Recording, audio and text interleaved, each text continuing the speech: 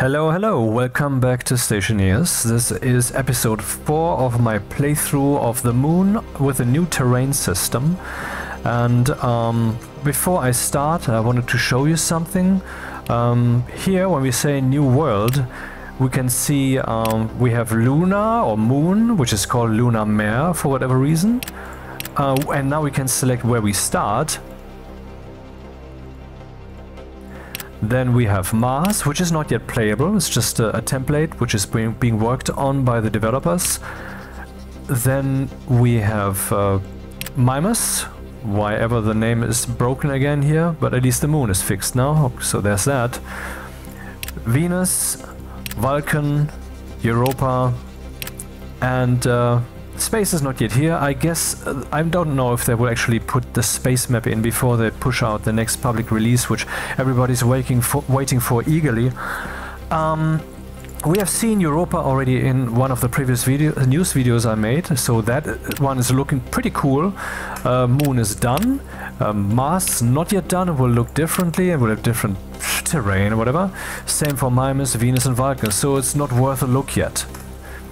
Anyway, so the tutorials currently don't work at all. You start with 70 megapascals room pressure, then the walls fly out and you fall through the terrain.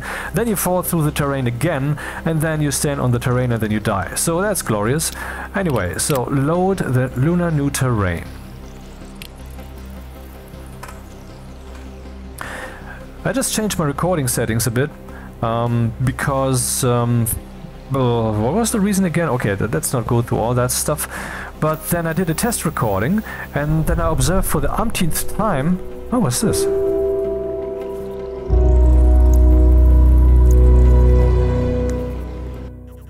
Wow, I wasn't ready for that at all. Like, there's some hello, you have discovered something, behold, music in there. Huh.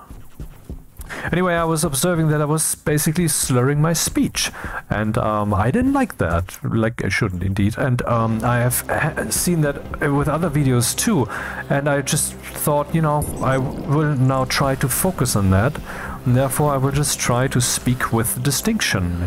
I don't know if that makes sense, it will sound annoying, or will ultimately train me to be a better non-idiot when I speak. We will see.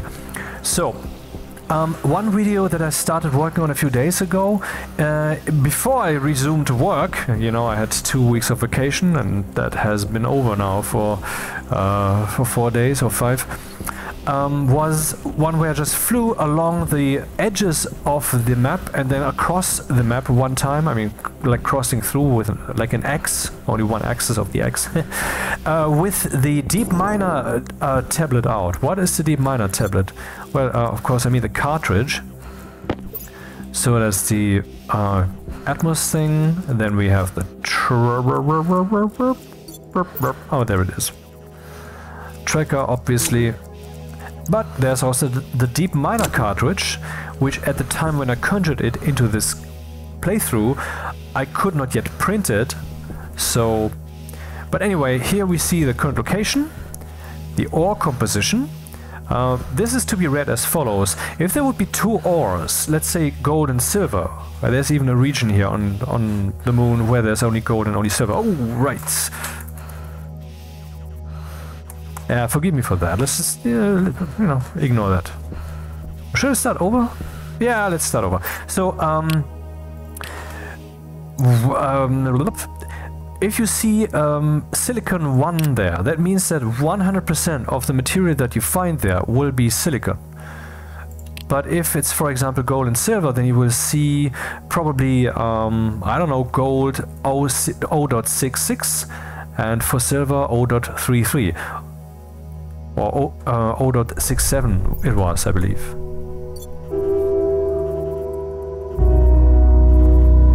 What am I doing? Here we go. So, and then I just... well, I wanted to do a few videos. There was actually a pretty cool one in the works, Stationeers news video, where I'm showing how to make new terrain, and I have new terrain there, and I'm walking through that, and then the Earth is in the sky, but is this big with high-res textures, and it's pretty awesome when you see it behind the mountains the whole time. but I can't get myself to go through that. I just you know, it's just, I'm not saying that work is hard or whatever. I have an office job, so however hard it is on me is possibly just psychological or whatever. But it's certainly, I can't just bring myself to, you know, to make a news video now. Or to really work on that stuff. So I bought a couple of new games, and now I'm ending up playing this again instead.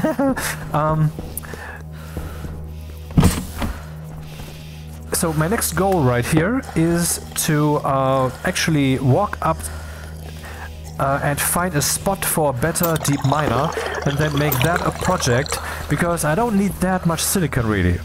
But I certainly need other stuff. That's why I put up the deep miner in the first place. Oh yes, let's make the arc welder. So then the goal here is to have an expedition. Arc, electrum and solder to find some better materials for the deep miner. God damn it. I mean, maybe it's a psychological problem that I have, but I always complain when the flow of reality is not in tune with my personal emotional flow. That is probably basically borderline schizophrenic, but that's my attitude. And who knows, maybe it's actually reasonable. Anyway, so electrum and steel, was it steel? I think it was steel. Yeah, electrum and solder.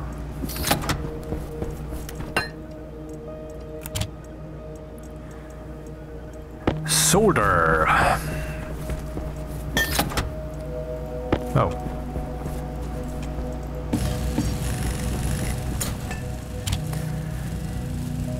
So, power reserves, how are we looking? It's okay-ish for a whole night, though the whole night was spent like this, with the flashlight out, which is probably super entertaining for you when you watch that on your screen. That was sarcasm. So, do I have gold?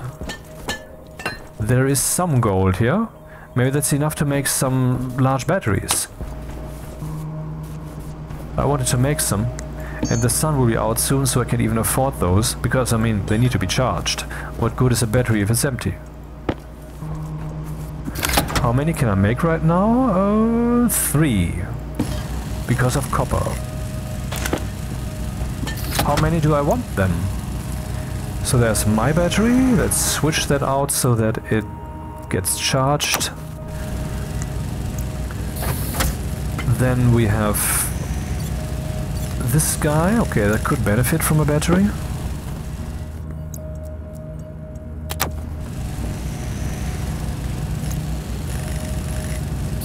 This one already has one, it's even full. Same here, so that's good. So do I actually want more batteries right now? I don't know.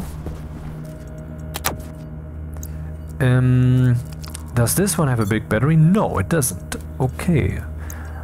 1, 2, 3. So that goes here, that goes there, and then I will have 1 reserve. But I want 2 reserve batteries, because maybe I take an extra battery with me for mining.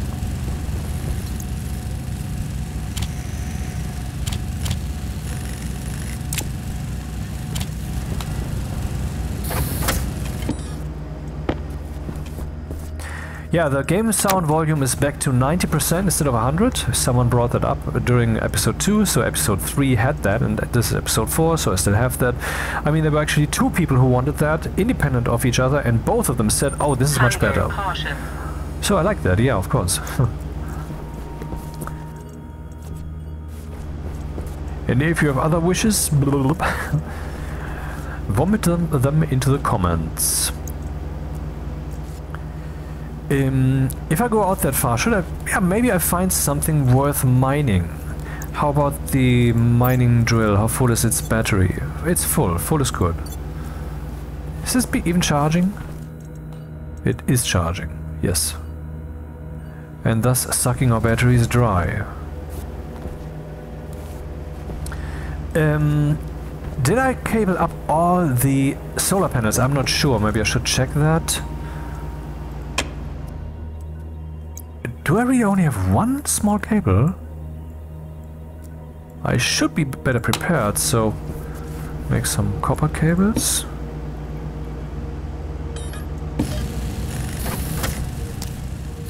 Using a new video compression format, one of the reasons is that every time that the game would crash, or the computer would crash, or that there would be a power outage, none of which has happened in about 300 videos, some of which were 7 to 8 hours long, or 7 hours long. If that would happen, then the entire video would be well, deleted basically, because the MP4 format that I'm using here requires some kind of stuff to be written, dictionary, directory entries, I don't know, inside of it when the recording completes, and that's what Ops Studio warns you of. And now I switched to Matroshka, still the same kind of codec. It's was it 864? I don't know, blablabla 64. It's blablabla 64. That's the codec. Some people would think that the 6.5 is better. It's not actually. I tried that. And the goal for the 6.5 is to have stronger compression. The idea then, the thought would be, okay, I'm not 100% an expert. Let's say 70 to 80% after my experiments here. The goal would be to have the same quality with lower compression. But I guess the goal is just to have smaller files in general, and I don't know, maybe I should have... Okay, forget what I said. I mean, I have... My experience is that something 6.5 seems to have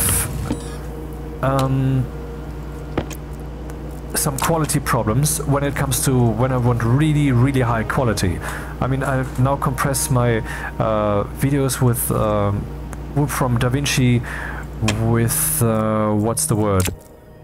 1 megabit maximum is the setting, but it doesn't really come to that because I want no artifacts and such. Okay, how are we looking? I have drunken drinked. Could eat something also. Then maybe an extra filter.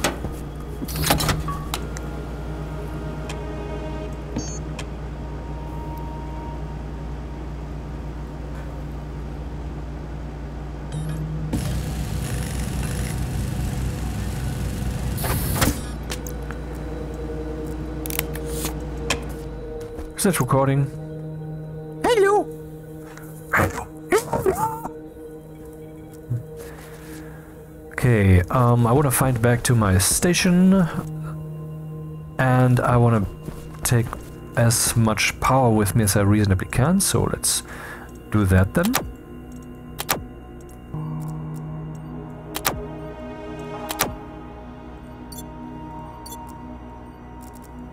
Check everything.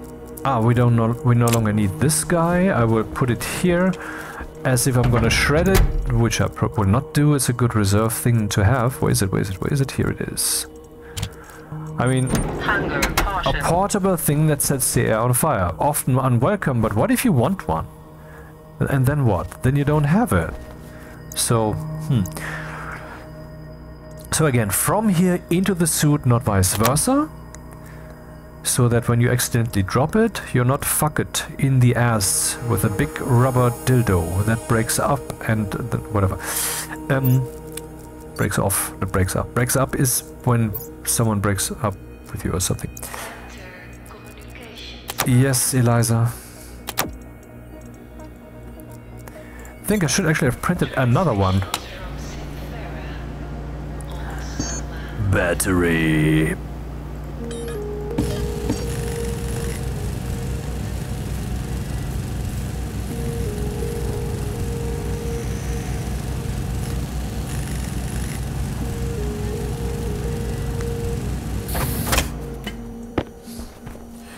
I believe that like half of the people who hear that I want to do a Deus Ex remake on the level of Cyberpunk 2077 and beyond, rather, that this guy is full shit, obviously, and I will have the last laugh, and I know that, and it's gonna be fucking fun.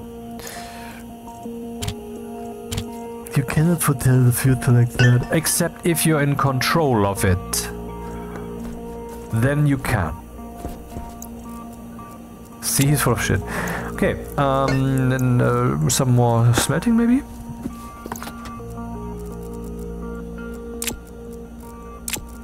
And some backpacks. I don't want to mine, but I don't want to be naked when I've encountered something tasty, so there's that. Outside this crater, there's immediately different deep miner terrain. So I will just go up there and look if I find something else on my display here. And then something more to eat maybe.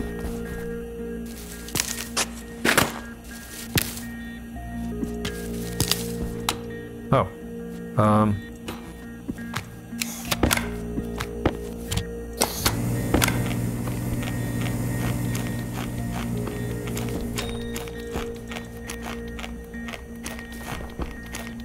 Sure, 3%. That's necessary. There should be a thing like stuffing yourself, and then you feel... Okay, there's that. There's this. Turn on the... Boop.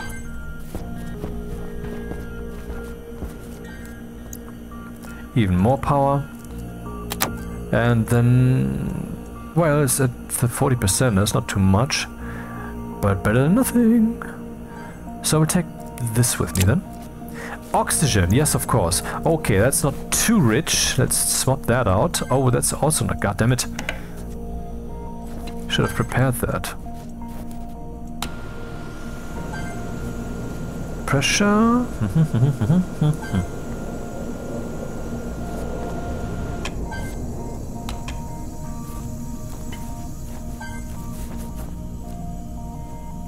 Yeah, I should come prepared.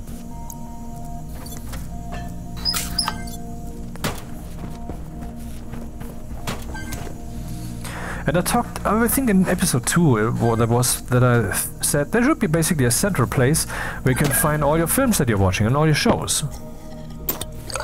And I bet that those things already exist. But I mean, like really up to snuffs, and why only that stuff? Why not also your games? And why not also your music? I mean, it's all kind of associated with each other, you know? If you look at a film, for example, it has some film music.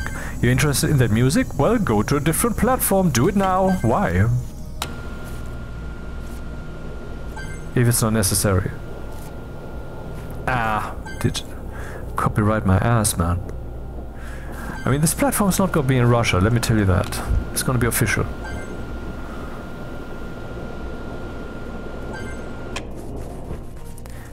Pressure. Increase faster, dude. Increase faster. I want to get somewhere now. Ah, the pressure is not pretty low, huh? Driving towards fruiting. How are we doing?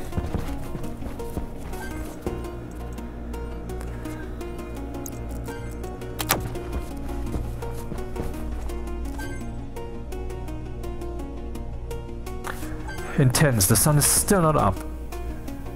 Huh. That's the difference of factor 10, I guess.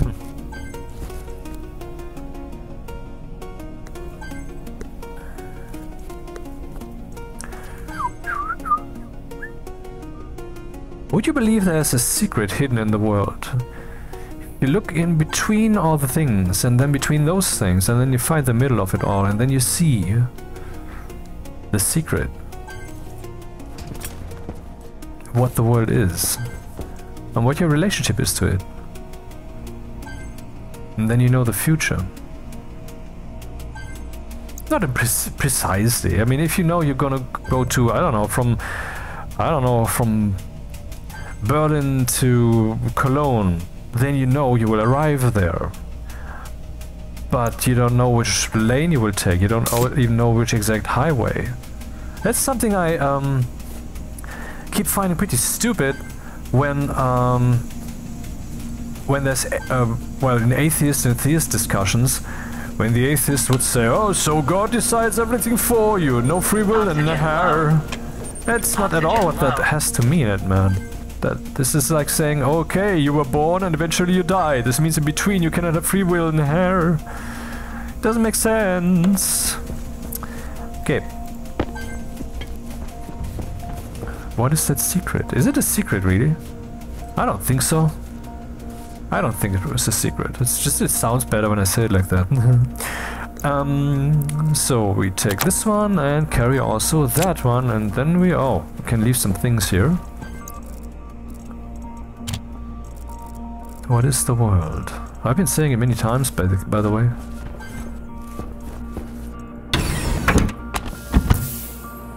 But can the secret be found? Yes, it can be. I just have to look in the middle.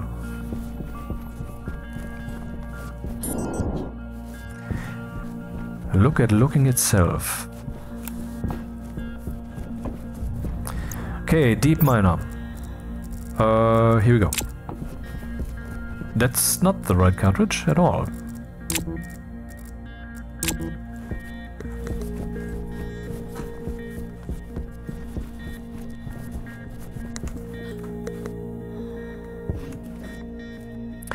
So I jumped the shark. Sure, fuck off. I just took the leap like 2 or 3 days ago. I was patiently waiting for. Oh, the sun's coming up. For Dune. Oh man, I wanted to check the solar panels. For Dune 2 on Amazon Prime to finally become free, you know, so I could just watch it like this, like I did with the first one.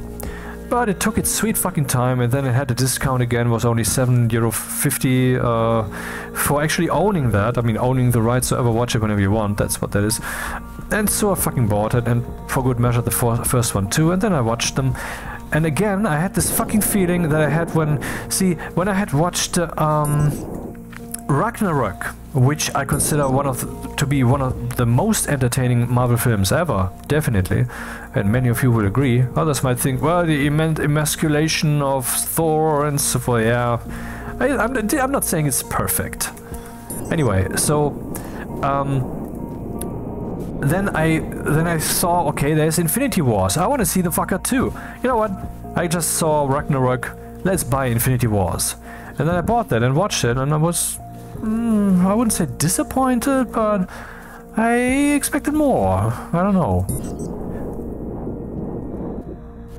But, I mean, admittedly, at that time, I wasn't yet as deep in the story as I am now, because I watched the entire series now like 2 or 3 more times.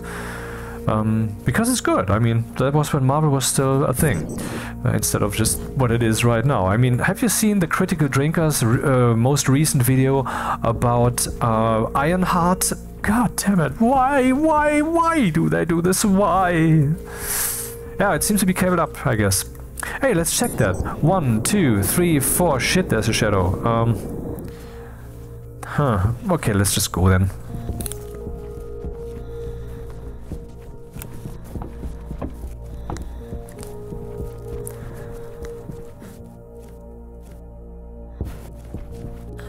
Yeah, which reminds me, I think we can adjust the shadow casting distance now. Video, refresh, then render distance extreme. Yeah, don't know if this does anything if I set it to lowest currently. Maybe it affects the distance of buildings being painted. Shadows, extreme, okay. Distant shadows. Here we go. Let's turn those on then. Which might lead to artifacts, they said, but it will also slow down rendering, but you do you, is what they said, so that's what she said, and so I turn it on. No, so I turn it on, is what she said. Yeah, that's the way I should have done this. God damn it. I hate it. Why is the flow not perfect at all times in every regard, down to the last fucking quantum event? Why? Because we, the people, are standing in its way. You think we don't have that kind of power? You're wrong. You're wrong. We are the last instance, the last decider in the cosmos. It's not the black hole, it's not the sun, it's not the probability of asteroids. We, the humans, are the stewards of the universe. It is true. And so we will ascend to actual control of it. I mean, not like, sun? Oh, step to the left, please. I feel a bit warm. Not like that. But, well, Are we currently its victims rather? Yes. Will we stay that? No. Oh, look at this. Now we have silicon, iron and copper. Certainly we need iron, certainly we need copper, particularly copper. Iron is plentiful, but still, why should I go mining? So this is a place where I should place a flag, which I don't have on me. Huh, not that I would have seen it from afar, but, I mean... you know what? I'm just gonna take a fucking screenshot. So that's cheating, I guess, but I could have written this down on a sheet of paper, so it's not cheating. Now let's walk the crater wall to find the other sections, which reach out into the outer terrain, but are coming together here.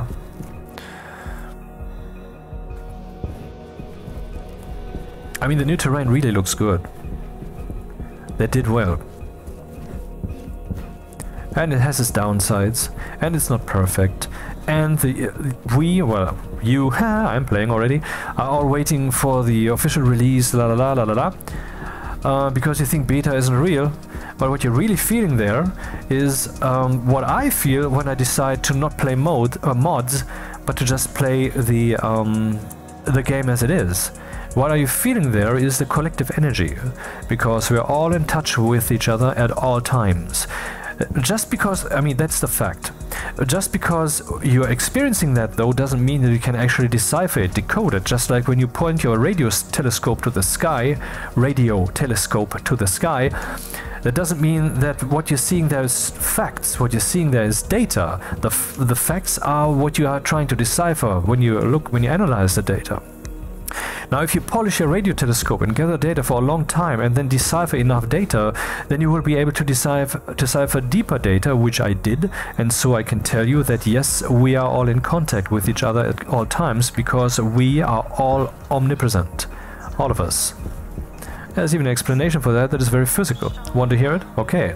So, at the beginning of the universe, there wasn't space. The first moment of space wasn't space.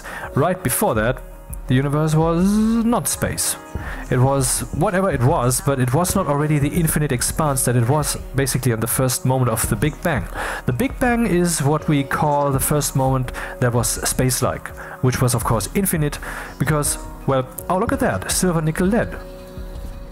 Huh, don't mind if I do. I mean, it's pretty rich. Lead is something you often need. Silicon, okay, screenshot. I hope that the doll won't cause any copyright problems.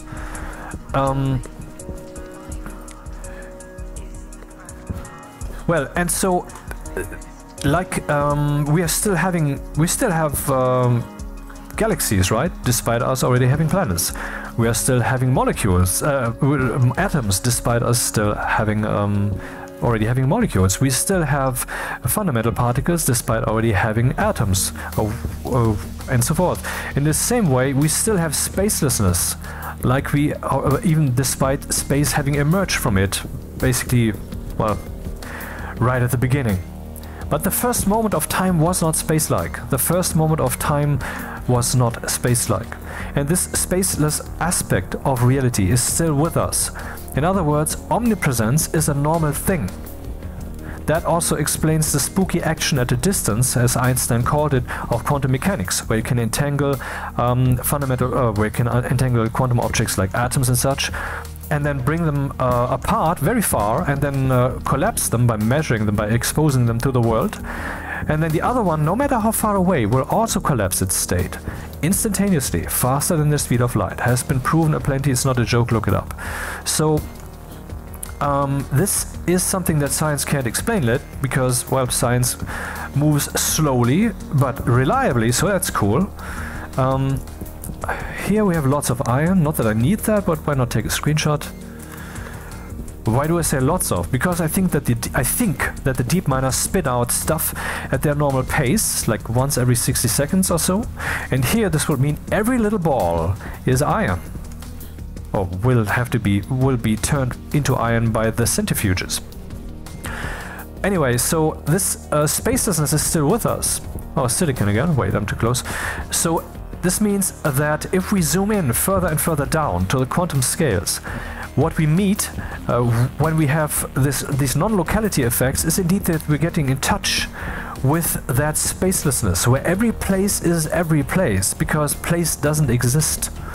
In the same way that we cannot measure momentum and speed and momentum at the same time to arbitrary precision. We can only measure one of the two, because quantum mechanics makes it impossible to know both of them to arbitrary precision. And that is our hydrocarbon. Here we have coal.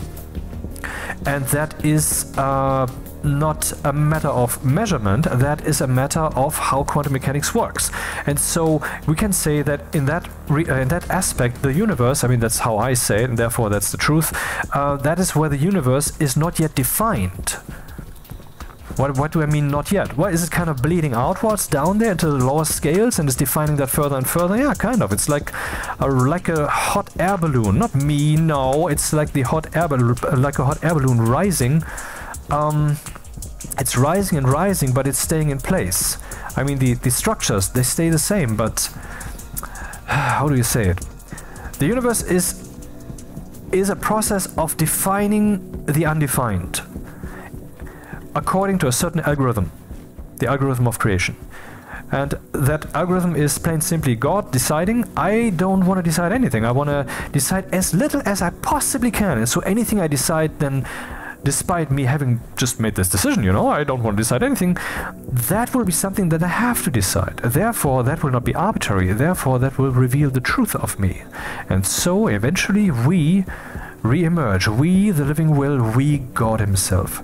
That is why the channel is called like this. I am God himself, you are God himself, everybody is. And we should treat each other as such, and this will of course then lead to the perfect society, which is what mankind has been striving for throughout all of history, and freeing our will was also the goal throughout all of history. You might say, no, the goal was to not suffer the cold. That's what that is, man. I talk about high-level sets that contain, that are an abstraction, that reasonably contain the thing that I'm talking about. So you are talking about, or someone, you know, it's a straw man, you would be talking about, no, we want to get out of the cold and we don't want to be killed by the neighbor tribe or whatever. What we actually want to do is we want to free our will. This means we don't want to be in the cold, but this means we want to fuck when we feel like it. This means that we want to don't have to fear murder and all of that and all of that. So we want to free our will. And why would we do that? Because we are naturally the free living will before the universe. That's what we are. And we have imprisoned ourselves into this algorithmic path that cannot ever be undone. Because this, oh, look at that. Gold and silver right here. I don't even have to wander far out to find, where is it? It was there right away. Oh yeah, look at here. A little bit to the left and it's gone. A little bit to the right and it's gone. But here we have gold and silver. And most of it is gold, right here at the edge. And 2/3 and 1/3 is silver. And this is the marrying of the wake state, I am, and of the dream state, which is whatever the dream is. And so that's why we find ourselves in this peculiar situation where we are kind of living inside of a book that we are writing ourselves. I mean, if you think about it, that's the reality that we live in. And isn't that most profound and weird? You might say, well, it's just normal, it's just the way it is. I mean, I think you should be able to marvel at that, even if that would lead you to the disgusting idea of theism. Ugh, you know, because that gives you more. I mean, if you look at the universe, it's just a place. Here's a place, there's a place, and there, over there is also a place. There's no atmosphere here. Oh, there that is lit because it's just a mass that collapsed into some motherfucker. It's majestic. It gives you, well, it's awesome. And you don't have to look at the big stuff to feel the awe. I'm just telling you, you can look at the small stuff too, if you do that the right way. We are living in a book that we are writing ourselves. Collectively. Isn't it weird? Isn't it utterly profound that there's someone out there, many even, who are just like you? That you're not alone? That this perspective, I am here, I am doing stuff, I am experiencing, I have opinions, around me is reality and so forth. That all of that is experienced by everybody. everybody is having that same experience conceptually from their perspective. Isn't that weird to you? To me it's weird in a beautiful way, but maybe that is revealing that I remember who I am while you are still trying to wake up. And I would like that to be faster, because the faster we wake up, the earlier we will see and live what the world really is. Hydration critical. It's hydration critical, obviously. No, it's heaven. The universe is heaven. It's not a metaphor. It's the divine heaven. It's the eternal place, and we will have eternal life here. Another screenshot. Nothing will be beyond us but the things that we want to be beyond us. What can oppose God's will, huh? Nothing. God's will is all that exists. The universe is will. Oh, look at that beautiful will. Isn't it beautiful? How far of the fuck away am I from this station? I would say a kilometer, maybe 800. Let's see. 500. Not bad.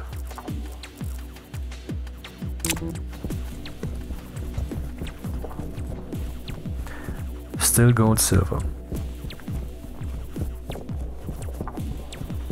Silicon, too close.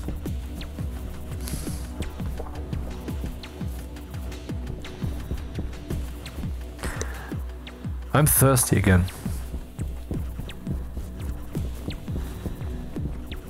Well, and I mean, see, the only way to properly coexist is if we are all on our knees before each other, before the holy God that everybody is. Except if we are all on our knees, this means we will all be on the same level, and that is already what we're doing. Are you not nice to the other people? You are, mostly, right? And part of that is even not just because you have to, you have learned that if you don't do that, then and so forth and so on, because then you're fucked or whatever, but also because it feels right, it feels good, you want that, you want to throw some positive energy at someone. When someone brings you your pizza, you want them to feel good when they leave you. Just as an example, not all the time, everybody has their days, but in principle, is that not what you feel deep inside? Is that not the revelation of that your true nature, the true thing, the machine, the force, the object, the mechanism, the phenomenon that you are is aptly labeled love? That is the nature of you. But are you that as a person? Often, I mean, you shouldn't find yourself to be, I don't know, down or negative or guilty because you feel like you're not loving enough. It's the world. I mean, some people have been born without legs. I was lucky to have been born with a body that's fully functional and can even easily withstand sitting on its ass for 40 years, which is pretty outstanding, or out-sitting. So there's that. But other people, I mean, can you imagine to be born blind, to not even know what it is like to miss, to not see light? That's horrible. I mean, of course, you know, we keep, or at least I keep hearing that disabled people really don't like this whole "oh, I pity you" kind of thing. And sure, but I think they do not oppose us to be aware of what the fuck that means to not be able to see, as if we can really know that. But at least, you know, it's at least the attempt at reflection. The interaction, everyday life, should be normal with them, of course. And the term "them" now, it sounds a bit like, well, this is us and look over there, but let's be nice to those little folk. That's obviously not my attitude, man. Iron, copper, silicon. I think we have been here.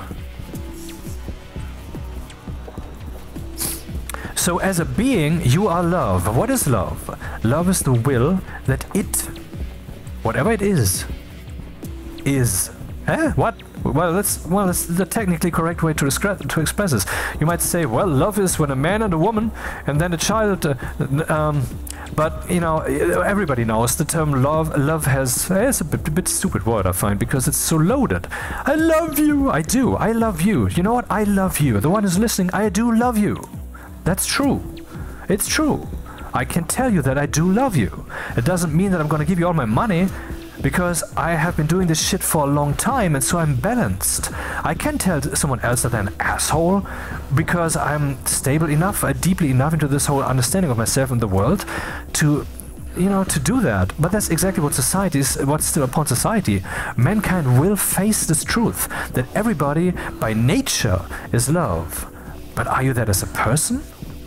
So eventually that will creep up to you, and then you will have to, well, you will be forced to, well, to basically to crawl back through those glass shards, through the tunnel of fire that you dug into the mountain to escape from the burden of having to love. Having to love, man, it's a blessing to be allowed to do that. It's a privilege. Love is a privilege.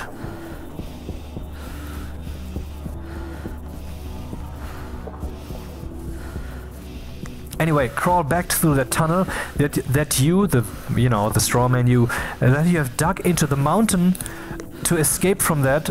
But by that you created the fire behind you and the glass shards, and eventually you will either be undone by the forces of the apocalypse that are currently ravaging the world. Not you can really see it yet, but it's there.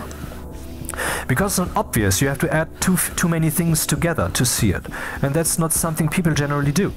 I mean, see, people are capable, of course, to add things together. I'm not saying that. But the moment this logical construct is burdened with some weight, with some consequence, the moment that is the case, the people falter. They cannot really, you know, they cannot make the connection. They cannot say, okay, that is the world, and therefore,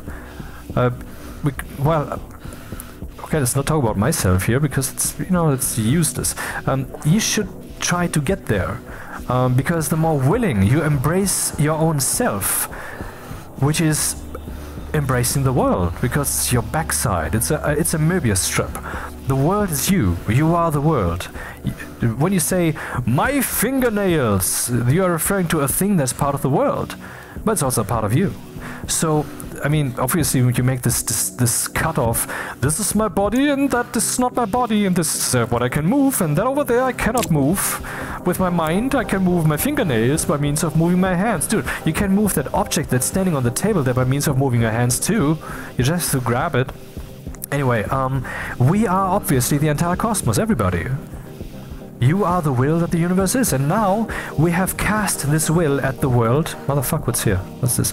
We have cast this will at the world for a long enough time that the paradox of waking up despite us wanting to stay asleep is catching up with us.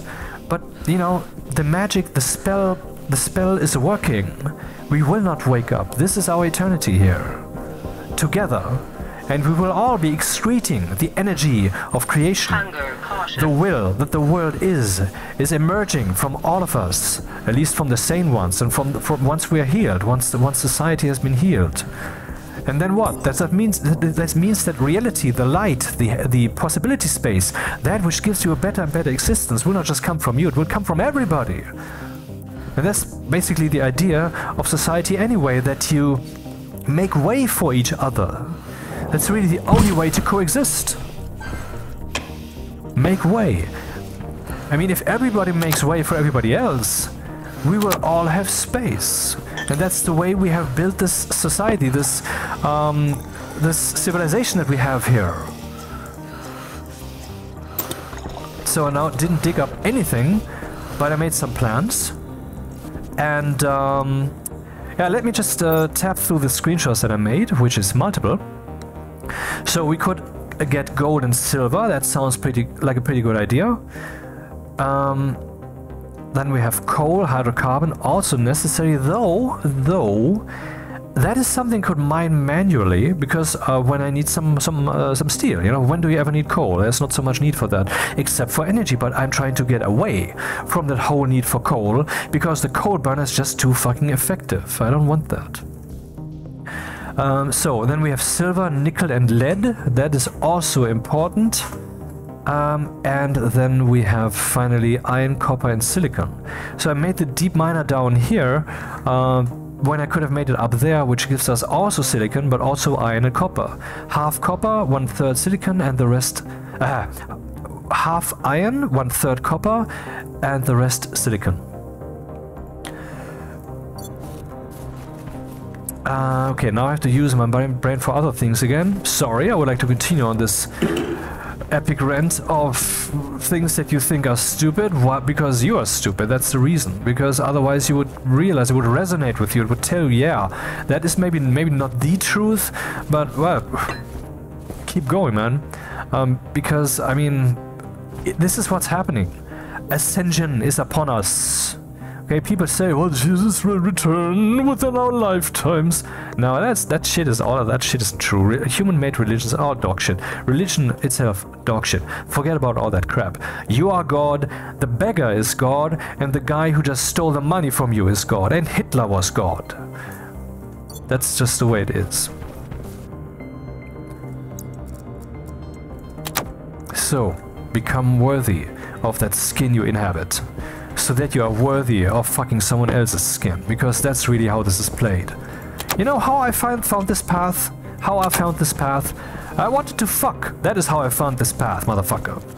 And then at some point I asked myself, what is it that women want? What is it? What do I have to do? You know, and we know there's these recipes of buy the car, be dominant but not too, and so forth. Show confidence and all that shit. Confidence? The only way to be confident is to doubt until you can't, man, and that's what I did. The only way to be strong with your will is to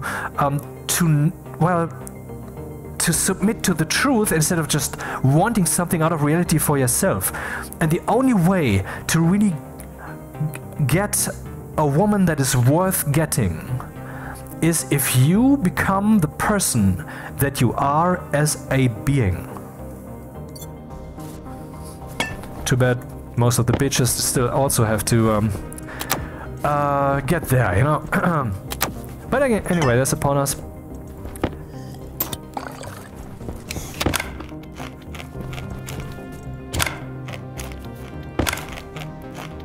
So, goal.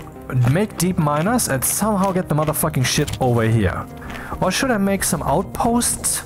What about the batteries? They're being charged, I assume? Sun's relatively high. We have 3.5 kilowatts. Let's check if that makes sense.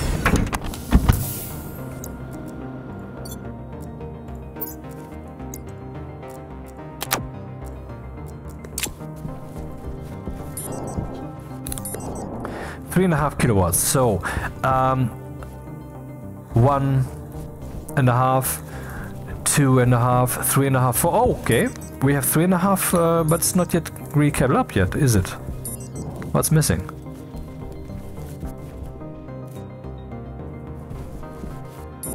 Well, there's a simple way to do that.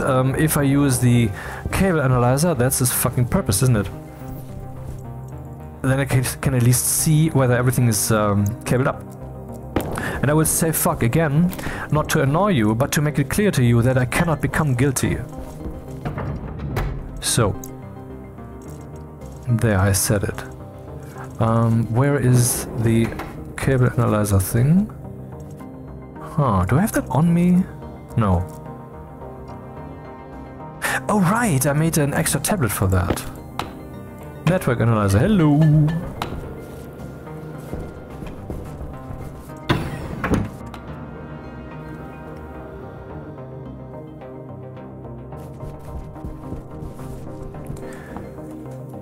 Alright, so let's see. Station battery, solar panel 1, 2, 3, 4, 5, 6, 7. 1, 2, 3, 4, 5, 6, 7. That seems pretty complete to me.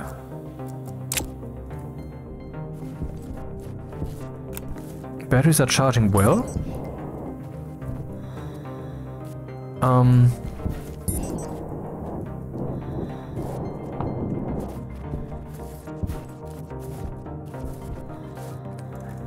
1, 2, 3, 4, should be 4.5 kilowatts. What's happening?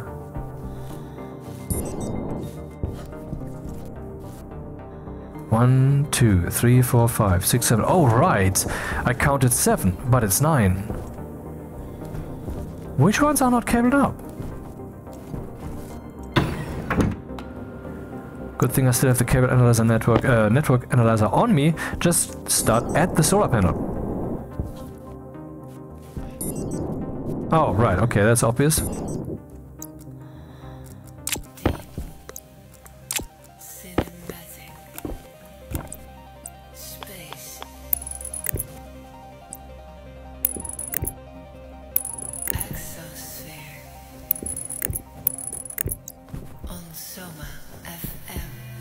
Repent, sinner. That's what I keep preaching, basically. Try to... Why is this not arriving? Why is it now? I mean, the best way to get there is meditation, basically. Meditation sounds stupid, I know. If you ask yourself... If you call the things that you believe to know into question. 1, 2, 3, 4, 5, 6, 7, 8. Wait, I probably overlooked one. 1, 2, 3, 4, 5, 6, 7, 8. There should be 9. Oh, right.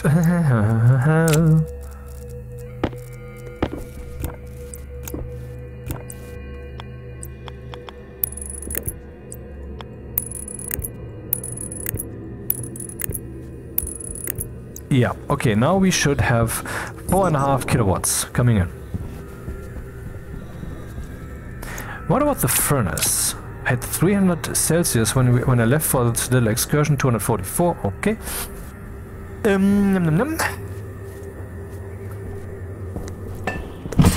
How about the oxygen canister? Okay, half the oxygen is already used up from that little excursion. Wow, didn't expect that to be that fast. Is what she also remarked. Huh,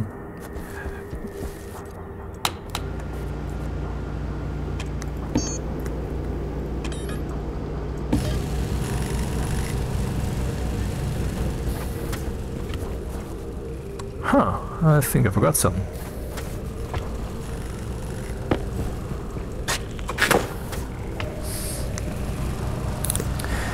Okay, let's make some deep miners. How many? Well, I had this view of gold and silver. Hydrocarbon I will ignore. Iron only I will ignore. Silver, nickel, lead. Interesting. This gives us silver again. But okay, whatever. Iron, copper, silicon. And where is it? Did I close that? Where's the window? Damn. Silver, nickel, lead. No, that's the window. So we need 3 of the deep miners. 3. I basically have to print 2 because the one over here can be moved. So gold, silver.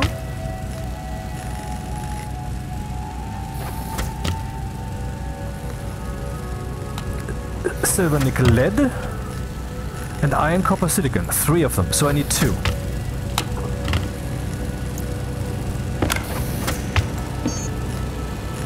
Deep miner.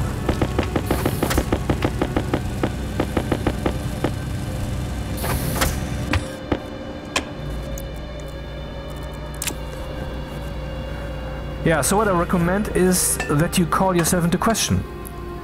Now, reality does that all the time, basically, when it creates you. I mean, not from moment to moment. I mean, as a baby, you grow up and so on. I keep saying that you, oh, I don't have electrum. Oxygen low. What is happening? Yeah, that was the guy. The pressure is very low here. What's the composition, by the way? Let's change the music. Doesn't have to be that apocalyptic, right?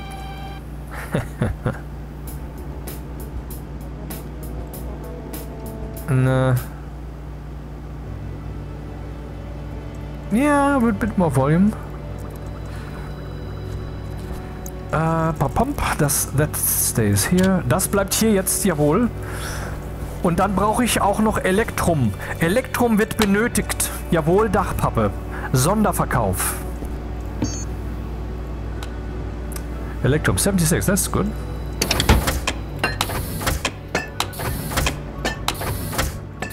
Yeah, whatever. Oh, there's more. Huh. How much electrum do I need for 2? Oh, okay, let's do this then.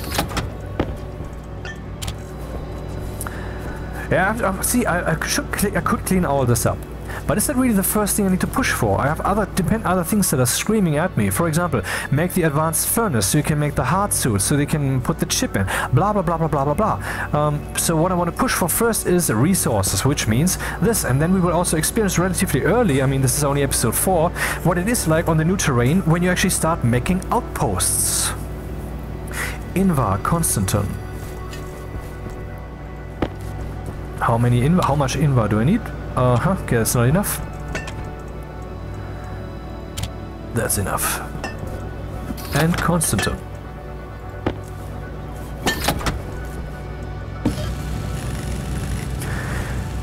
So, nature calls you into question.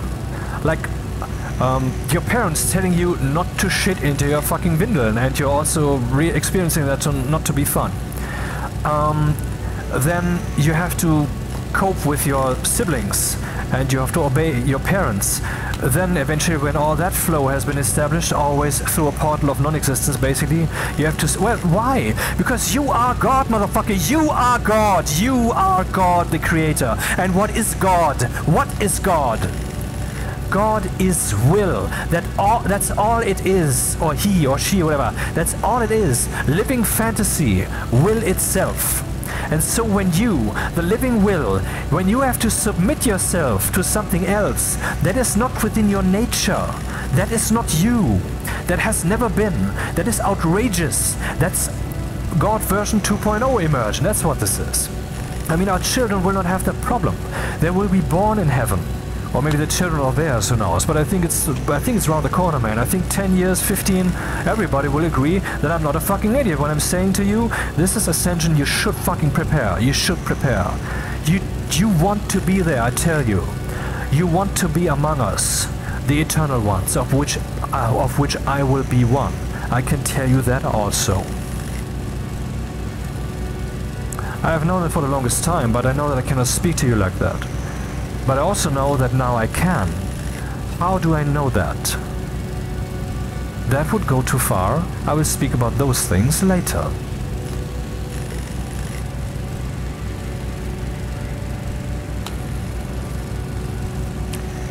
Okay, then we need electronic parts.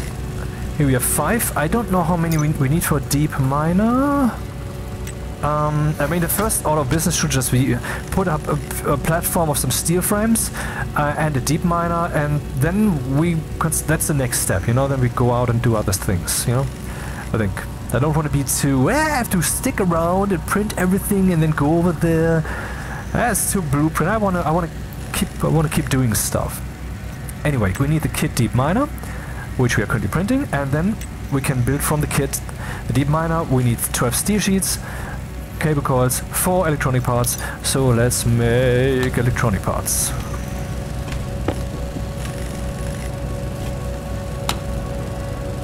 So nature calls you into question, it forces you to submit. But instead of picking up on that and turning that into some kind of north for your compass, for you to navigate the map of reality, which I've learned to do and trying to tell you should also try to learn to do, people are generally not trying to turn themselves into the wind of reality. They only go as far as society or reality immediately pushes them, but then that's it. But you will be pushed further, or you will be sorted out. I'm not saying perfection is what's necessary. I mean, what's really the definition of perfection? I mean, if you have a cog, which you will then effectively be, we are cogs in a machine, but it's a metaphor, and it's a bad metaphor. Rather, we could say we are participants of an orchestra. We are musicians. And you might say, well, I don't want to be controlled by a conductor or whatever. You have been controlled by conductor your whole life. You have obeyed gravity, you have been eating and shitting and pissing, and you have been longing for things, and you have been trying to achieve things, and you had to do A to achieve B, and all of that was always necessary. You are already a cog in a machine, a participant in an orchestra. All of that is already normal. It's normal. And that will be our eternal fate. You might think, well, that doesn't sound too good. But see, the freedom that we have these days is, I mean, this whole thing with AI emerging, where you can tell a machine, hey machine, do that thing, the machine does it. I mean, what did I program today? What did I vibe code today? There was something. What was it again? Num num num num num num num num.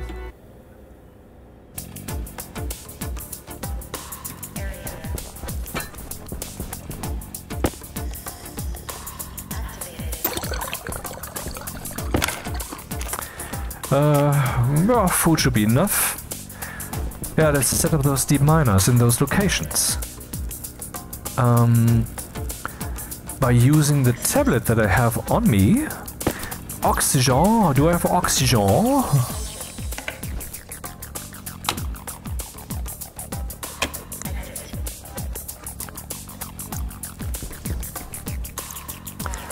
How much we have? 4% CO2 is pretty high already for my taste.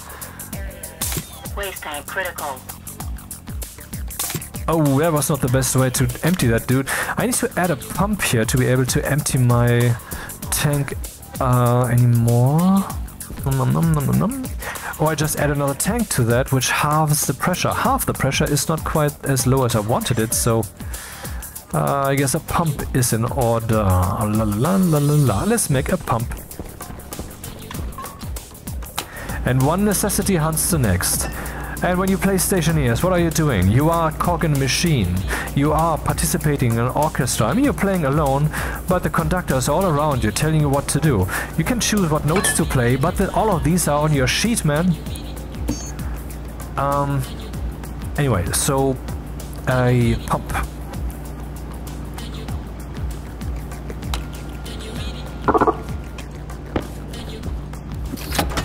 Yeah, you want to be there, so try to obey reality. What does it mean to obey reality? Do you have to now like go jog and run and get slim up or whatever? I also have a slight tummy, not like, oh, it's an idiot, it's an IT guy, of course he's fat. I'm not fucking fat, man. You know, that's not what it is, man. They say true beauty comes from the inside, and that's exactly what's going on here. You have to become beautiful on the inside. Beauty is really the one goal, but it's on the inside. I'm not saying that women are doing it wrong when they're trying to be beautiful on the outside, not at all. They're enriching the world that I live in, and I'm thankful for that. I love that. Please keep going. Yeah. And, you know, this whole thing with don't Photoshop those posters, that is unachievable beauty. Bullshit. Bullshit, bullshit, and bullshit again. It is unachievable for the average person, maybe, but the average person is not what we are trying, not what we are supposed to achieve. And that's also not what we are supposed to select for. You might think that is cruel and so forth, but, you know, once the ascension kicks in, which currently it cannot, I explained that a few times. Why can't it? Where's the insulated pipes? Because then you would all see that. See, love... I mean, you think that I'm an idiot when I'm talking about these things, and you have to. Why? Because when I'm telling you these things, and you would accept them because somehow my words exert a force upon you, then this means that I'm doing your work. You have to do your work. I can only be... I don't know... a catalyst, but I cannot do the work for you. In other words, you have to have faith in me. Yeah, it's getting weird here, isn't it? But fun! I tell you, it's gonna be fun. It's the best fun ever and will never stop.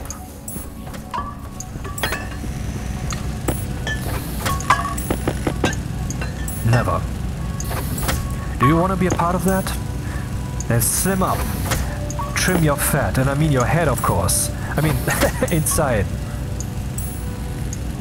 Well, if there's something that you know of yourself that is wrong, fix it. For example,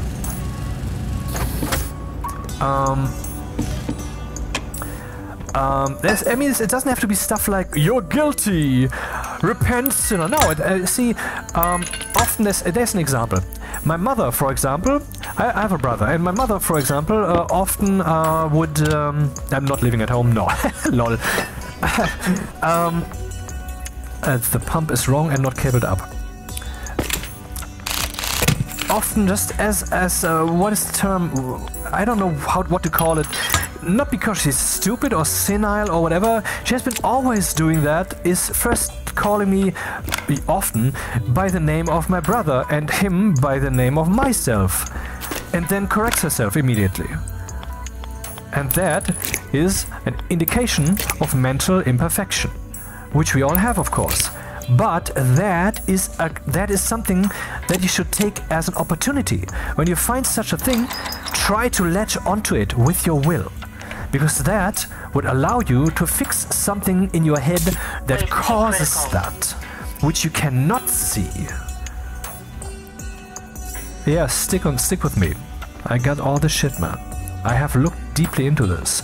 Oh, he's wanking again. Dude, I've doubted myself so deeply that the only thing that was remaining of myself was the one who doubts. And then the thing that I was, didn't know what to do with that. That was 2001. And then I was a retard for about 2 or 3 years. I can be thankful that was still accepted at work. And now I'm the guy whom they ask. So there's that.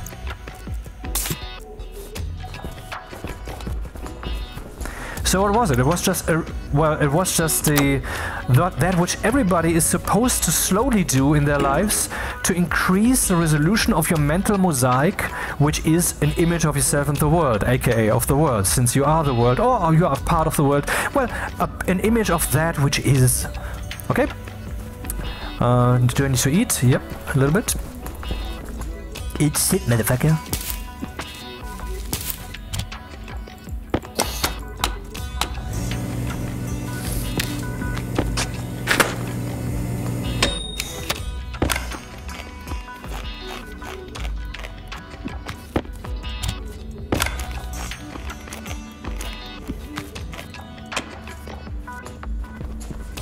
Yo, this one on.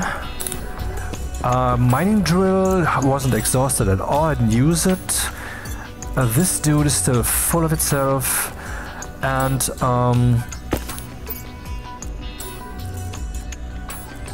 the miner cartridge, what are the batteries saying? Half full. The sun is relatively high, so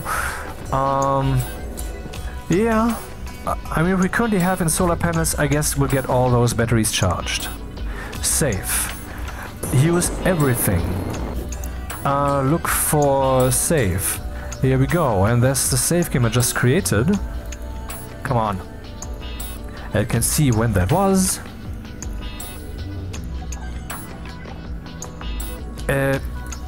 Sorry.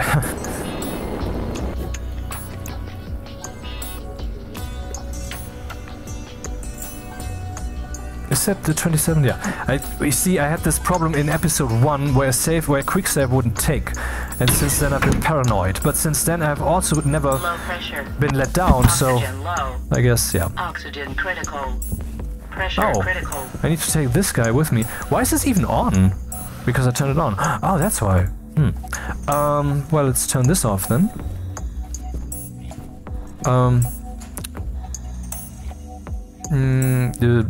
What?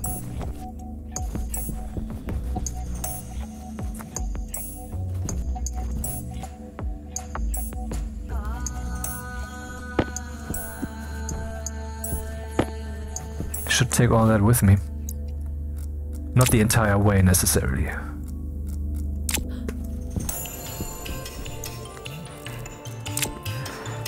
So let's say for a moment that you think I'm a complete idiot for saying all these things.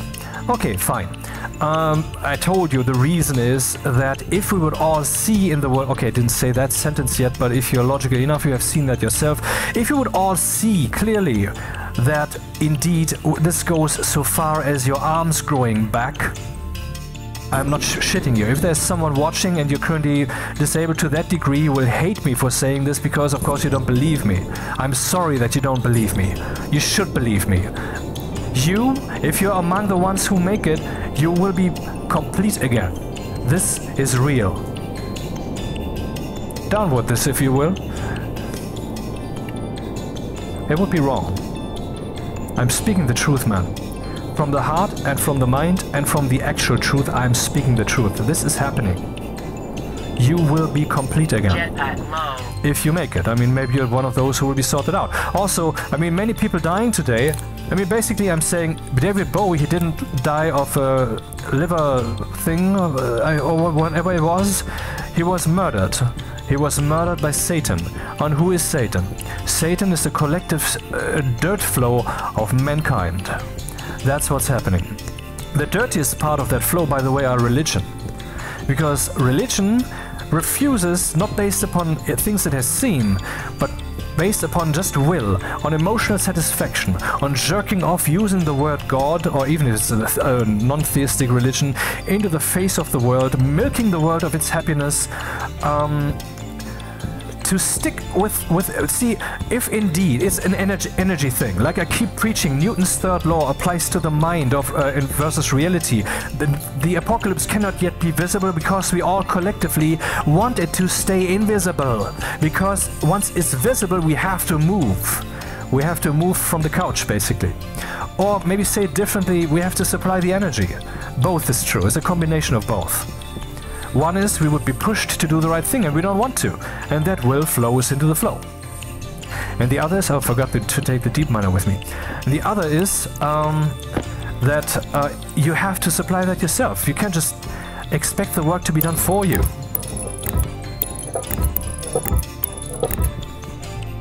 In other words, at some point you will be hunted.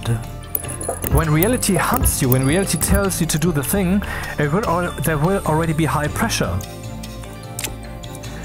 Because when you then finally get to it and do the thing that you have to do, then you would only do that because you have to. But what reality is trying to teach you there is that you have to have the will yourself. See this whole thing with the universe, where you will be sitting in the eternal what's the word? Hängematte. When you will just be sitting on the eternal blue couch of energy, and the happiness is streaming in from all sides, and experience and mental and physical bliss and all of that. That will all be you, or rather the collective of us doing that. That energy, let's say for a moment that everybody would die, everybody in the world. Only one would survive. That someone would then be the one who supplies that energy. Now you might say, well, no one can supply that kind of energy. Dude, you are that as a physical configuration. That's why that shit took so long. It's not like you're doing with your head. But see, the more your head is in line with what you are as a being, with your body basically, the more certain it will be that you will make it. That you will be among the ones who make it. And if you're against that, like, well, I'm not going to name names this time, then the process of forcing you to go that way, you will not be able to cope. That will be purgatory. Either you will end up making it, or you will be, well, you will be dissolved alive, screaming in acid slowly by the process of it, which will become more and more intense, depending on how, well, intense. Well, no, I'm not making this up. There will be people who will have that experience for months, if not for years, on that scale that I'm currently expressing. I'm not kidding. That is the nature. This is God-level shit that we're experiencing here, and therefore that's the stuff that's upon us. Now, of course, here I'm talking about particularly guilty people. That is, people who don't have the will of the Creator, like just coexisting with the world, possibly contributing, maybe taking a bit out of it, it's not a problem. But living in balance, living in a giving and taking balance. But people who instead trying to make the world their own in a way that is bad for the rest. What's with my jetpack? So that deep miner is ready for action. If it would have power, I wonder if I even have to like put some chutes here. Can it just roll down the mountain or something? But I need power for that. I could get some solar panels here and let that thing run during the day, and that's actually reasonable. I don't even need a battery here. Why would I have a battery? The battery would be filled by solar panels. If the solar panels cannot fill the battery, well, further than it's well, would have to have as many. Okay, what is the input of a deep miner? I think it is 500, not screwdriver, 500 watts. So that's one solar panel. If I had 2 solar panels here, I could actually charge up a battery buffer a little bit. Not enough, I guess, but you know, then this thing would run the entire day and a bit during the night. But I think for now it would be enough to just let it run during the day. So let's set up the next thing. Or maybe I should fetch another deep miner first?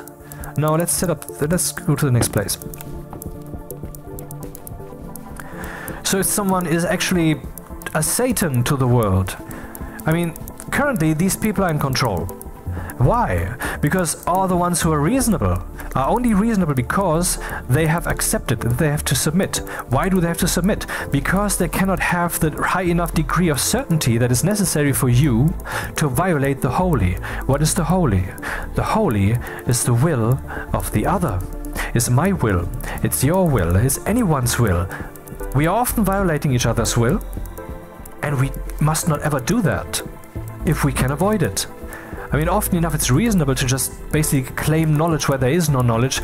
I'm saying claiming that what we're doing is proper when we can't know that, because it's proper enough, it's close enough. I'm not saying mankind has been doing it wrong all along now, but now we have to steer into the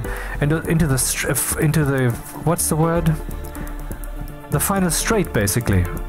I mean, we made the race, we're now there, we are recognizing that emotion is primary. We have to balance all that out. Now we're entering with fervency a world in which thy will be done will be the very obvious thing that shapes the world, which is when the machines ask us, what is thy will? I want to do it. Damn. Was that silver, nickel, lead, or was it something else over there? Ah, crap. I think it was actually that silicon mixture. Because that's the world we're entering, man. You have to know what you want. And the AIs will force you into that. Why? How? The AIs have no power. Well, the AIs have the power of being useful. Therefore, they will be used. Ah, look at that. Okay. La la la. And then we have iron, copper, silicon. And then we have... Come on. Silver, nickel, lead.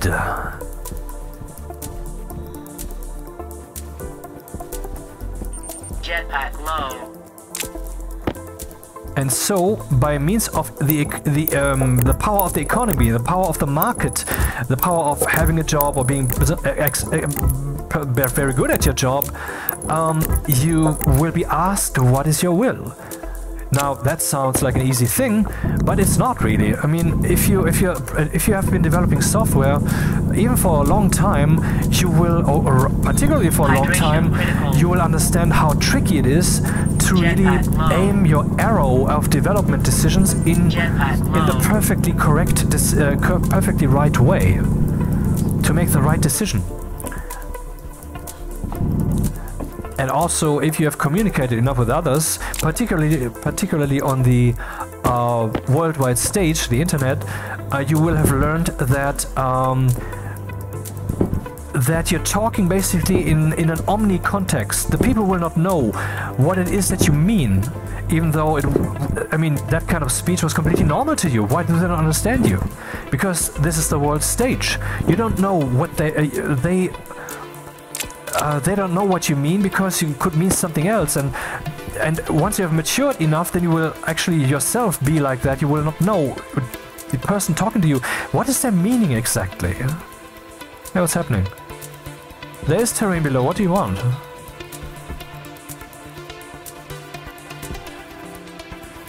I'm pretty sure I placed the other one inside welded frames too.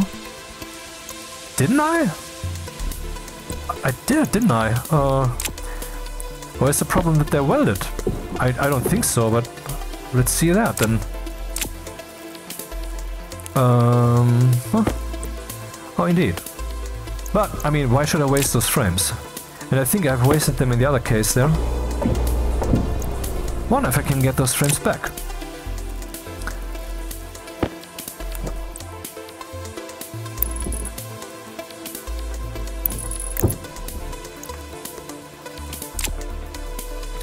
Yeah, but see, when I'm talking about the AI and robotics will take over the world, and some of you, yeah, I've heard that. Dude, this is really, this will really happen. The arrival of humans on this planet was one of the most profound world-shaping events, in quotation marks, ever. It's still shaping the world to this day. That is about the scale that the arrival of AI and robotics will have. You are underestimating this. Because you think we will not be able to pull this off. You're wrong. We will be able to pull this off. We will be able to have AI that is super capable. This will probably be different from what we are currently imagining it might be like, but it will be super capable and it will have lots of actuators. I mean, you sitting in front of your computer, you handling your smartphone all the time, you have maybe forgotten what the importance of an actuator is, because to you, that little screen there is already an actuator. Someone posts something on the internet, it affects you emotionally, so something has been actualized in the world by someone pushing a button, by some machine, by some if this and that logic that you programmed on some kind of service website, or actually Android has that built in. I have a new smartphone, the Samsung Galaxy S23 Plus, which I paid $150 for, because I know a guy who is nice and who sold me that for their money, and it's almost good as new. And I've since Monday morning, and I've been fondling that thing a lot. It's smiling still, and yeah, it's very, very, very good. Really happy about that thing. Anyway, if this and that, this kind of actualization affecting something, sending a mail or turning the lights on. Okay, turning the lights on, that's already something. We have our smart homes, right? But the future will be much more actualized. You see, people, my God, how do I have so many things at once? How do I explain this? At some point, companies became aware of the importance of abstraction. What is abstraction? Do I have to explain that too? Let's just say we realize that, let's say what what's his name? Henry Ford. I think it was Henry Ford who invented supposedly the belt band production, which is still a thing to this day. I've also worked a few months every year in the summertime to make some extra money, and wow, you can make money there. Haha, not bad. Like 30 years ago or so, on a belt band basically, and that is something that gives you an idea, this kind of production line, how you can make things more efficient. Like you push this a little bit over here and that a little bit over there, and then you do the same task all the time, because then you get in some kind of flow and can become more aware of the individual little thing that you're doing there, because your mind is really getting into the zone and so forth. All of that is true, and all of these little things, they can be adjusted and optimized, and all of that will actually reflect in the money that is being made, in the productivity. And so the companies understood that, and then they started doing that intentionally. And you might now think, at your workplace, they're not doing that, then they're stupid, and they are stupid at my workplace too, in some regards. I mean, and in which workplace aren't they stupid in some regard, you know? Where there's something that is just so optimal, where you wonder, why is that not the case, man? Why are you not doing that? For example, we have we have been doing automatic catalog production. We have a catalog of about 500 or 600 pages, which comes out every year or every 2 years by now, in 12 languages, and I was actually the head of production there, who did the basically not alone, but introduced the I mean, I was the administrator and the programmer of the database, and the one who got the translations done and organized the graphics department and so forth.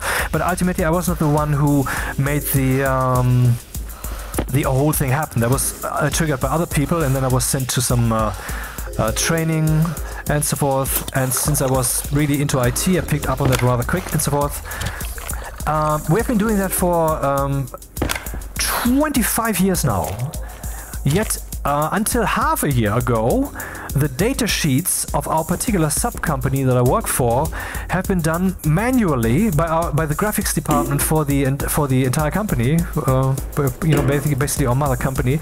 And for that, we had to enter the things that need to be done into some kind of interface, and then they would look that up and then do the work, and then would send that back to us, and then would have to check that versus our materials and so forth. And that was retarded, ridiculous, and idiotic from the start all the fucking time. It was.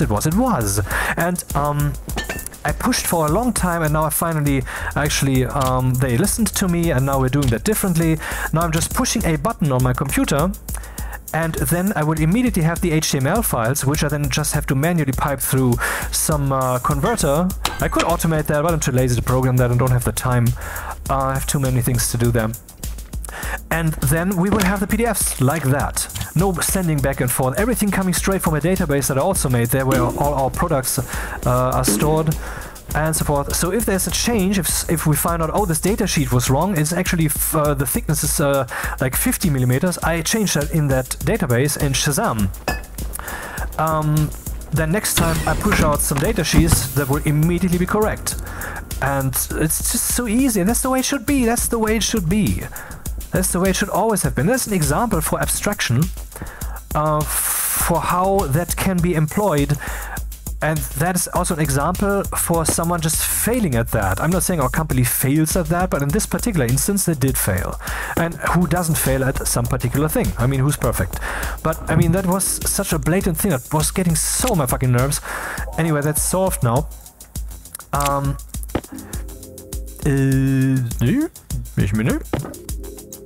Wire cutters.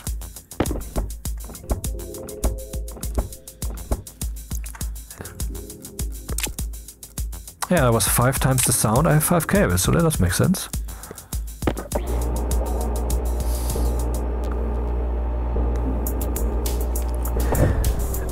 And the wrench. Okay, why am I talking about all that? Because abstraction, in this case we have abstracted this idea of mass production, database driven production. That was an example of that.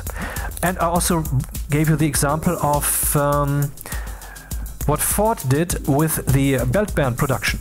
And like move this thing a little bit over here, a little bit over there, make the paths shorter, organize these rooms next to each other so they can talk to each other if need be, and so on and so forth. All of that stuff.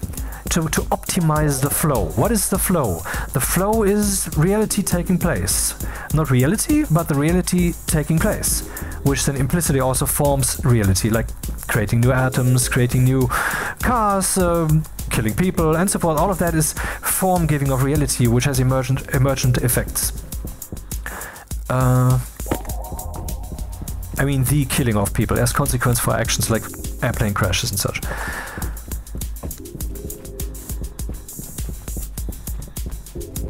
So that is the flow. And what you are supposed to do, if you want to be successful in life, here's the trick.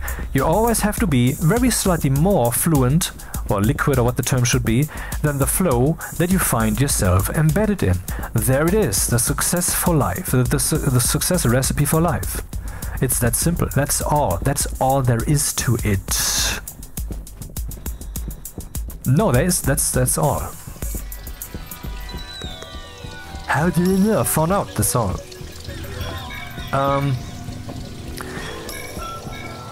Anyway, so when mankind realizes something, and that proves itself... Wait, let me change the music.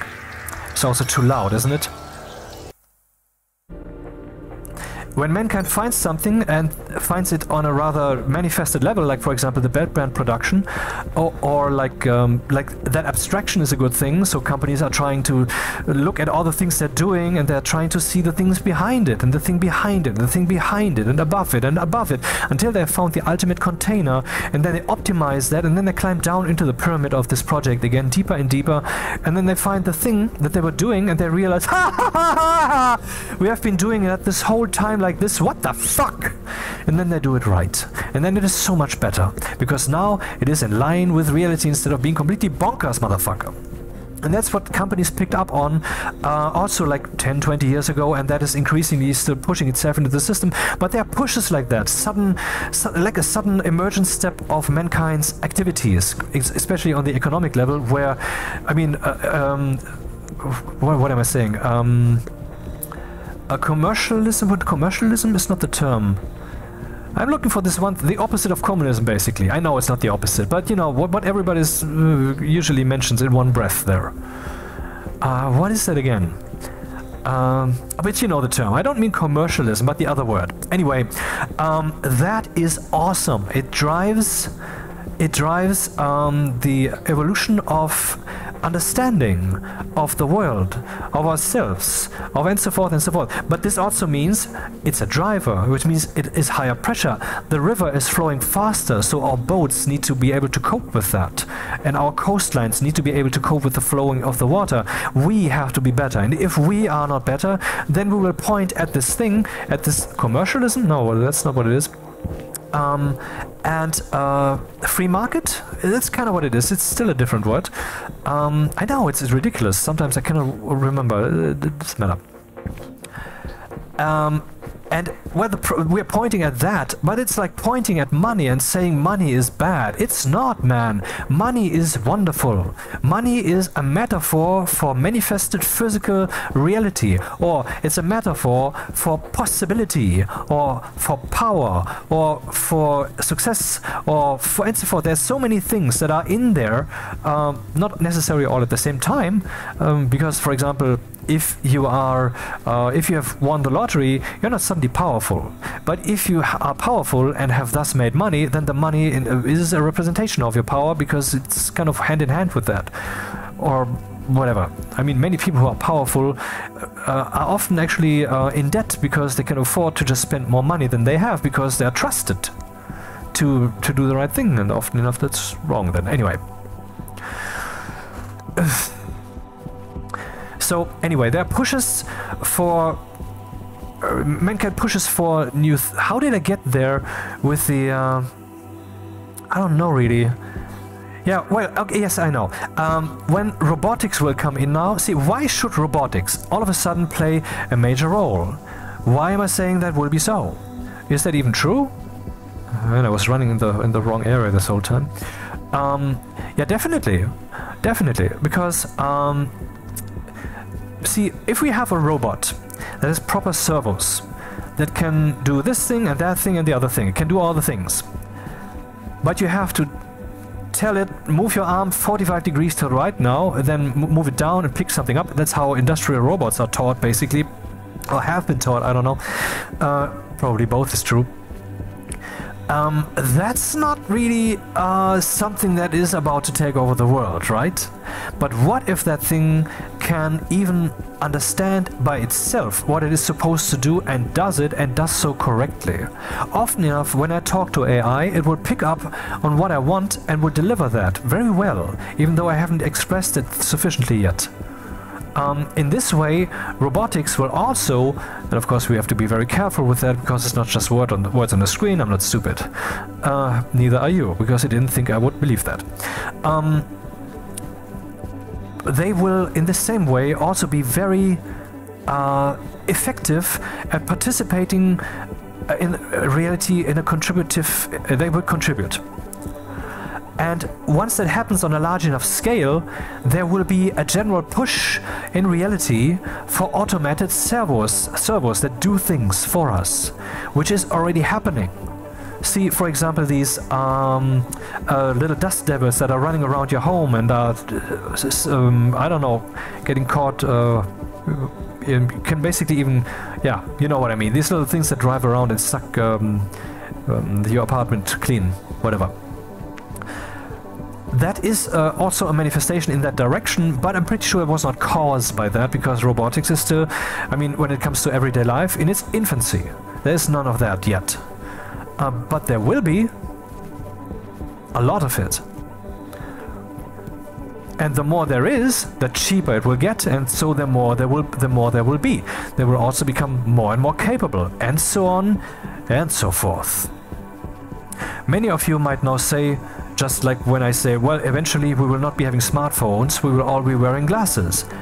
That will happen. You would say, nah, I don't want that. You will want that for multiple reasons. One of them being it will enable you so ridiculously much. And the other is at some point there will be some kind of pressure that you have to. Like there is some kind of pressure now that you have to have a smartphone, kind of. There is some pressure like that. And I can't say that I appreciate it, but I must say I understand it. I'm not saying it's justified, but it's understandable how the world would end up there. And in the same way that will happen when it comes to these glasses. However that will happen. Maybe it will be contact lenses, though I'm doubtful of that, because the contact lenses, they cannot silver nickel lead. We had that, so I'm in the wrong place, I guess.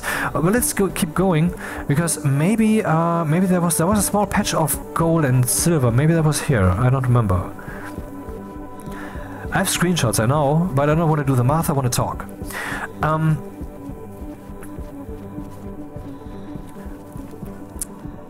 So, robots, actuators, this will become a thing in the mind of the people, in the mind of mankind, in the mind of the people who try to sell you shit, and then it will be on your screen. Do you want to buy this or do you not want to buy this? Someone will buy it and just, you know, on a whim try it, and then there will be a neighbor who has that, and then you will see that in action, and so forth and so on. It will flood into our lives, and so robotics will come in. Now, I wanted to say that robotics, what good is a robot that can do all the things if you have to teach it all the things, but like if it's too stupid, basically.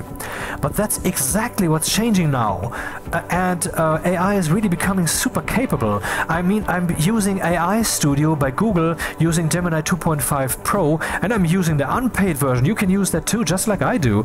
And I've been doing that today again for some vibe coding. Or was that yesterday? What is it that I programmed? What was the goal there? Yeah, see, yeah, this might sound stupid to you, but really, I needed a file comparison tool. See, if I would just want to know, okay, first one thing, I keep saying that mankind is asleep at the wheel. Mankind is fucking asleep at the wheel, definitely. Because, I mean, the volume sliders, they're all broken. You turn it down from 100% to 70%, it's still basically almost 100% loud. Even though all you have to do to fix it is raise the volume slider value to the power of 2.7, and Shazam, it will behave properly and will even be fully silent at 0. You're welcome. But somehow nobody's doing it. The only one who's doing it almost correctly is here, Stationeers, for example. They're doing it right. And some very few games, but for example the Steam store is doing it wrong, YouTube is doing it wrong, and so forth. So mankind is asleep at the wheel. Then we have the thing with the elections, where everybody's voting for people instead of voting for the things that these people are supposed to do. So these people come into power, and then instead of doing the things that they promised to do, they do whatever else. And they're not even being punished for that. And then 4 years later, the same shit happens again. What the fuck, mankind? Why don't you vote for the things that you want to achieve? Isn't that the goal? Isn't that the reason why you vote for those people? Why don't you vote for those things directly? Wouldn't that make more sense? Yes, it would. Mankind is asleep at the wheel. And then there was another example. I don't know, and that was actually the bridge why I got into this. So this robotics thing. Let's go back to robotics. It will come up again. Yeah, AI Studio, yes, file comparison, yeah, asleep at the wheel. See, and Windows, for example, the operating system that most people use, I think we can say that in practice, is ridiculously, retardedly, disabledly stupid still. I mean, in Windows 95, we had, by the way, save. We had these little windows, properties windows of files and shortcuts and so forth, which were very small because the standard resolution back then was very low, 640 by 480 and 800 by 600 and so forth, and so you couldn't even resize them. But guess what? It's 2025, which is 30 years later, and nothing on that front has changed. That is mankind being asleep at the wheel. You might say it's Microsoft being asleep at the wheel, but dude, if so many people are using that operating system, do you not think that is mankind's fault? Like when you say that your governments are making stupid decisions. I'm saying that German government decisions have been stupid ridiculously for the last 10 years, and before that were also pretty stupid most of the time. And they're burning money. and thus they're burning life, they're burning health, they're burning well-being, all of that. But are they responsible? Yeah, of course, they try to be in their position while being unworthy. It's like when someone tries to conquer the marketplace and then doesn't do anything with it, Microsoft, and being unworthy of this power that they have. But see, the problem here is, where's that power coming from? The people are voting for that shit. The people are at fault. The German people are shit. The German people are responsible for this. That's just a fact. Thank God the American people have wised up now. Again, I'm not saying that Trump is the golden path, but the choice between Trump and that lying cow who told you that she will do this and this as soon as she's in office, while she was in office, what the fuck, and so forth. But okay, moving back from politics. Where is that crater?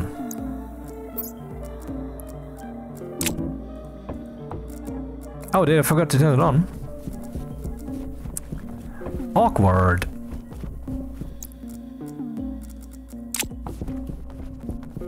But I'm in the right area. Okay. So asleep at the wheel, and then Microsoft again. If I copy a file into a folder, and in that folder that file already exists, then I expect the Windows operating system to tell me that is the case, and do I really want to do that? And it does so. And what I also expect though is that it tells me, by the way, these files are byte identical, so it won't matter. Is it doing that? No. You might say, well, byte comparison, it takes a long time. Dude, 1 megabyte, that is done without a frame being lost, or 2 frames. It is, when I say frame, like 60 frames per second. It's super fast. And, I mean, ultimately, why is there not a button that you can click so that it does that on demand then? Am I stupid? No, I'm not stupid. Then there's a program that, when I'm asking for a program that does proper comparison, will be recommended to me from all sides and their daddy and their cat, which is WinMerge. I've been using that program aplenty and it's pretty cool, but when I just want to know, is this file byte identical to that file, I don't even know if that program can do that. Because it's so hyper complicated, because it can do all the things, but it has not been rethought from the high abstraction level. It has grown in whatever abomination form it has right now, and so it's dog shit to use. And then I was looking around, and then all recommendations I was getting was, well, there's a command line tool that can use. You can use, for example, on Windows FC, file compare, to do that, and then you have to use the option /B for binary. Dude, I just want to know if these files are completely identical. How is that a special request, man? Motherfucker! What is this place? Mankind is asleep at the wheel. Now, there might be a nice tool that does that, next to the 3 or 4 which had then been recommended to me by the AIs, and before I searched with AIs, I had already searched years ago and then years ago again, manually with Google. The ones that were, here we go, gold and silver, had been recommended to me were paid for software. Excuse me? I mean, I know that these softwares do much more for you. I know, yeah, of course. But for the feature that I needed, I'm not going to pay. And so I thought, dude, this is really such a simple thing. And I actually wanted to do my own comparison tool myself. And so I put that on my to-do list, which has about 1,000 entries. I kid you not. See, I will never get bored. Never. I can only choose between the most interesting entertainment versus what's compatible with my current emotional flow. But boredom? How does that work, man? How does boredom work? You might say, well, what if your computer is down, which it could have been a few weeks ago. We released a video about that, even you faggot. But see, then I would use my head. I would use that thing which is closer to me, which experiences everything, which is the thing that is actually doing the fun. I mean, you're not having fun by the game that you play. The game is the catalyst. The fun is in your head, man. Do you not understand that? Do you not know that what you really have to do is you have to polish the fucking marble that you live in?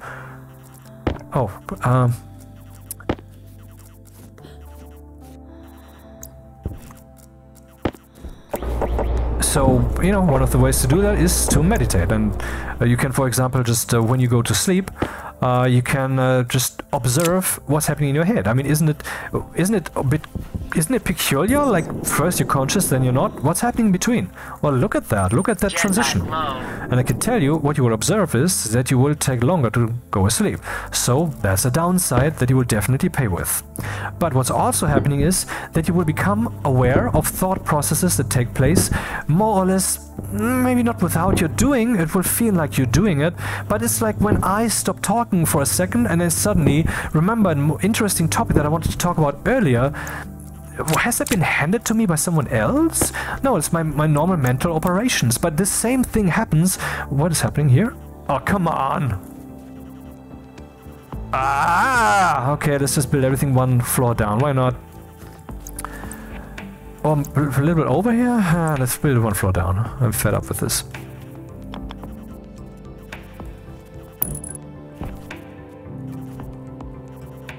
Come on. So when you go to sleep, then you will they will observe. See, this effect that I just described. And suddenly it comes to mind again, right? You know that effect. You have had it too. And I mean, the reason really is just you are God. You are the dancing circular oscilloscope. You are the living fantasy. Here, let me show you.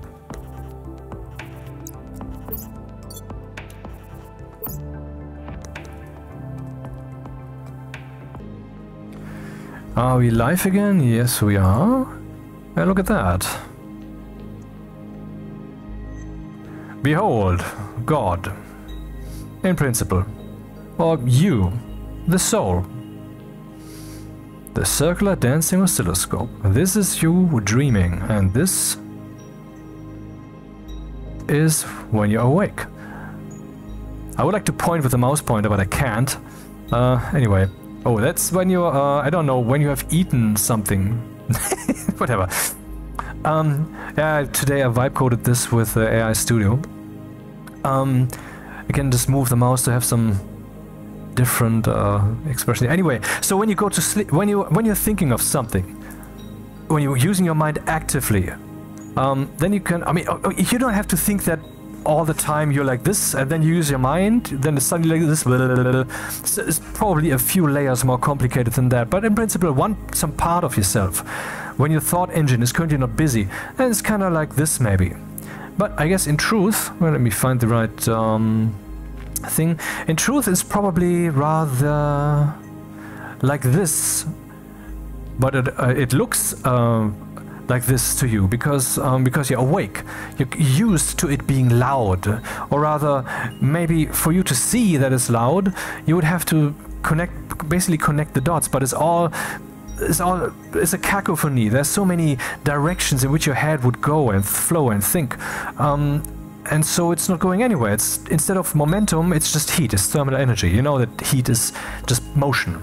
You know, just like throwing a brick is, but it's chaotic motion in all directions. But when you go to sleep, then, let me see, then things subside, they get flatter, basically, and so then you can see basically the remaining mountains and can focus on that. Some decision will be made for you, in principle, by your brain, or by you, it's hard to say, what you think next. And when you're observed of that, then you will learn a few things. For example, you will then plant some seeds, which will ultimately bear fruit while you're awake. And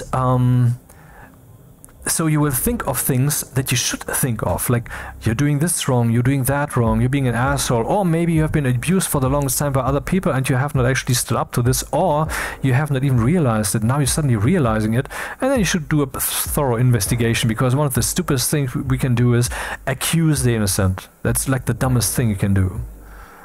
And it happens so easily. It happens to me all the time. Anyway, so yeah, I thought would be interesting to have this kind of thing here.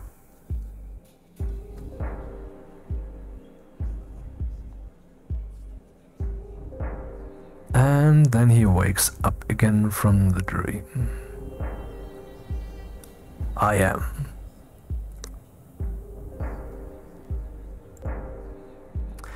Back to business. So, I've just shown you yourself.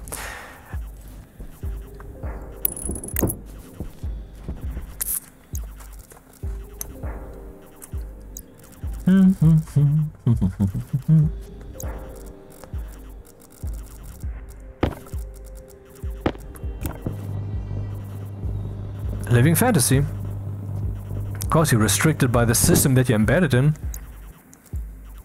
But that's the thing when it comes down to it. If we keep zooming out, but okay, let's focus back on the productive topic of talking about robotics. Because I mean, today I vibe coded that. What does vibe coding mean for those few who don't know yet? That is when you're not.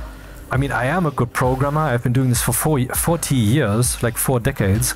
But I mean, it doesn't mean that it doesn't mean that you have to keep doing it by hand, else you're no longer a good programmer. Dude, excuse me. If I have a tool that gets the job done well and gets the job done quickly, then I'm a bad programmer if I don't choose that tool. Yeah. So I choose that tool then, obviously. But yesterday the thing I did, it was this file comparison tool, which we now have. So we now have a nice file comparison tool where you can drag things in and they will just tell you it's binary identical and or the file size is different or the date modified is different and so forth and so on. And it's of course fast because it's a joke of a task. We're not talking gigabytes here, just small stuff. Yeah. And I just told the machine do that for me. And I mean, seriously, if you have done that before, okay, vibe coding, what is that? That is when you don't develop the program thoroughly, bit by bit, by yourself, but you decide what it is that you want. And then you tell the machine, this is what I want, do that for me. And the machine does that. That's vibe coding. And then you think, that's not quite yet what I wanted. Could you like, this should have a little bit different. And I had that with this oscilloscope program too and so forth. And then I adjusted some things and I told it, hey, I want a different syntax instead of the Java conventions because the Java conventions are stupid in some regards. So I use different conventions, of course, because if I find something stupid, I don't do it if I can avoid it. For example, the final keyword definitely belongs as the first keyword. But let's not go down that again, down that road again.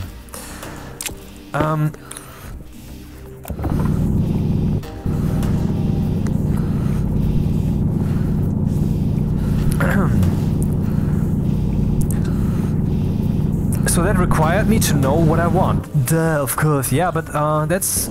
You know, I mean, it's good that people are now heading down that path, that they're really asking themselves, what is it I want? And then the more you vibe code a program, as in you just tell the machine do this and this thing, and it develops that for you, the more you will get focused on reflecting what you really want in a program and how you want to express that. And the more people are doing this, the more mankind as a whole will move forward when it comes to user interfaces, abilities of programs, capacities of programs, and so forth. Because then we will not. Then there will just be a handful of people who are sitting there and doing the bidding of their retarded suits, which are deciding all the wrong things most of the time. But instead, there will be more opinion as to what it is that we want and what we don't want, and this opinion will not just be one where you think, I think this game should exist or this tool should exist, but then it will exist. And so it's manifested, it affects the world. And you no longer have to go through this Newton's third law fight every time.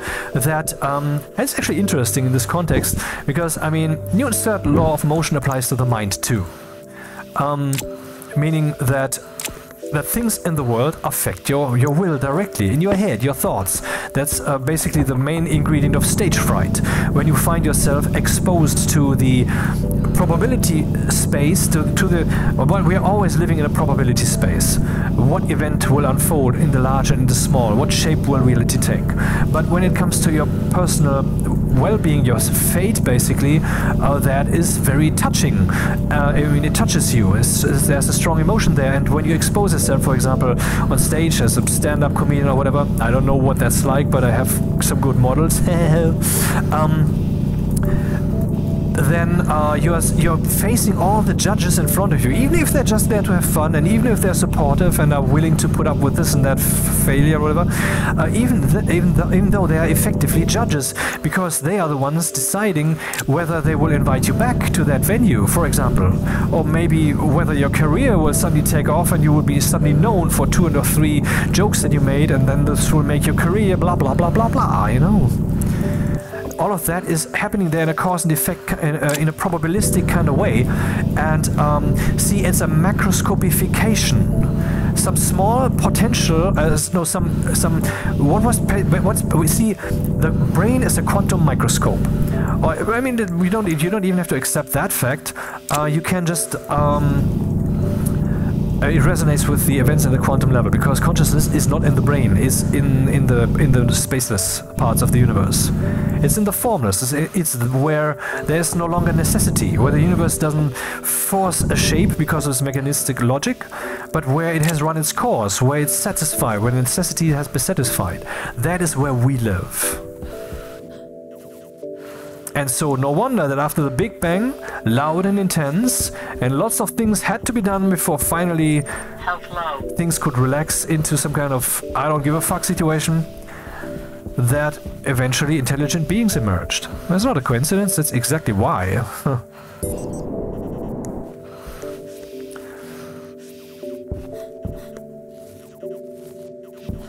Maybe I should make sure that I find the path or something. And if someone flies over this, they may think there are aliens here. You have no idea. Anyway.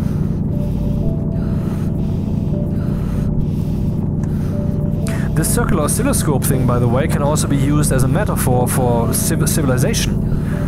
Where, or for you, for not just for your immediate thought process, but also for, you think that you're a round circle maybe, but when you are a little bit more evolved, then you will see you're not round, and then you will clean those edges up, you will become better at being yourself and so forth, and this then in turn will make you, who is basically an eye looking at itself, you know, it's perception looking at itself. Living fantasy. You will then see yourself with more clarity, and therefore then you will see again the remaining unroundnesses, and so on and so forth. It's an endless path, it seems. It's a path that is at least very long. It takes years. You might say, okay, why the fuck would I do that? I told you like 1 trillion times, and I will tell you again, that thing in your head which you call fun is you, or is the you happening, stimulated by some catalyst or whatever. And the better that is, the more fun you have, you know? Also, the less of a burden you are on the world, which is like also not a bad thing. You might think, yeah, well, I'm saving CO2 and I'm recycling my garbage, and yeah, but are you an asshole? That's really the key thing here. True beauty comes from the inside. All the outside things, welcome. Yeah, sure. I mean, be a good participant of the system as well as you can, of course. But it starts on the inside, man, and that's where it also ends in the end. That's where you will be asked, do you want to exist? And you will of course scream, yes, of course I want to! No, I don't want to suffer! I want to be! And so forth and so on.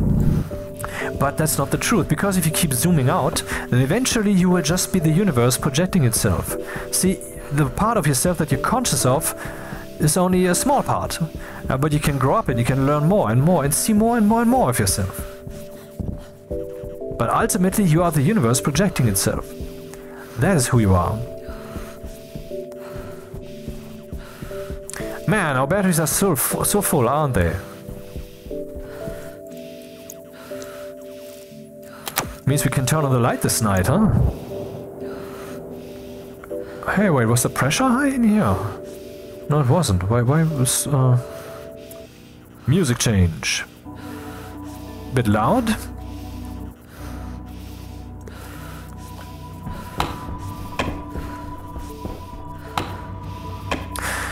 So now that we have these schon sehr kräftig.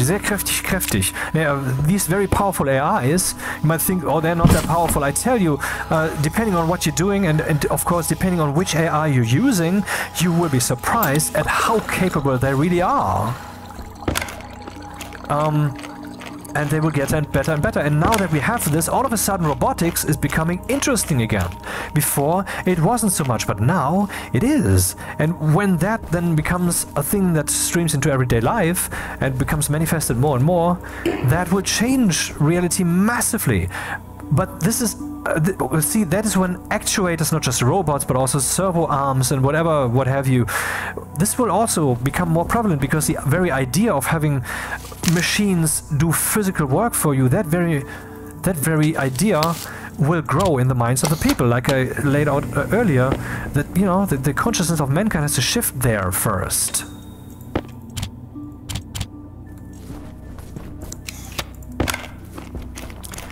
But not only that is happening with the more physical actuators, but on the other hand, the more virtual actuators, like on your screen and texts that you read, they will become more relevant.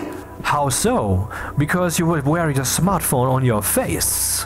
And so the information space decisions of AIs and such, they will all of a sudden shape your reality much more intensely.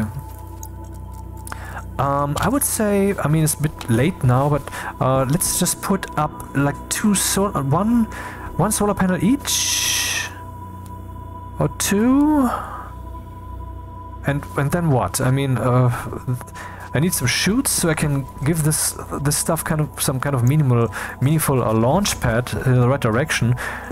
And then we see what happens. I mean, who knows? Maybe we can just let that roll down the mountain. Though I think physical objects are not actually simulated that far. That may be the case. Well, one way to find out, right? So, how are we looking iron-wise? Oh, we're looking good. Very good.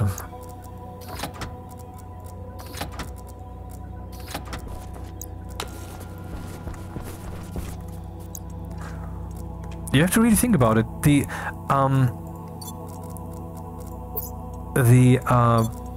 Let's say you have these glasses on your face, and what do you see? Just a normal world. You just look through the glasses. You see the world. By the way, yeah, what I wanted to say, the contact lenses, I don't think so, because they cannot store that kind of electricity. So that electricity would have to be sent into them with some kind of radio devices nearby. That's possible. We can send actually electricity. But this also means that this device in your face, in your eyes, will be receptive for this kind of... so basically, if a terrorist or some other evildoer, which of course will at some point soon no longer exist, but there could still be accidents, and all of that disgusting crap that's existing. Can you believe there are people who are doing, like, dissolving someone else in acid alive for their entertainment on the darknet, recording videos of that and selling those? I haven't seen those. I have been on the darknet a few times, like 20, maybe 30 years ago, just looking a bit for maybe music downloads or just to see what's going on there. But when I say I have been there, I mean the total time I spent there, or the total time my computer spent there, was 2 hours maybe in my life. So I mean, I know that conceptually, that's all. But you know, that shit is happening. Why would I be convinced of that? Because I know people, and I know we have 8 billion of those. So this means that all colors exist, and of all those colors, multiple. And when I say colors, it's a metaphor here, obviously. A colorful metaphor. Here. Wait, what? Oh, that was the wrong one. You go over here. Did I fall into a noodle again? I mean, like, speaking as if I'm drunk and not yet awake?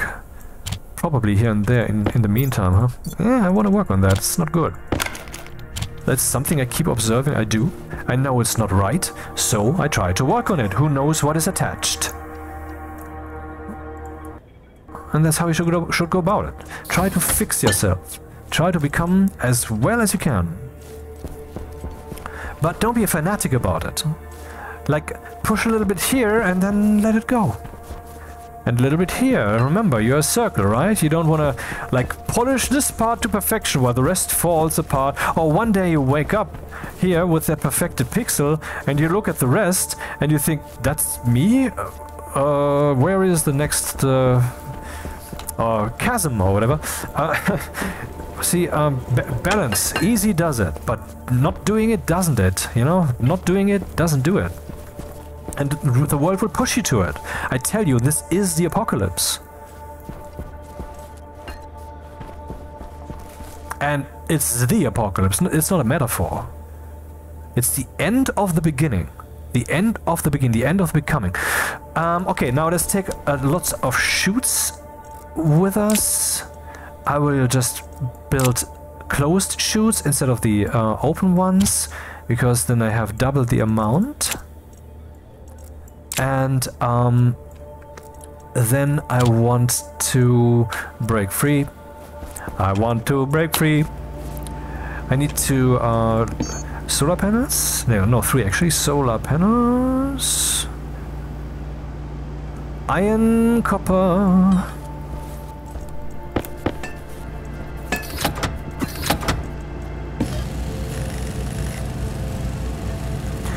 Cables. I don't need heavy cables, but I need light cables. I need more of those. How much copper will we have left after this? Not in... No, wait, that's not copper, that's gold. Yeah. Ah, fuck it, I have so much material.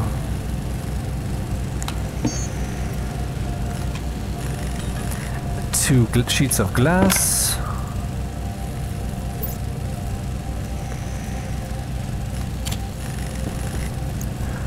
I mean, what do you have to... I mean, okay, reality is the truth.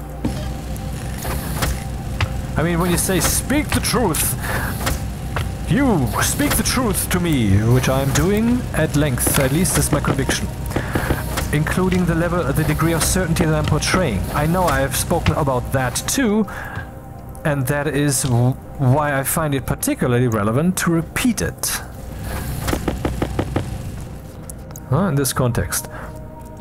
Anyway, so these are put up, then I cable that up with the deep miner. Deep miner will run and pump that stuff into the direction of you know what. Now I need some more oxygen.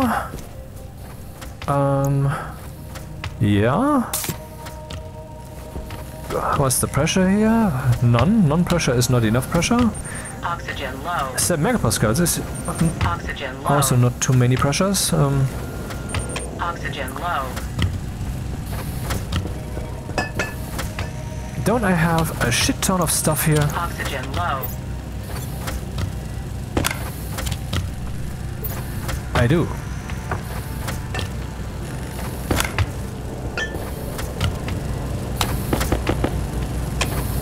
Yeah, keep printing that.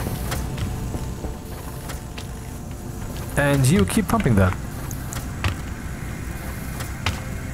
Waste tank critical.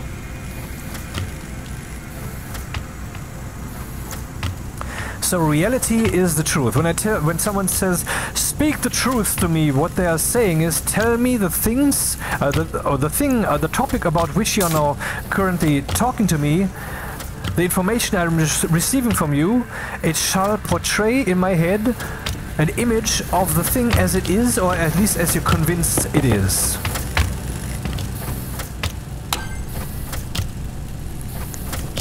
That's not necessarily the way to phrase it, but, you know, you're convinced a way is a thing, you're convinced a thing is a certain way, and so then you should express,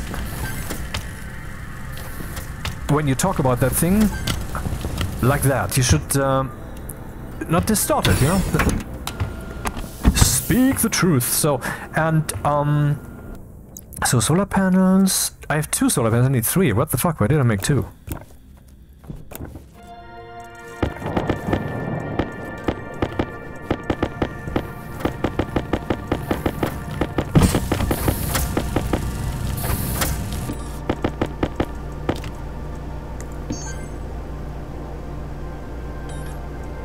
And then I need a third Sheet of glass.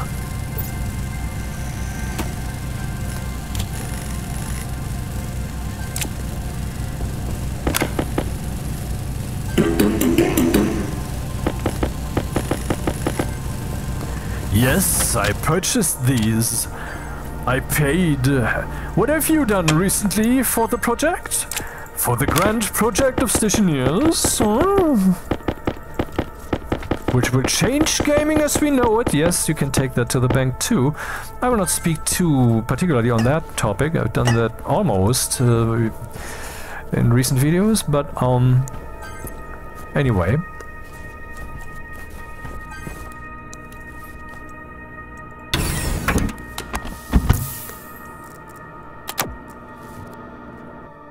Maybe I should have drunkenly drinking something. Yeah, maybe I should.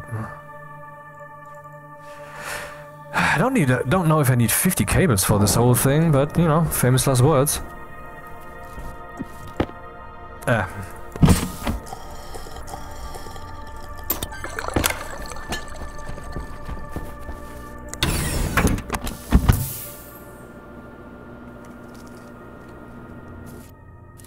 Oh, right. Putting the solar panels up there is not even the whole thing. I also need to control them with logic. They need to point at the sun automatically. How do we do this? There would have to be a chip there that consumes 50 watts, so we are at 550, so we need 2 solar panels then. Oh, okay, that's not the best plan then, but you know, it's my first time I'm building outposts. I mean, real outposts. I made one on a moon playthrough like half a year ago, which was nearby, and the idea was if I die, then I can respawn in that place, and the respawn point was there. In case you don't know, you can print one with the auto lathe. I think the name is Spawn. You can just put it down, and then you click on it with the left or right mouse button, I don't know, until the progress bar is full, and then you have assigned that... Oh, the sun is still here. That location. Oh, look at that. But is that really the deep miner? Still that deep down?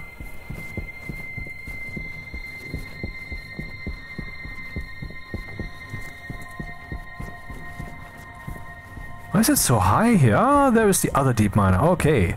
Round and round we go. And the other one is on the far side.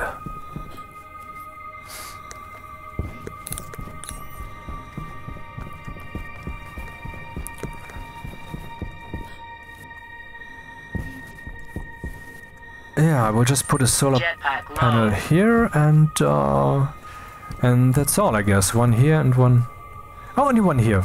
Well, now only one here. Yup. Motherfucker, I made the small ones?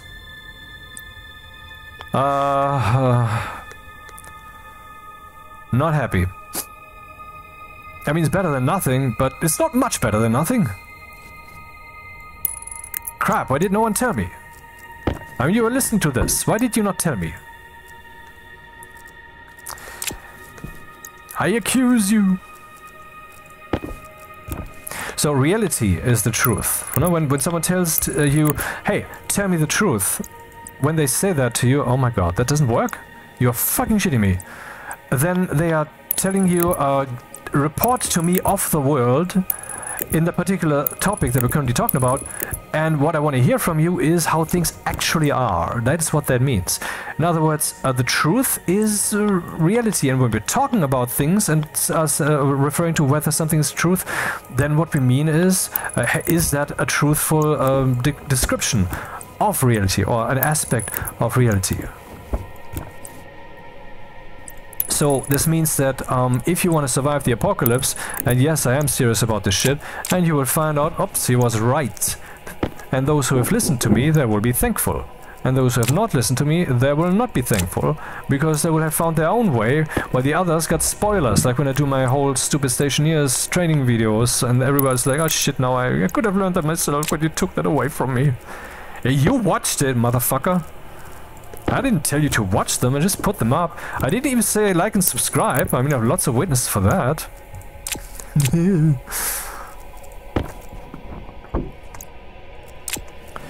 Okay, so yeah. And then we will spit that into the canyon thing.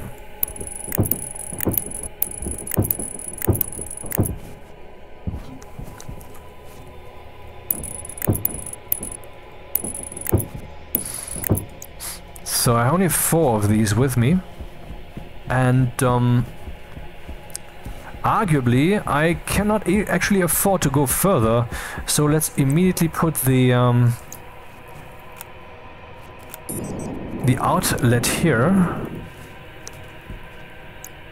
How is my jetpack still ticking after all this?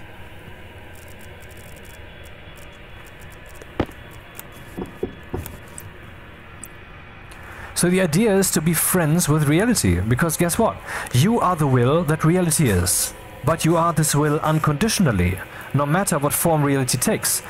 Because, you know, before the universe you could project it. You could decide what it shall be, because you were just projecting yourself. You were just dreaming. And what were you dreaming? Yourself. All of existence. Just a living dream, a living fantasy that can wake up to the state of I exist, and then it would smash itself into a billion puzzle pieces again. That's God. And that's you. And so what is God? Self-experience.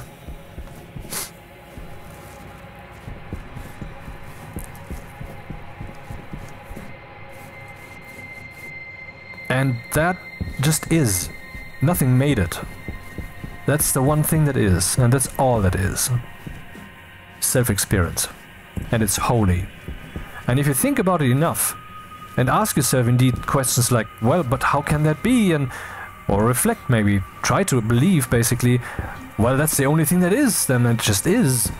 Then maybe, like in my head, it just did when I spoke those words, like 25 seconds ago, there will ring a little bell saying, yeah, holy.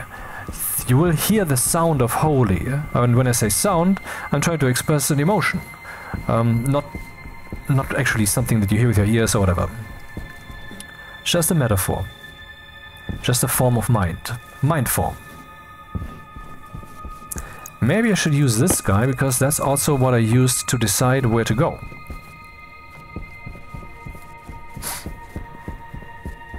Uh-huh. Yeah, good idea.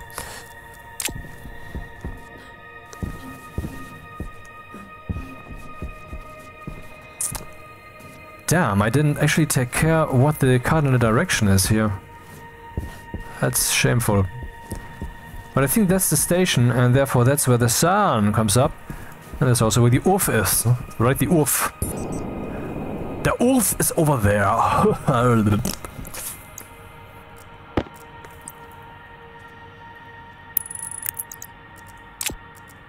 That is so pathetic what I'm doing here. But at least I'm fucking doing it. What's your excuse? So we are the unconditional will that the universe, that reality is. We are not forming it. That is over.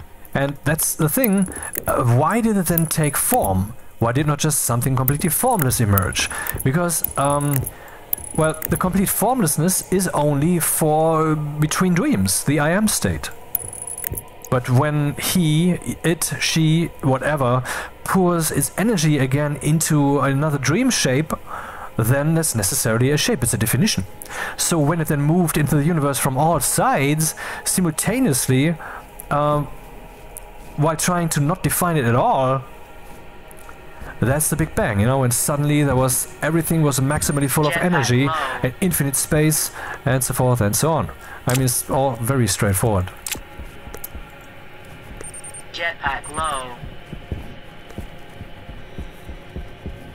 Now let's cross this to the other side.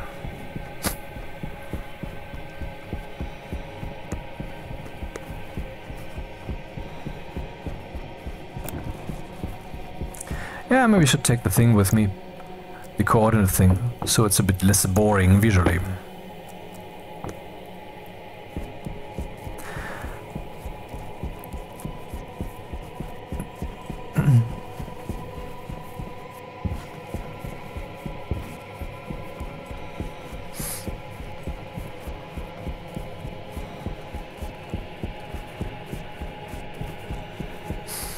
So the complete formless is no longer possible. It can no longer be completely formless. The moment the I am state has been left, there is necessarily some kind of definition. And so pouring in the energy undefined from all sides, that itself already, goddammit, causes a definition. Oh yeah, I ordered some new glasses, which I can get tomorrow. So the eyesight has gotten worse. No, actually not, it's just a new frame. 7 AM, blim blum blum.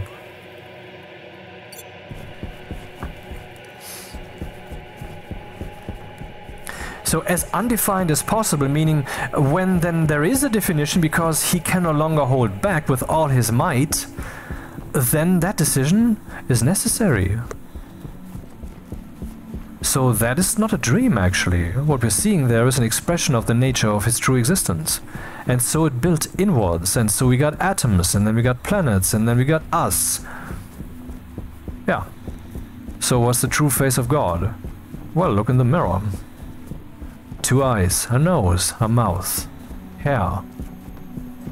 Now, maybe that's not yet optimal, because after all, there was a path of evolution that got us here. See, evolution was somewhat guided. There are several ways to look at this. Of course, evolution is evolution, period. But there's also the peacock and the peahen as an example, where the peacock, you know, that's the guy with the all the feathers, who is trying to impress the peahen, like, look at my exhaust pipe and so forth. And then she says, oh, your exhaust pipe is so, oh my god, yum yum yum yum yum. That is how she picked the future look of their species. That is intelligent design, in principle. Well, it's not very intelligent, but design nonetheless. Anyway, and then there is also the gravity of the flow, which is of course something ridiculous that no one believes in, but is true. Because see, this spacelessness aspect of the universe, which is still here, where is it? Well, it's in every place. Okay, so let's go to a place. Now we're in a place. Let's zoom in. Microscope, microscope, microscope. And then eventually we arrive on those levels which are spaceless. Can we see those? No.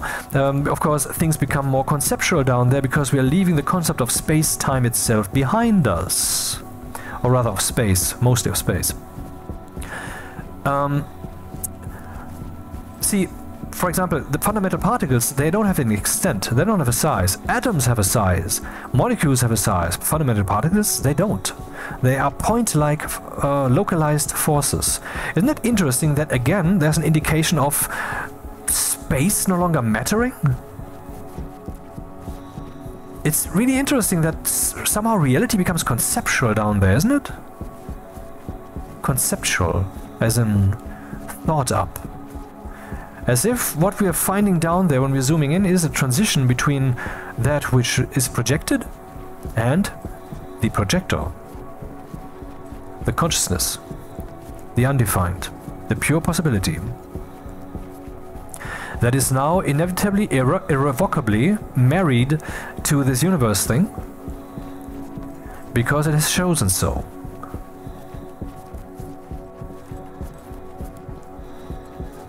And I don't know where the fucking crater is.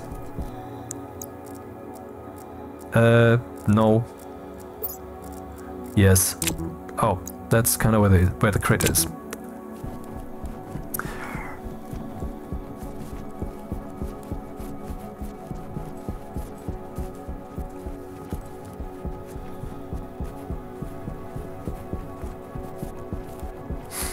So this spacelessness, if let's assume for a second, theism or not, that the beginning of the universe wasn't already space-like, but that there was some kind of infrastructure, some fundamental thing, whatever, that ultimately then unfolded, emerged into this infinite space that we have right now.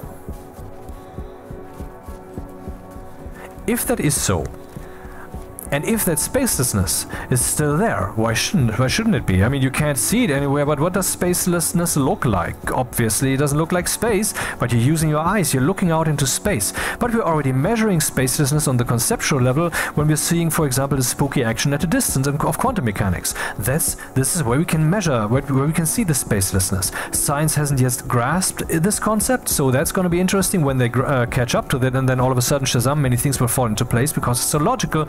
Also, also the reason why it hasn't happened yet, because of the huge impact of that insight. Newton's third law again.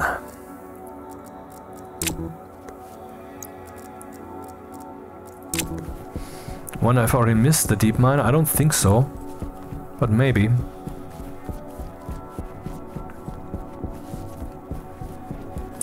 Crap. Yeah, man, I actually dug this pathway on the ground. I should have found the pathway again, but I didn't. Did I really walk this fast? This far? I cannot see the crater. Is it there? Oh, it's that. Oh, that's just a star. Or is it? Yeah, it's a star. Or is it, though? I don't know where the fucking deep miner is. Maybe I missed it. Or maybe I'm just on the right track, who knows?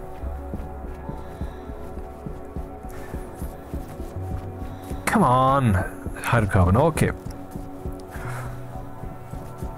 Oh, here we go! I found it! Hello! I found it! So, there is the oof. Here we go. I can just place this guy like this, huh? But now let's stay consistent.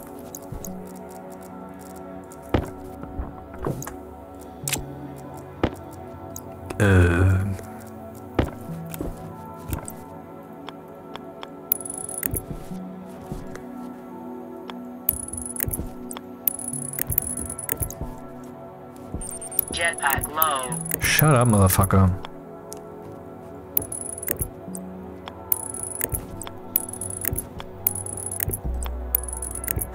Okay, we have 3 deep miners, all of which are running-ish, and they will... okay.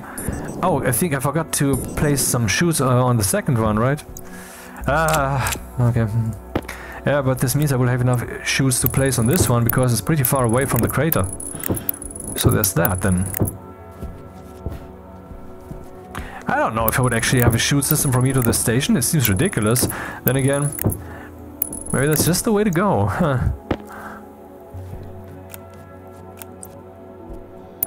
First time that I do this.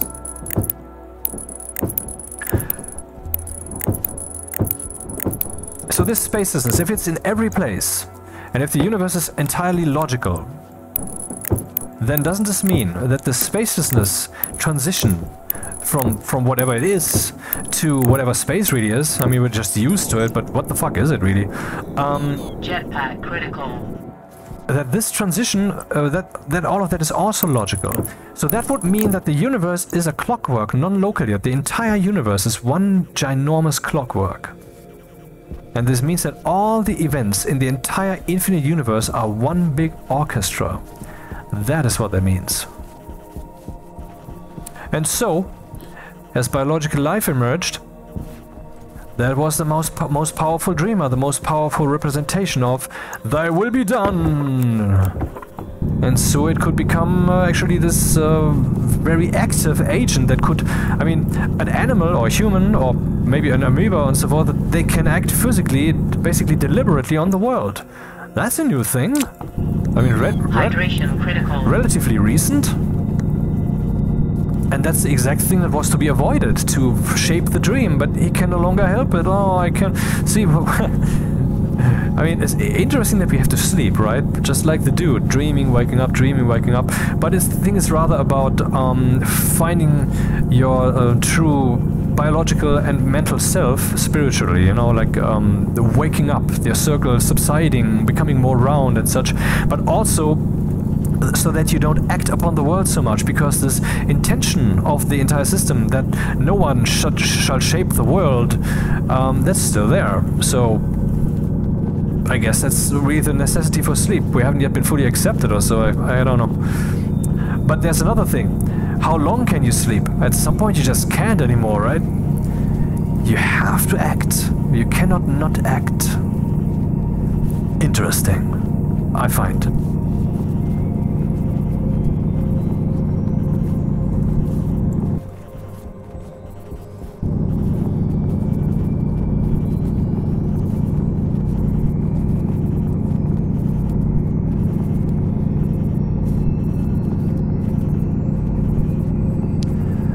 I imagined that differently.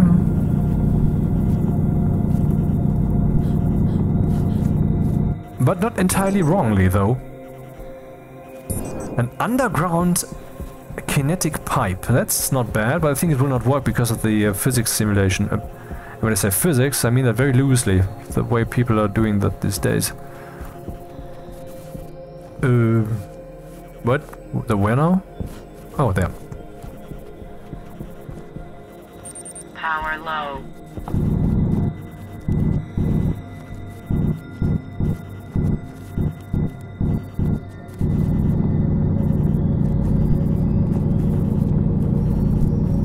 Yeah, so the explanation why haven't we yet been contacted by aliens and such, apart from multiple hypotheses, the truth of course is there are none. There are no aliens. Because the flow of the universe had a different cause and effect weight. And this in turn is the thing that also contributed to how evolution developed. It's not entirely random. It's not entirely, I mean, it's not entirely random plus the shape of things shaping the survivors by necessity. There's more going on.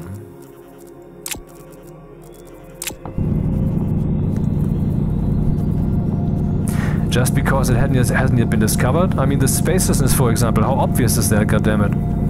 Has anyone ever spoken to you about that? I mean, it's blatantly obvious. Hunger caution.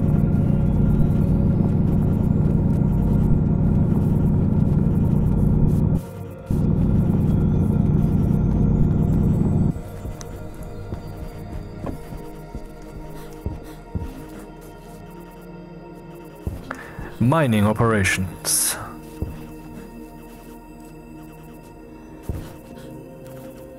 And it's interesting, I mean, imagine for a second, if I would play this world for 200 more hours, which we know I won't, then again, what the fuck do we know about the future? I know I have established this pattern of behavior, okay, so that's that. But in principle, maybe I will, who knows? And then these 3 deep miners here would be seedlings. There would be a seed planted around which who knows what kind of ginormous system will emerge and be developed. Maybe the entire crater will be steel at some point. Where the fuck is the deep miner? Huh. But I remember it was about gold, right?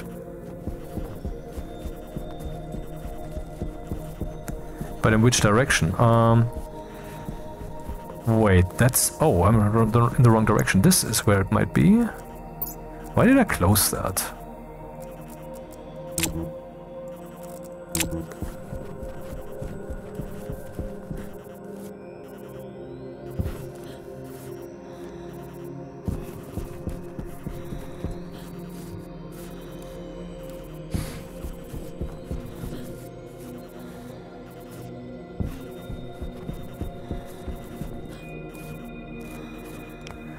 I can't find it. Oh, here's a hole. That hole seems artificial. I found the deep miner. Must be here. Ah, shut up, I'm doing things here.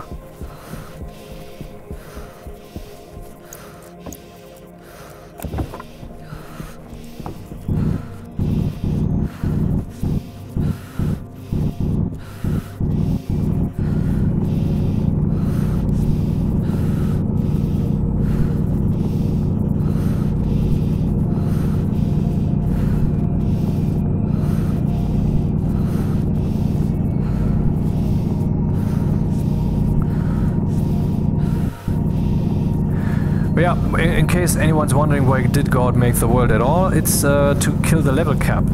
See, when he wakes up from a puzzle dream of himself, then that's the best experience ever.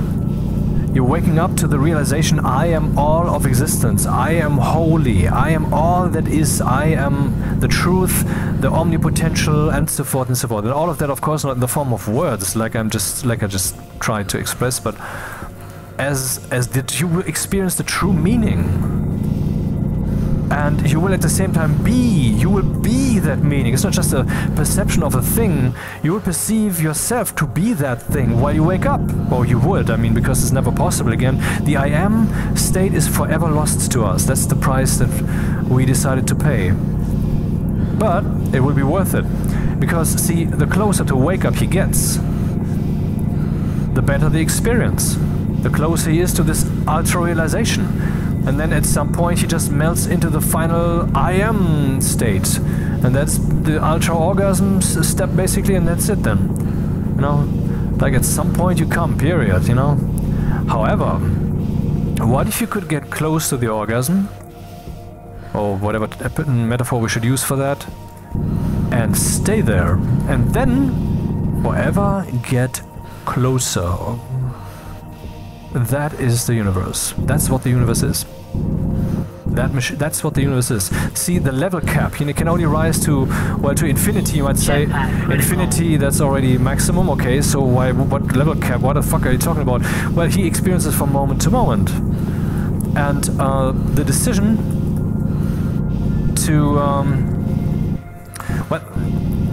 to, to go there is ultimately one of better self-experience. What is self-experience? What am I? I mean, God is ultimately just a question mark. The question, what am I? Oh, let's explore. The dream, wake up, I am. So it's the only answer he ever finds. Okay, this is not going very, very well here. But let's go back home.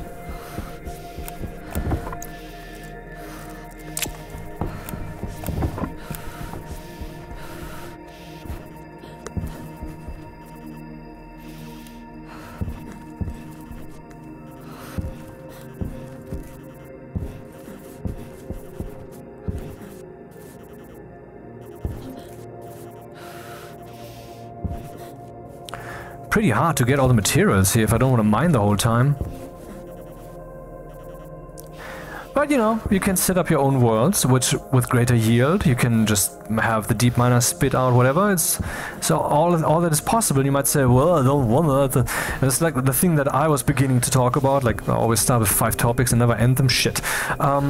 When I play vanilla, I do that because that's one of the reasons why television is, or I hope was, because goddammit, it's that superfluous by now, it's stupid, like the thing, because you were all participating in a collective experience, even though you were not aware of it, even you were not aware that you're doing it together, you were doing it, and you were feeling that too. A collective dream. It's like when lots of matter gathers in one place and the universe recognizing, okay, a decision has been made, the democratic decision of physics has said, this is the place, this is what it shall be. Health low. In the same way, when many people have the same view together, I mean, that's the reason why someone who can have a near-death experience and then see basically the savior of the competing religion, you know? Because at some point you're tapping into mind space, where we're all one. Or where we're all resonating with the point in which we're all one. And we're all one in the will that we're not one. That's paradoxical. But that's what unifies us. And blessed are those who dig themselves closer to that point and then let that sink into their identity and personality. For they are the ones who will find the future if they're not killed by Satan on the path there. Because that still fucking happens. Good people find death and suffering because the evil ones, well, they're not yet where they belong. In hell, that's not what I'm saying. In their own localized personal mirror place. I mean, you know, basically the best thing and the worst thing that you can ever do, that you ever can wish upon a person, and I wish that upon everybody, is that you find the truth. Hunger critical.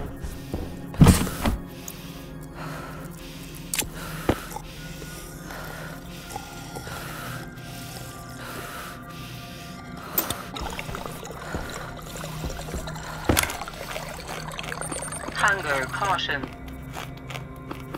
A wild notification arises. Who is disturbing my peaceful slumber? Oh, it is the weather forecast. Very important. Next step. reset batteries and such. So this deep miner operation has in principle begun, but the way it's currently implemented is, of course, ha ha ha, complete dog shit. So the question is, what's the most useful thing to look for? I have made screenshots. So we had iron, copper, silicon. That would be welcome to get iron, copper, and silicon. Copper, for example. And then we have silver, nickel, lead. That's not so very relevant. Then we have gold and silver. So I would say we just go to the closest deep miner and expand that operation so that it's actually self-sustaining with a buffer battery and more chutes and solar panels that point themselves at the sun. Yeah, that sounds like the plan, man.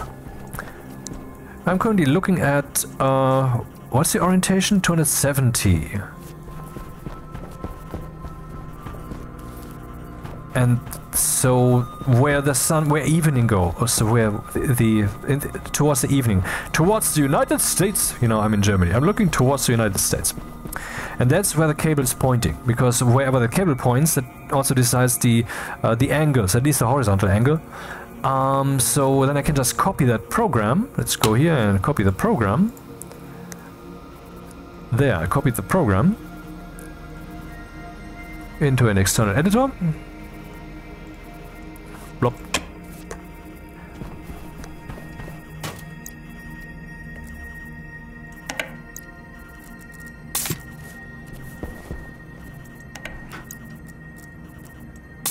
Waste tank critical. What's the pressure on that thing out there, by the way? Do I not have some pressure display for that? I don't? Redonkulous. That's pretty stupid. I thought I had that. I mean, good. Shameful, of course.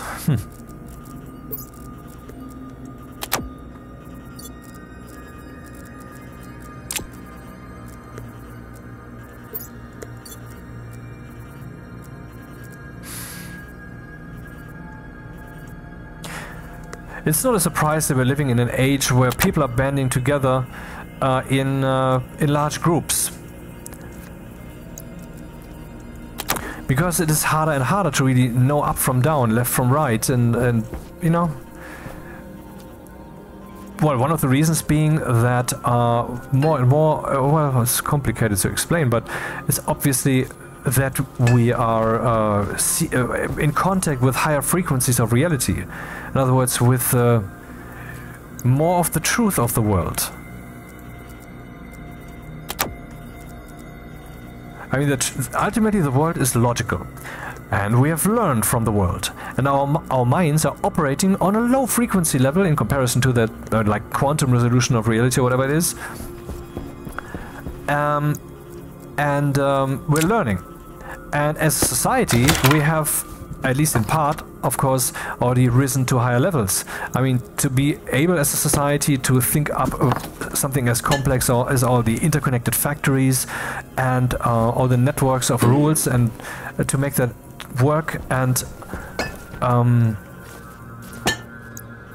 for example AI and robotics and so forth, particularly AI, that shows high intelligence. Do you have the intelligence? Do I have that? No. But we have that. Together we can say we have that. So we can say that ultimately mankind's intelligence is very, very high.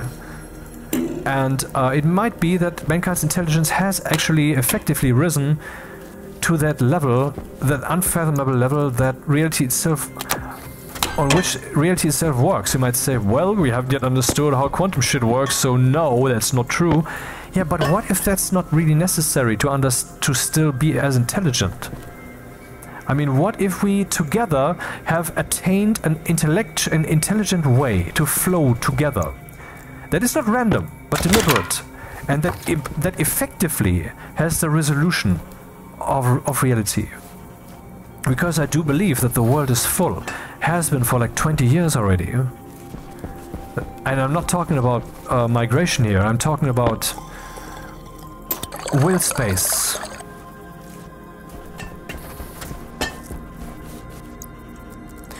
So that's done. Full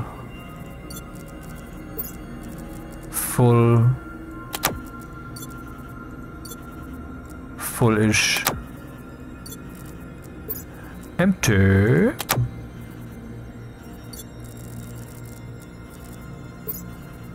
Okay.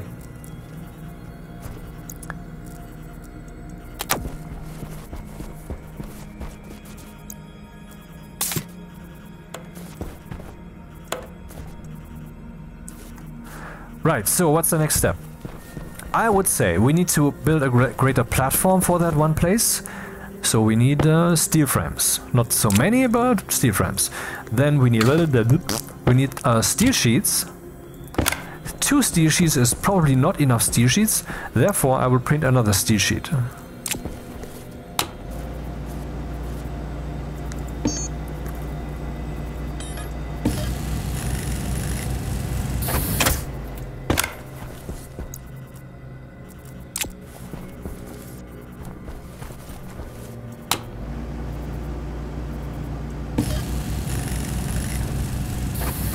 Then we would need, for what I'm planning there, more solar panels. I would say 3 more for that one place. Maybe that's not enough, but maybe it's too many. Ha! Got you there. You didn't expect that I would say that. Solar, and actually, it's proper solar panel, not the. Oh, it's the kit solar panel is what's needed, and for that we need tons of gold, more than I have actually. Oh, that's bad. And the thing I'm currently, well, I have to dig up some more gold. Then I saw some gold on the way there. But then the other side, once that actually built up, yeah, maybe I should do the other side first, huh? Should I do the gold thing first over there? I mean, it's the hardest part, basically, from over there to here. I think let's do that. Then we learn the most. Yeah, let's do that. Okay. What just happened? Oh, I accidentally shut that off by clicking. Yeah, can happen. Copper. Copper.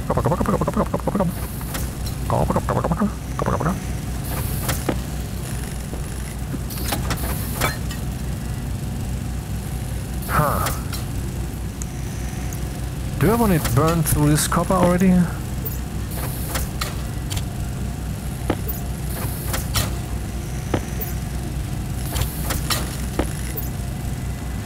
Not necessarily. Oh, there's more gold. Nice.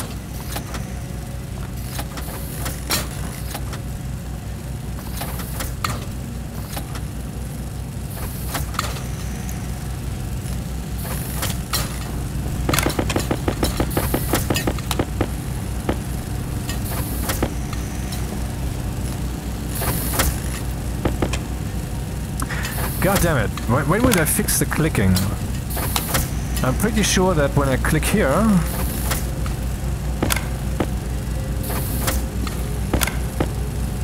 I mean, I have experienced, I know I've experienced that. That basically, maybe it's when both hover boxes, yeah, maybe that's the case. No, that's also not happening. I don't know where I fucking saw it, but I know I saw it. Anyway, so, that...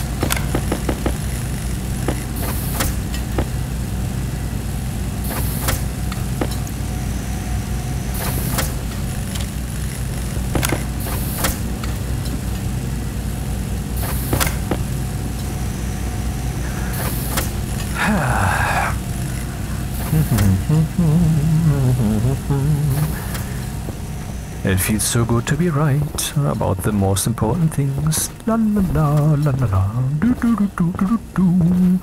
Looking forward to the future. Do do do do. Do do do do. Beep beep beep boop.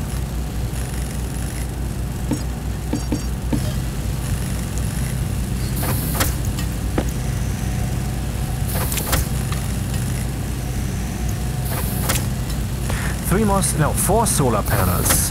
I have 1 glass sheet already there. I need 3 more. 1, 2, 3. I need steel sheets to complete the battery once I have one. Can put some stuff away.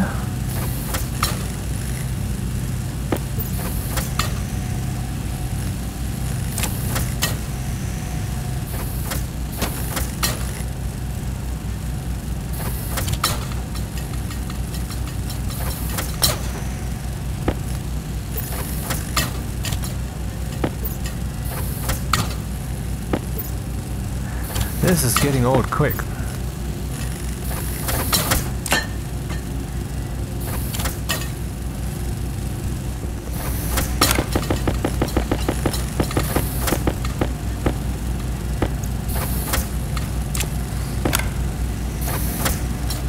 I need 2 more, and when I say that, I'm talking about an amount. Thank you. Nothing else. I didn't mean nothing by it. This thing doesn't yet display what is currently smelting. That's a downer. Too bad I mean...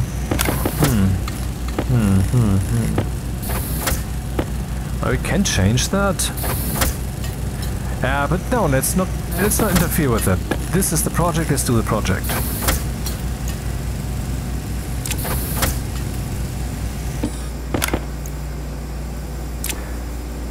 Yeah, that should be enough for one build, I guess. Now we should have some chutes. What's the pressure? 39 is good. What's the air mixture? That way.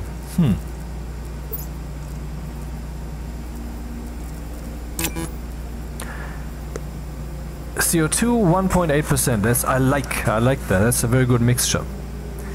It's just too much nitrogen. I should basically put in some nitrogen from... what's happening? Oh, motherfucker, that again. Shit! Oh, come on. Why did I fail this again?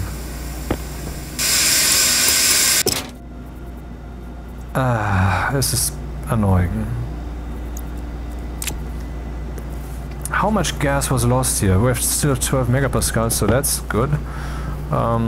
Let's see. Before I do anything here, that is CO2 and nitrogen. I would have the CO2 and nitrogen. I would like that straight, but not in the room. So that is closed. Okay, so it cannot get out here. I would like that to be in here, in this section,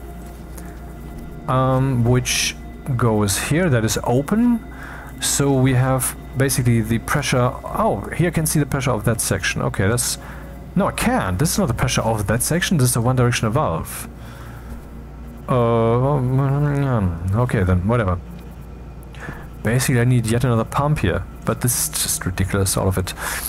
Anyway, so that's that, and then the rest, the waste shit, shall go here, and that is open actually. This is a passive vent, it's just part of the kit passive vent, which also has a variation that can stick on the wall, and then the wall will just be open, air streams through, then you use the wrench and it's closed again, because then it is deconstructed. Useful, very useful. This is closed. That is open, and yeah, so we're all set. So I can do this, and now it's pumping up the jam. Now we see what the pressure is really on the other side, because the pressure rose from 2 to 4 megapascals here, and then it stopped. Why? Because it rose to that level, because I guess counter pressure here is my guess. So now we're sucking that dry, huh? Yes, so and so forth.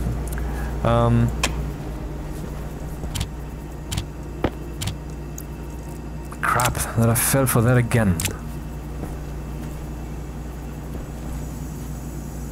Hunger, caution. Doing everything at the same time, that cannot work. So give me the gold, man. It's not yet done. Still doing the gold.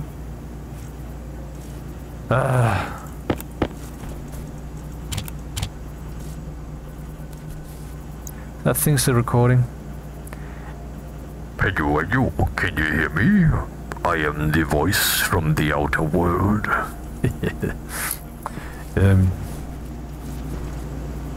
Let's fish some gold from a different place then. Maybe here, for example. Is there some gold here? Apparently not.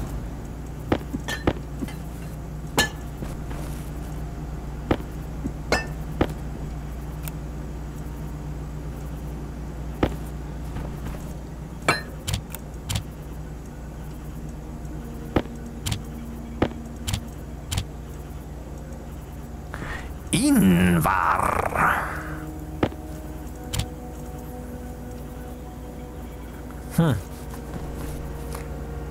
I guess the moment I find gold is the moment I don't need to find it, as in then it had been delivered.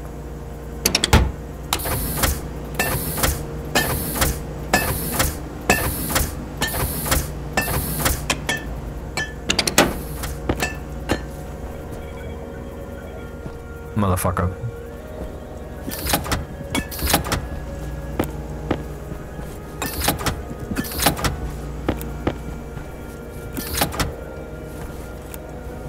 But gold is currently a tricky resource, so let's rather keep that over here and split it up when we need it. How much gold do I need? 5 gold to get 1 more, but I need 2 more, so I need 10. Oh my god, the math on that guy. I want his children in me.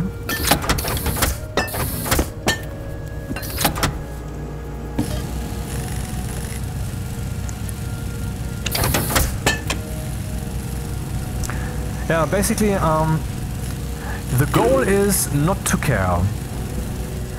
But not by means of drinking alcohol and making your mind numb, because it's an unnatural way to do it, and will certainly have to be paid for at some point. I'm not saying alcohol is completely taboo, I'm saying careful what you're doing. But in principle the idea is to intellectually not care. Basically to fill out all those question marks in your head so that you no longer care. And then do whatever.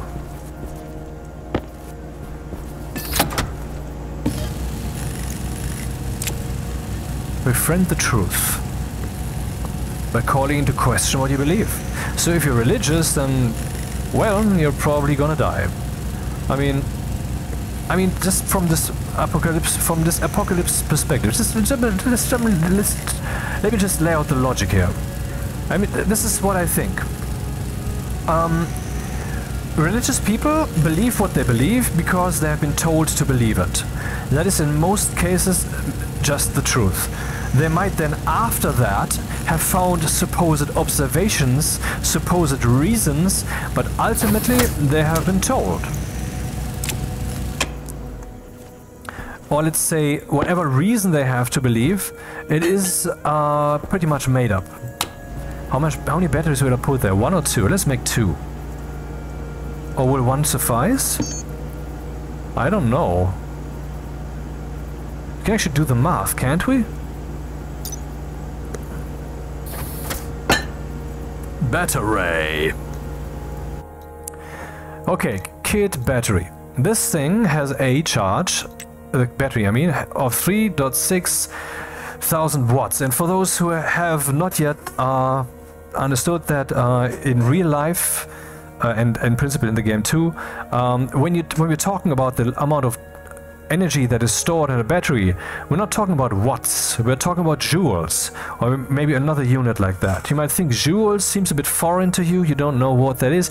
You do know what that is. If you deal with watts, you also deal with joules, because watts is joules per second.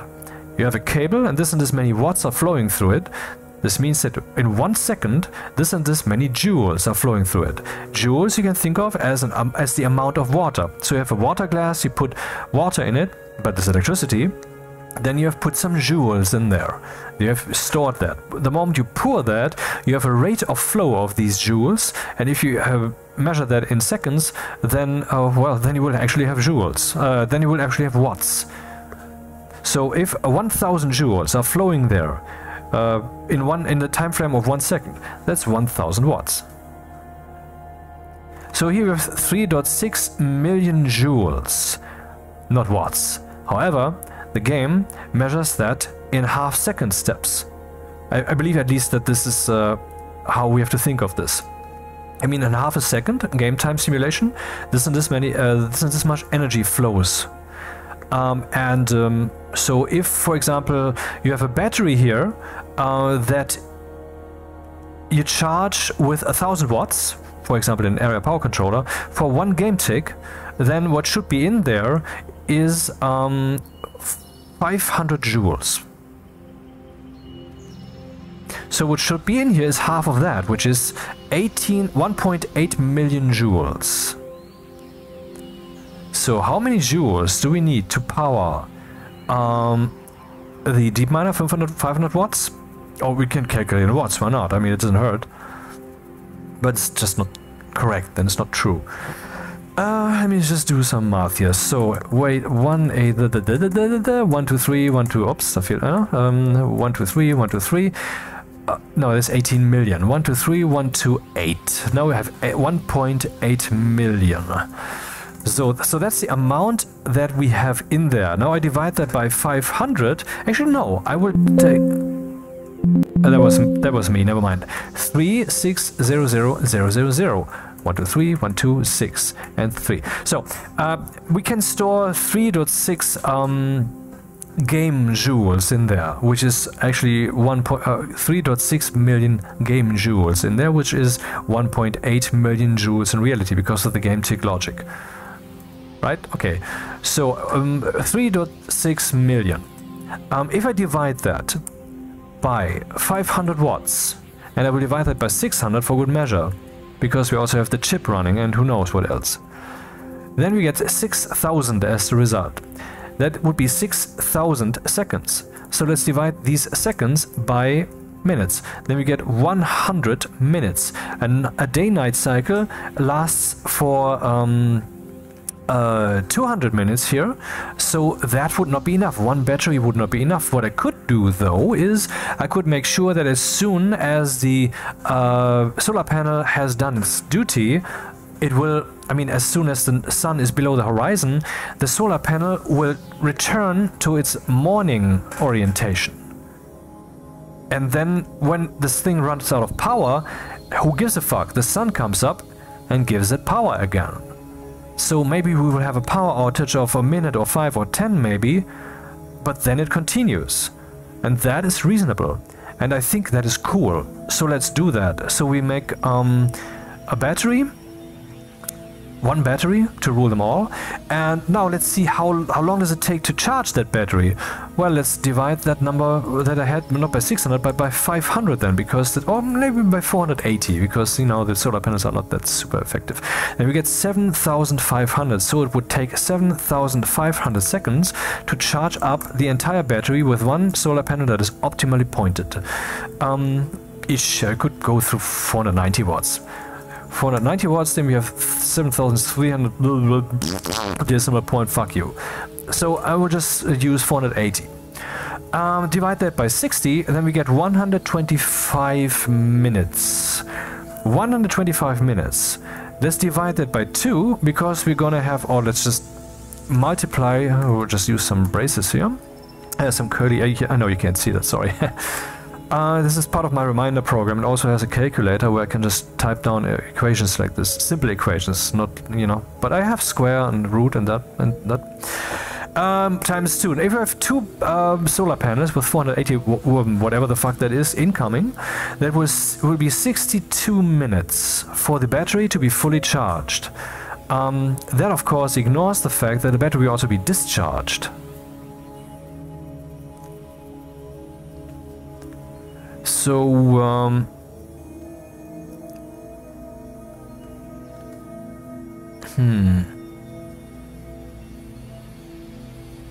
am I doing this right? I have 3.6 million and I divide that by 480 times 2.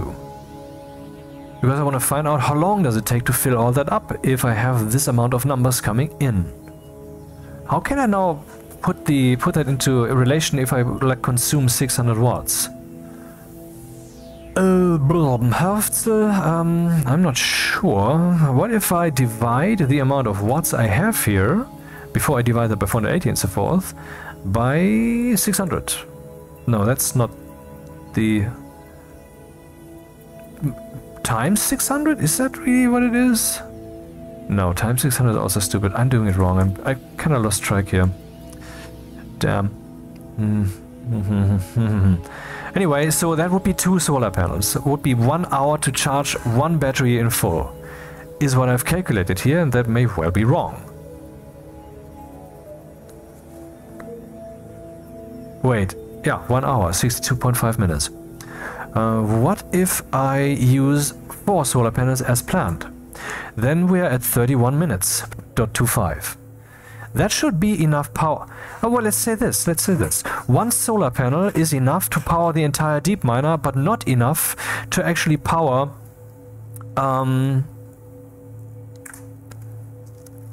so basically but since we have the deep miner and the battery, we have to subtract of the solar panels that we have here, one solar panel and a little bit more. That's why I'm saying overall we have only 0.8 solar panels.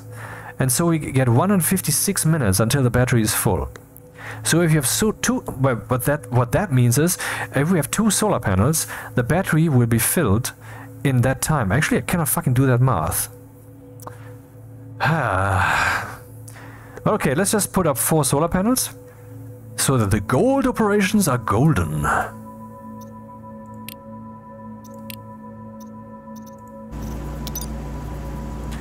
I have 4 solar panels. I have 3 glass sheets because 1 glass sheet is on location for ridiculous reasons. Then I will need a computer.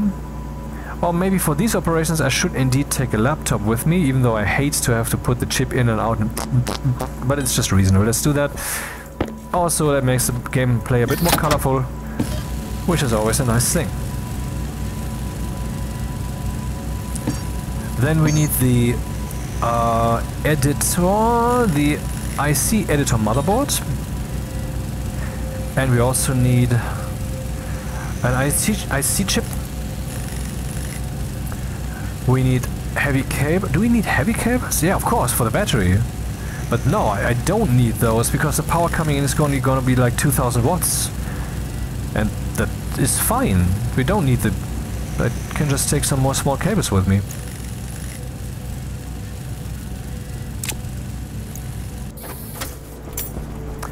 Not that I need this many, but you know, better safe than sorry in hand. Gold, I need more gold, is what she said. Also.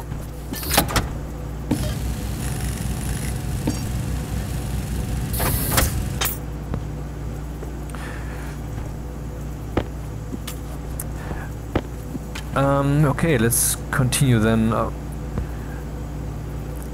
with an IC10. And I need a battery.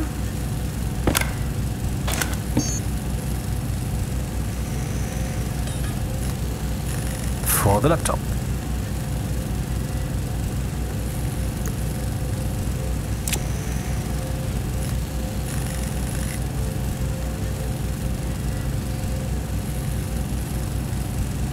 Some more chutes maybe.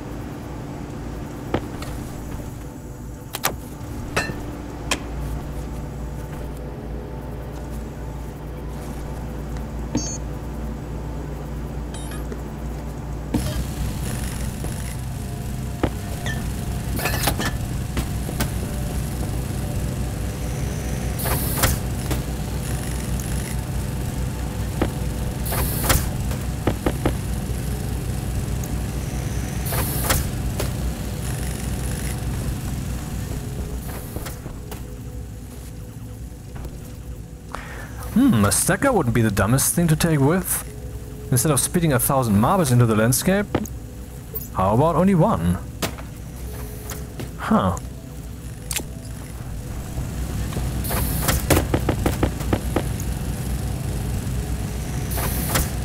Too bad I can't take that with me, all of that stuff. Hunger critical.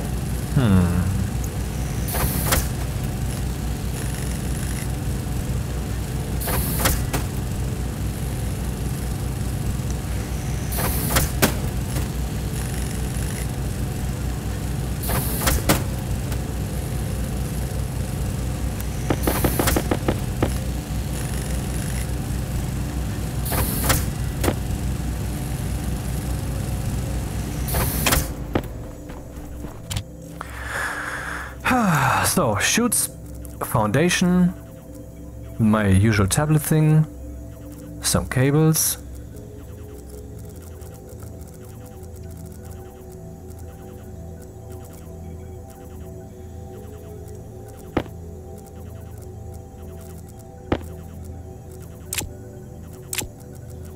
Four solar panels,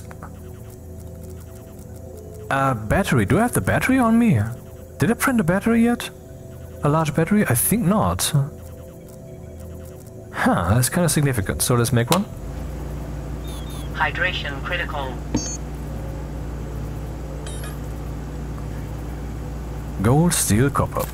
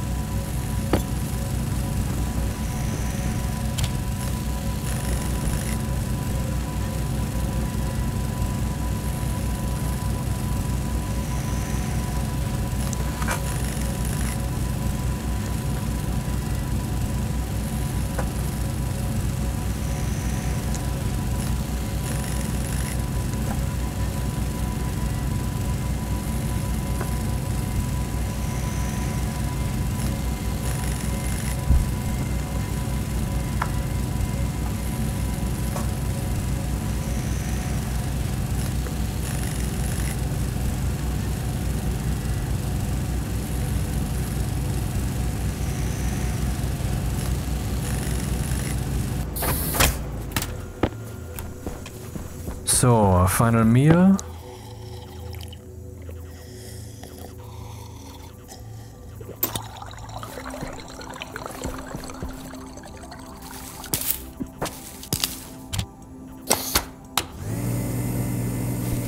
Power low.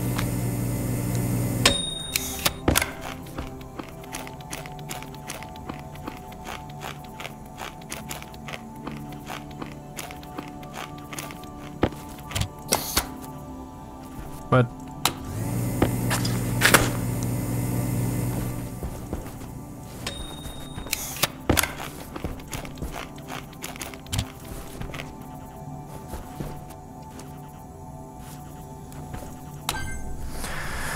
filters are good enough for this. This is now empty, which I should have realized, but it didn't, of course. Now we have 4.7 megapascals in our funny tank thing.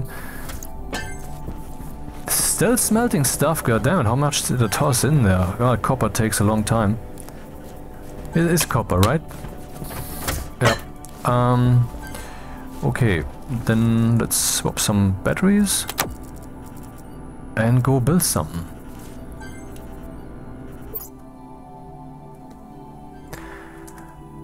Let's go then.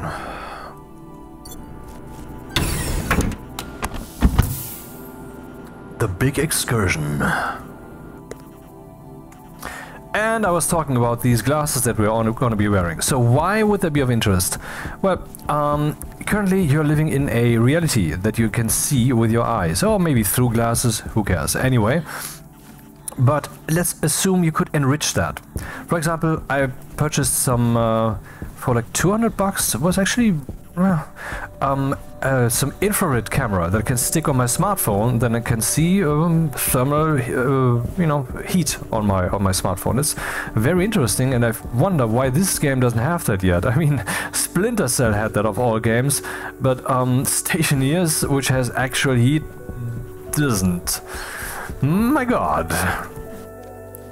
Anyway, and how did I get there? Yeah, that is an enriching experience. I was just curious, and now I have that option, which admittedly I haven't yet used in practice. I mean, one time maybe, but in principle it didn't. Which is a bit sad, really. Where the fuck is the path that I had dug towards the station? Here it is, huh? Good look at that.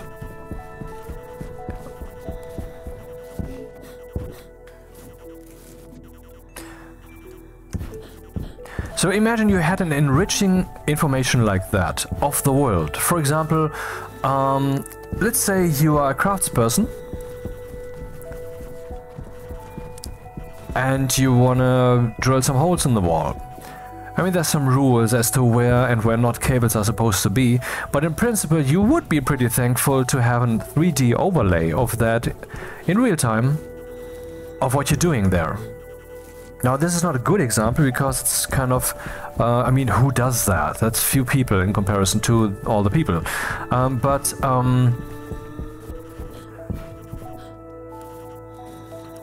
For example, let's say you're driving your car, and though, I mean, in those times that I'm talking about, we would probably all be using autonomous driving instead of driving ourselves. But okay, that's, you know, in principle, you could have something popping up in your 3D display, pointing at the traffic in front of you, where there are several people braking, not as an emergency, but, you know, because you know, people in front of me usually they are too close to each other, and then when I see there's a red light and there's another red light blinking, they're braking, you know, I think okay, the probability that braking takes place is much higher, and the probability that the braking is also more intense than it normally is, I can use the gold, is also higher. I will have therefore a higher distance. So in other words, what happened is that between me and the guy behind which someone is driving too closely, the overall distance is kind of the same as it would have been anyway, only that guy is now closer to the guy in front of them, because they're stupid.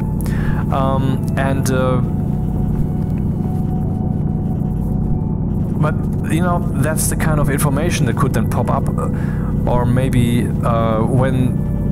if the traffic light goes green, that's not a good thing when that would be announced, because then you might just rely on your heart. You might just think, hey, it has told me to drive, so I drove. Oh, I drove over the child. Oops, that's the software. I mean, it's not in that case. Where is the deep miner?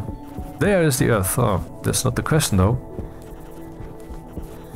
Where is it? Where is it? Where is it? So I cannot come up with a good example here. But for example, let's say we have, I mean, in every second film they're saying, well, you take the north entrance. North?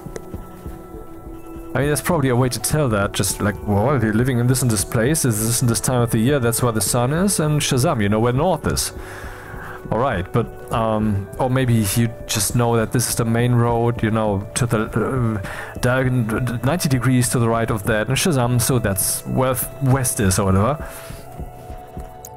Makes sense, yeah, but in principle, it would be cool to have a compass there. Now, in some regards, you might wonder, why would I need that? But maybe we will have some information there that would already be available to us right now, that we just never... Oh, gold and silver is here. That we just never have, because we never consider it useful. But what if we have that on hand the whole time? Then we will build associations, logic in our heads, and suddenly it will become useful. Because we will find a way.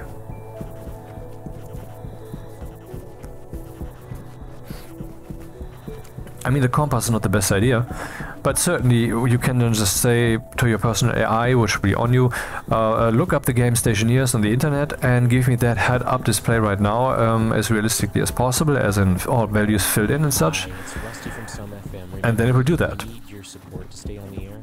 So if you haven't contributed to SumFM lately, please go to sumfm.com/support. We could really use your financial support. It helps us pay the bills around here and keep the station on the air. Because we like playing music without commercials.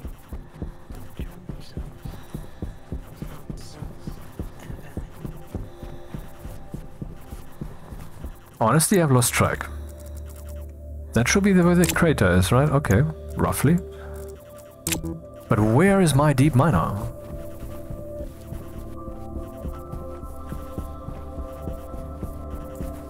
It must be at the beginning of this gold-silver area, I guess.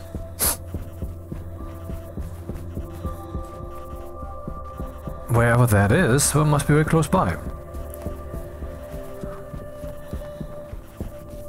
be cool if that thing would have a light, you know? I mean, it could use the chip to let the light blink just every second, and then I could just look around. I think there's something in front of us.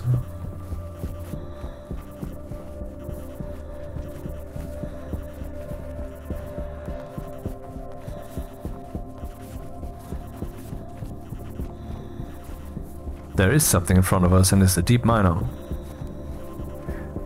Cool that it becomes visible. I mean, this little orange and so forth, the colors, very slightly even before the actual light hits it. That is well done. That's really well done by Rocketworks. That doesn't just, you know, now you see it, now you don't. But no, now I see it also, even the color, slightly. Very cool. Okay, let's build a platform.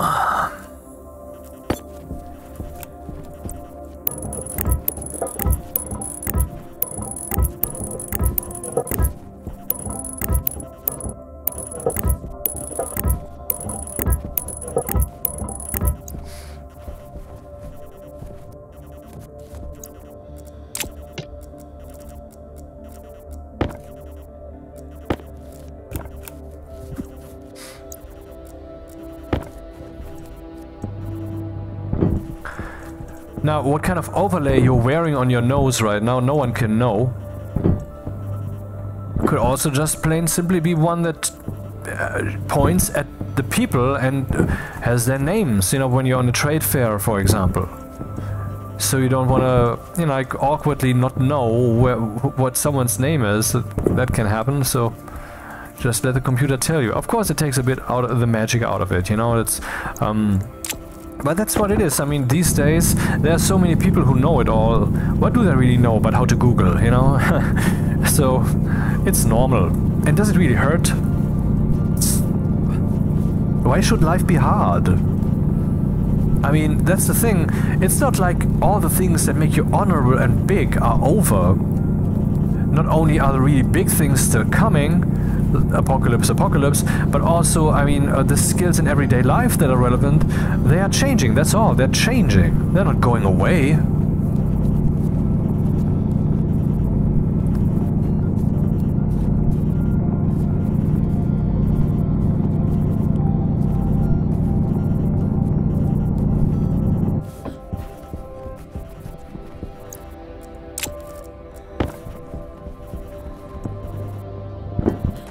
So your normal experience of life can be enriched. You might think, well, we're using our smartphones too much anyway. Do we?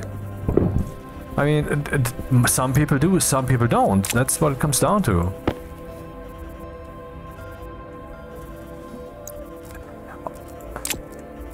But that's again the problem of abstraction. See, people like to say... I mean, and you might now accuse me of the same by saying that, but that would imply that the concept isn't exactly wrong, is it? And therefore, that people like to abstract because it makes things simpler, gives you the feeling that you have actually an answer when you don't, and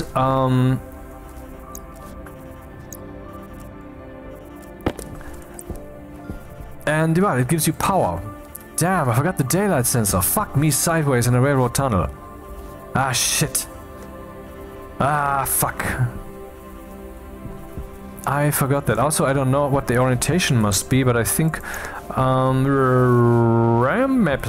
this is where the station is. And I think the orientation was... this. I think the big fat cable was on this side. And the logic cable was on this side. I'm almost positively certainly sure. We can... can we? Does that make sense to put them this close together? I guess not.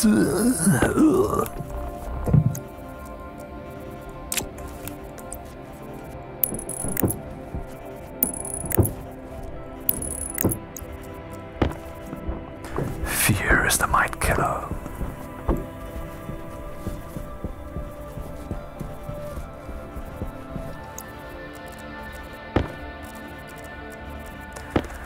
It's interesting. I had that on my journey of total doubt at some point, that I was fearing everything, basically. Oh, it was quite intense. And that was such a bad feeling.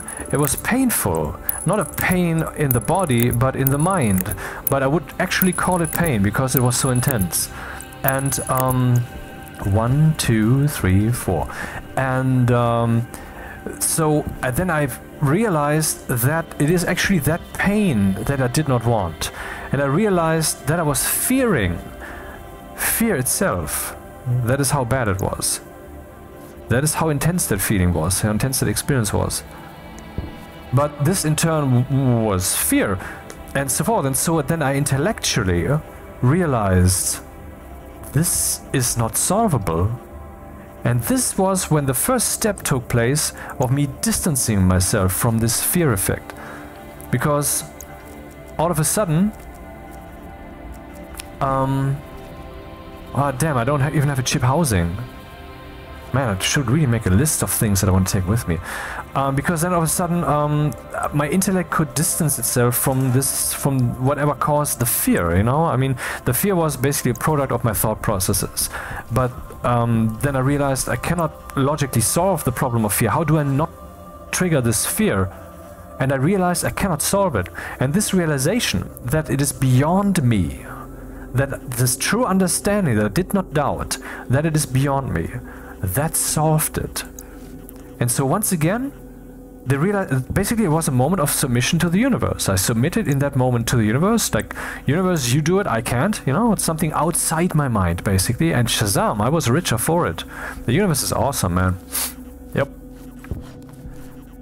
Okay, the chip, where would it be? I could put that here, but it seems slightly wasteful. Or should I put the battery here? That would make sense. Let's put the battery there, yeah. I forgot the fucking chip, man. That's sad. That's just sad. Could I make use of some filtration unit here or something along those lines? I don't see any atmospheric stuff going down here. And the kit atmospherics is, guess what? For atmospherics. So,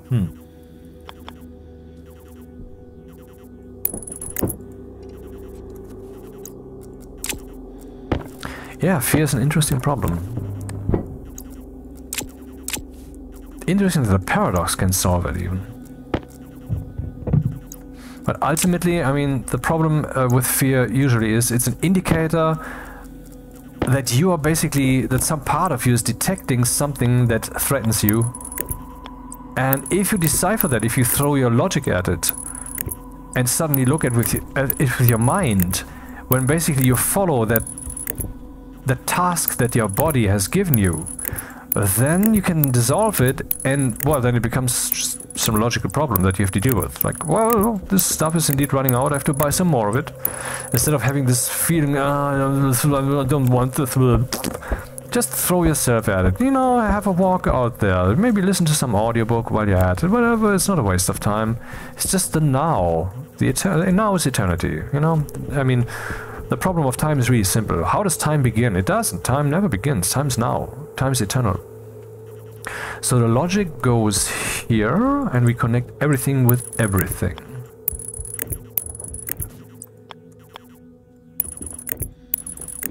So in that moment when God is entirely formless, at the very beginning of the universe,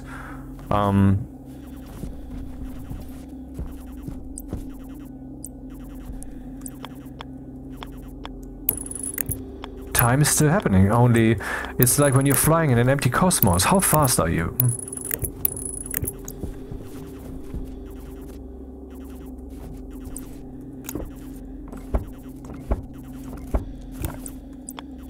If you cannot tell how fast you are because there's no relation, then maybe there is no such thing as speed.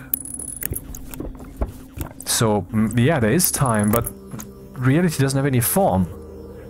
Nothing is happening. The mind is reset. No memory, no aspiration, nothing. Completely neutralized. Everything neutralized. That's really how far this goes. And so every dream is the first. Nothing ever happened before the universe. And yet there have probably been countless dreams. It's unimaginable because all of that is contained within the concept of the pure possibility.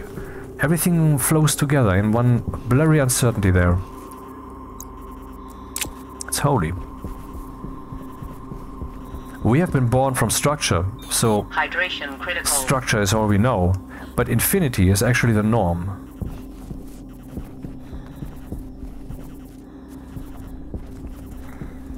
Okay, the power comes out here, goes in there. This is for the logic control stuff, so now I need some maybe chip housing here, yeah? I even factored that in. Then, well, the sun will come up over yonder, so I could maybe turn these guys. Ah, it's a weird problem. I could actually bring an area power controller so that I have a battery power source here, so I can jumpstart the motherfucker. Actually, jumpstart, that's not the point. I can... Yeah, how would I really program here? We'll try this out. Okay, so we need a chip housing, a power controller, and a daylight sensor. And the daylight sensor needs to point in that direction. Yeah, looking good. So what else do I have? This goes away. I can place some more chutes while I'm at it. And then we have the stacker, which, yeah, makes sense to place here too. Let's do that right away.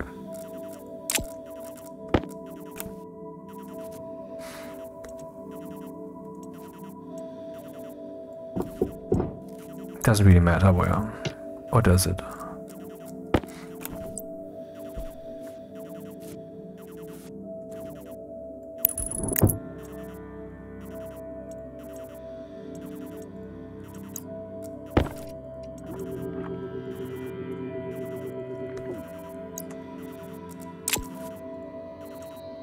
LOL.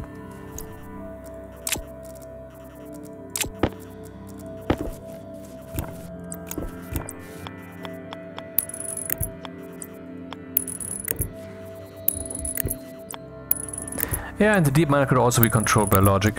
What if at some point I decide to just turn it off for whatever reason? That's not the dumbest possibility. And what about this guy? Oh, it only has one connection. Well, then it's a connection for both. And I now have a jetpack again.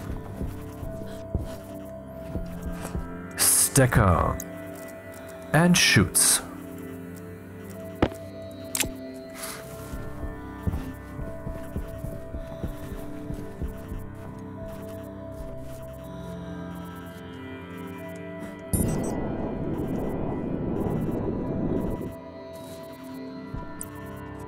Power low.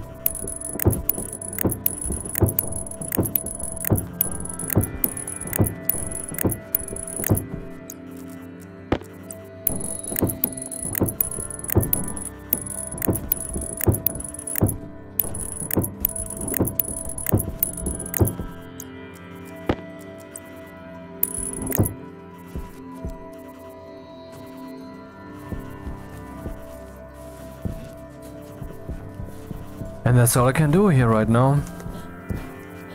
Because I'm missing parts. Area power controller, chip housing, daylight sensor.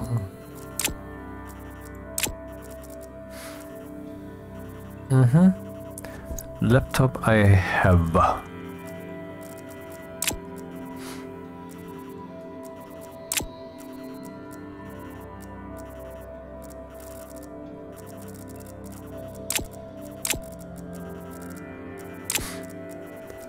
Well then, let's go back. Show me the way.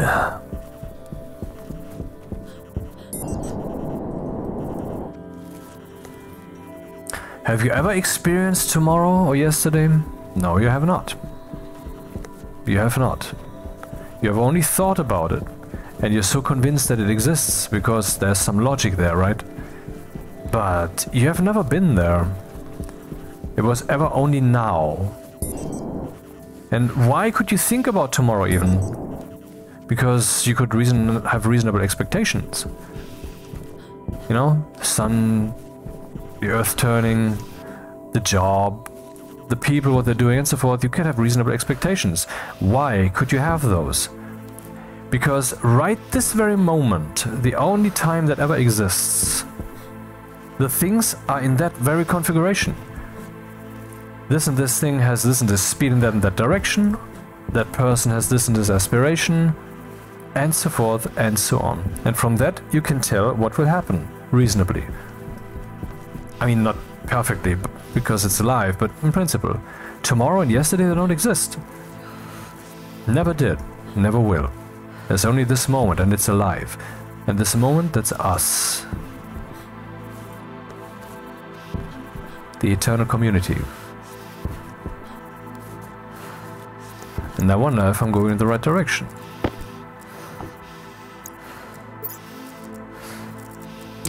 Yup. Didn't feel like it though.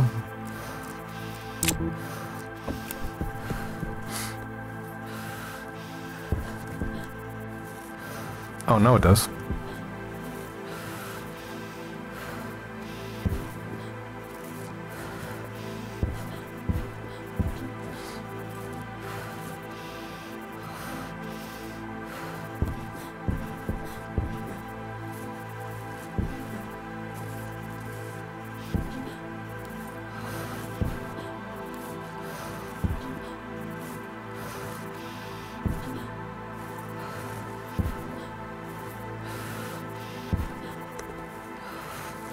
How long is the video so far? I feel like I want to stop this soon for today. We have not achieved much, but it's Stationeers, it's a slow game. Oh, there we go. Would be nice though to complete at least this construct, right? I mean, I was talking about the programming, so I mean, I don't want to stop immediately. Let's see how long. Health is still fine, gold is very cool to have, and here we dig.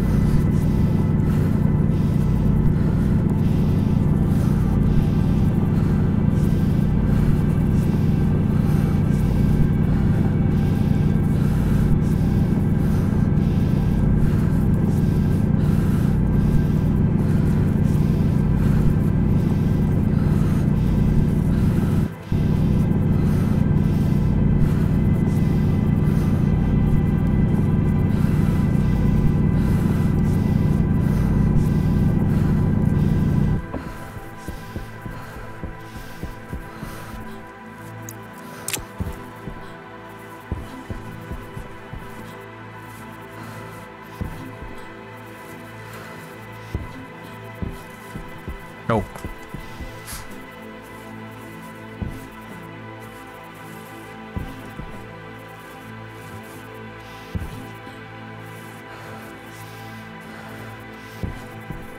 Okay, so the night is, I don't know how far we are. Let's look at the respective indicator, which is called the daylight sensor. What does it express then? Vertical angle 148.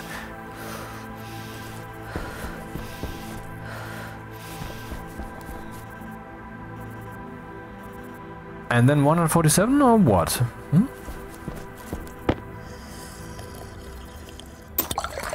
How much water do we still have? 82 liters, that's fine. Cool, okay, now let's do the battery tango.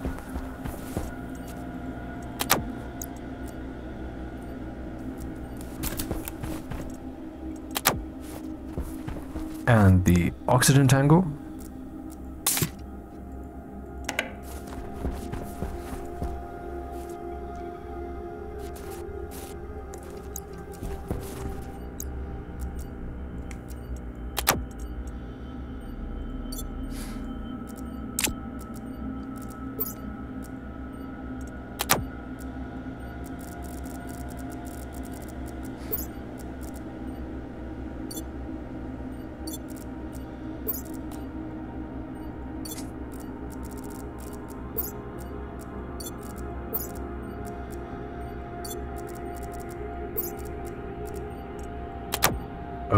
No, not this way. Hunger caution. So, an IC-10 housing thing then.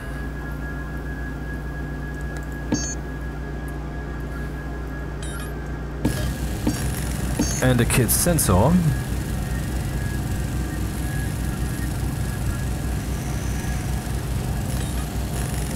And there was a third thing. What was it again?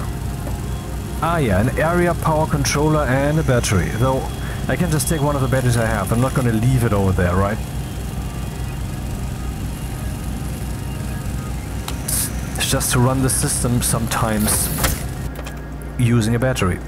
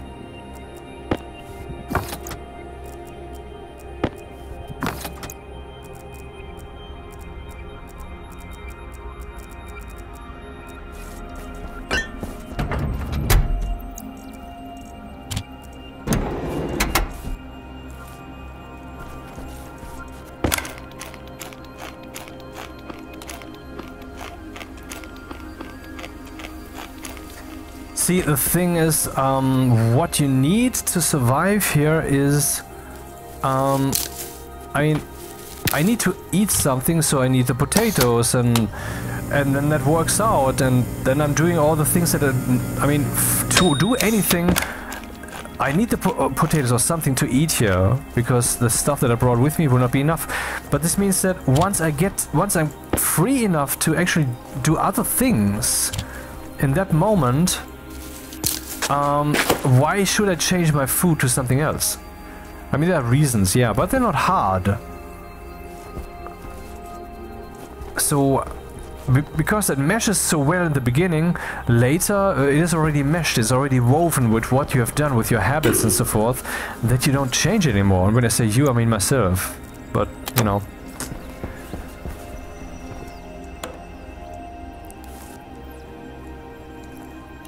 Okay. Yeah, another run then. Let's see what I forgot this time, huh? Oh, I forgot to turn on the thing. And it has proven useful, so...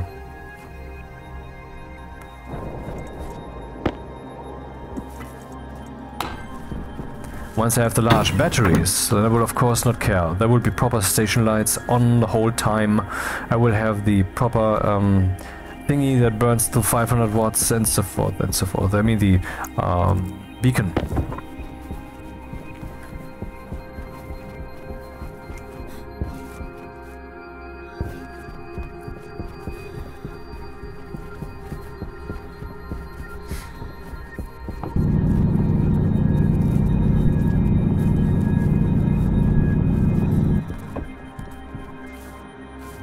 Huh.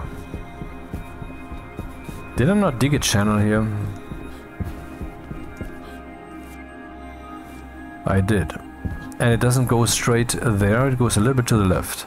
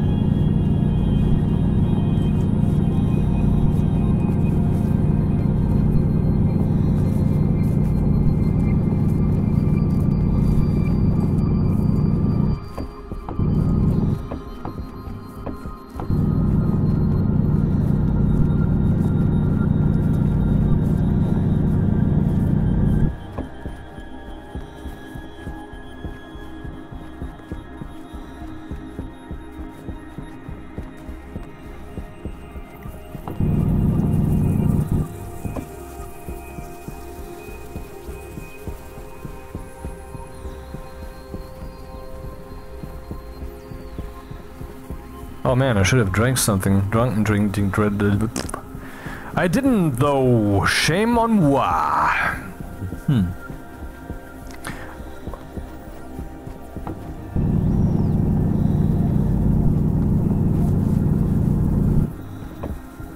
Funny how the earth is now vanishing because there's a mountain coming that I cannot see.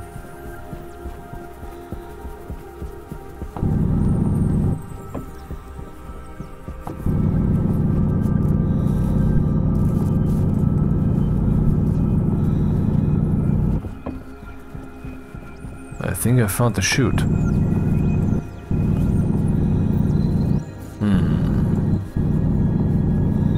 Hydration critical.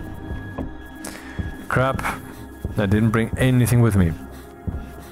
And I cannot just dig up some frozen water here and lick on it or whatever. There's no way for me to get that into some kind of canister kind of thing. Crap.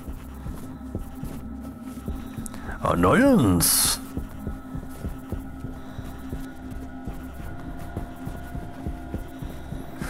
First I have to go up this mountain. Now I am up this mountain, and now we have to find the deep miner thing.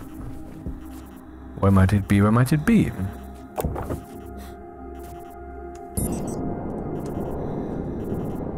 I see it. Pretty cool how this works.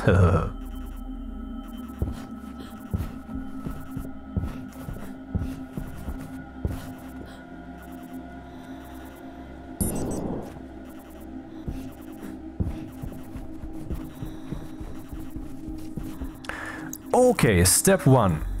Kit housing.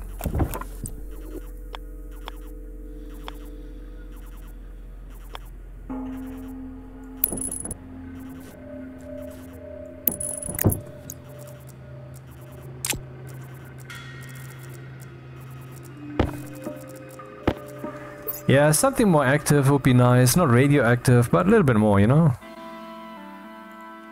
No.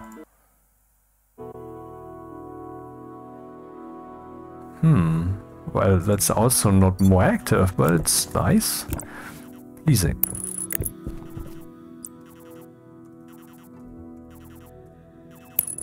I remember there was a time in my life, my teenagers, I don't know how many years that went, where I realized I need to know what I want, but I didn't know what that is, what I wanted. I realized that other people, they have opinions, they choose this style, they choose that haircut, they choose to do this with their lives, that with their lives. I had no idea. And because I wasn't like I was today, where I just, where I reflect pretty actively, I didn't see what I would see immediately these days, I guess, that I had therefore chosen to spend my time defining or finding out what it is that I want, because that's really what that is. And it's good to do that actively, which back then I did not, because that is of course a bit more productive.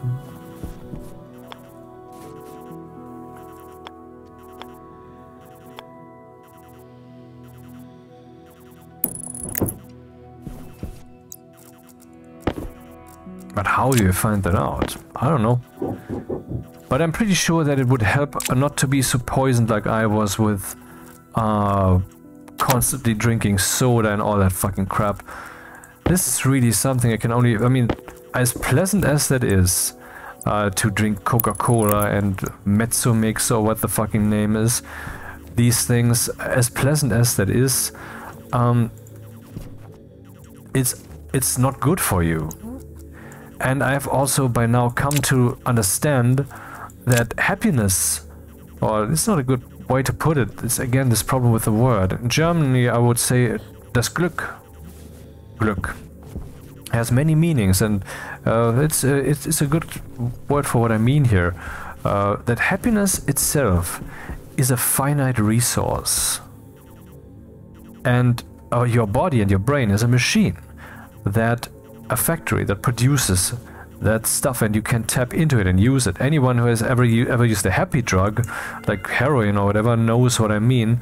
It milks this happiness reservoir of yours, and then when you arrive in the future, I mean, you know what I mean, the conceptual future, then you will find it's not there. And then you will realize, even though your day was not, ha, I'm so happy, hoo, the whole time or whatever, you were happy this whole time. Because then you will feel it's not there. This kind of, as if all of a sudden silence becomes loud. As if normally when there's nothing audible, it's just a metaphor, it's not about acoustics here, but if there's nothing audible, there would still be something there, and that something is just exactly the cushion, the carpet, the green meadow that you need to live, you know?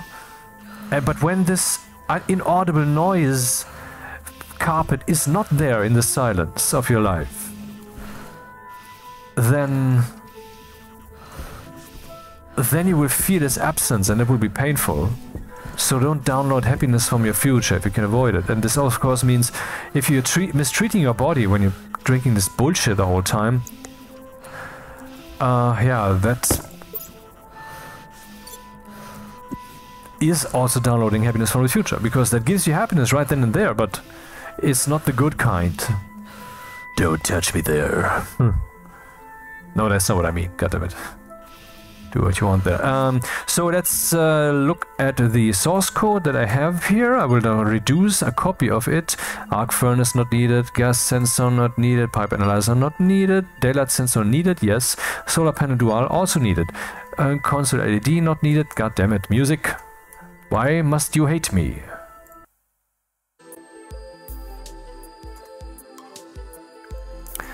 So, the grow light timer, furnace pressure thing, not needed. Structure flashing light, maybe needed. I would just leave that in. Because, you know, this could be how this thing shows that it's in operation. Maybe we can afford that kind of electricity. Flashing light. Yeah, I know you cannot see that. That's why I'm telling you everything. Battery small, the slide thing. Indoor pressure, that's the temperature sensor. Grow lights counter. Ice crusher, battery small, what does that do? Oh, the bat small on thing is not the stupidest thing to have. Why did I delete that? Let's leave that in. So, structure ice crusher not needed. Battery small on, yes. Loading the ratio not needed, but I will leave that in comment. Then we have the furnace pressure thing that is removed. Grow light counter is removed. Pressure input, pressure output. What is that? Ah, that's for this atmospherics thing there that fills the oxygen canister. Then we have the indoor pressure alarm thing, like is there enough O2 ratio. Then we have the arc furnace, whether it's occupied. Then we have indeed the daylight sensor stuff for the solar panels. And then we have the cooling system. Okay, so here we go.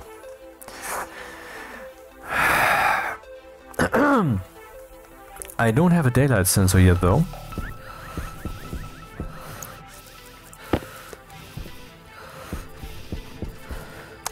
Yeah, that is even the right direction, I think.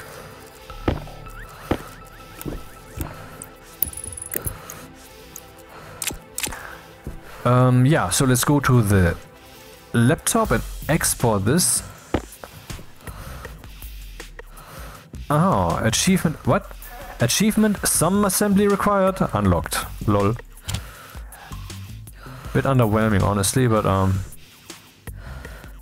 aha, the solar panels are turning their heads, and they're pointing in that direction as if the sun will be coming from there, which it will.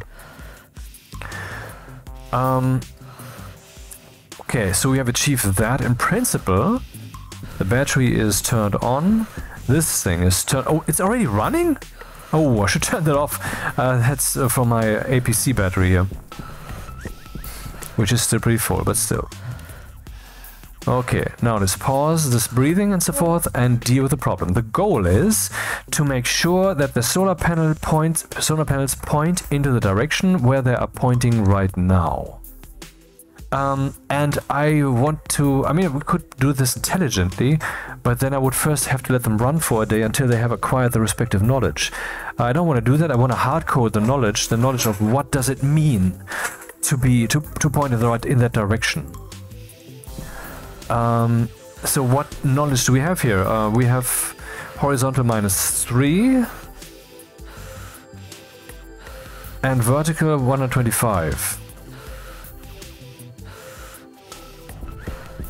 Let me just fudge the numbers. What if horizontal is not -3? Move to R0 minus 60. And I need the chip again. That's why I hate this. Aha, so they are actually pointed slightly to the side. Now they will turn very far there. So I guess to give them a horizontal of 0 gets the job done.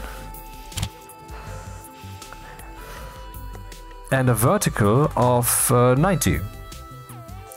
But when? When will I do that? What's the situation? We would have to find out whether the angle, the solar angle, is changing. I think we can actually read that here with high resolution, but in principle we could. While we're at it, let's just take the vertical angle and write that. Actually, I want to make that a permanent thing. So alias R15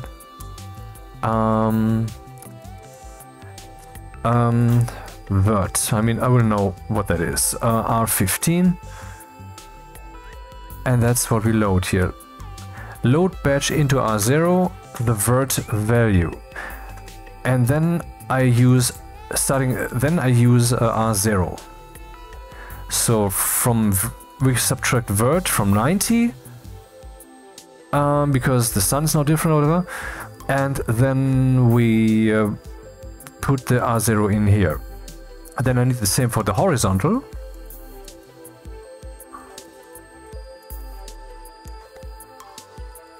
So I load the horizontal value to R0.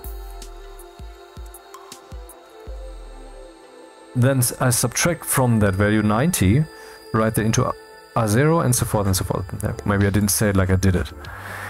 Anyway, now I would like to see the vertical value unchanged, the original, and I've never changed it. It has never been a target here. On the chip, SDB setting, and then we will see there is a floating point number that is constantly changing. In other words, we can use immediate information instead of having to use some tricks. The sun is indeed coming up. So we can use that. We can say if the... let's do that while glancing at the source code, why not? So if the number of vertical is increasing, then if the number is increasing and the sun is not visible, or if it is increasing and if it is greater than 90, then it is time for the solar panels to point at the morning.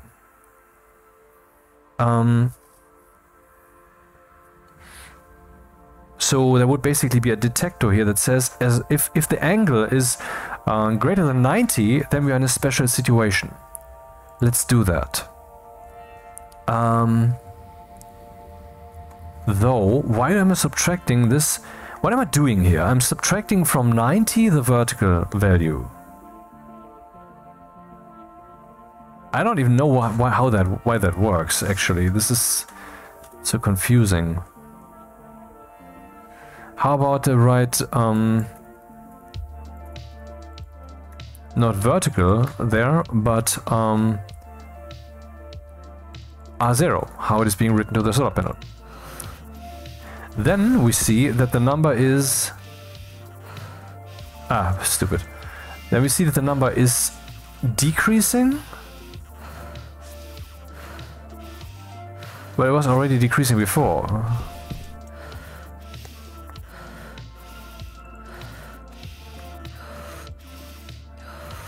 Did I forget to put the chip in or whatever?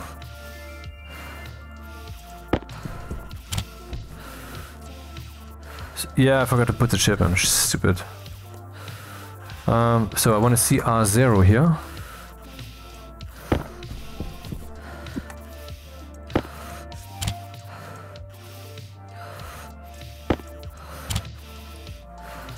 and now we see a number that is decreasing.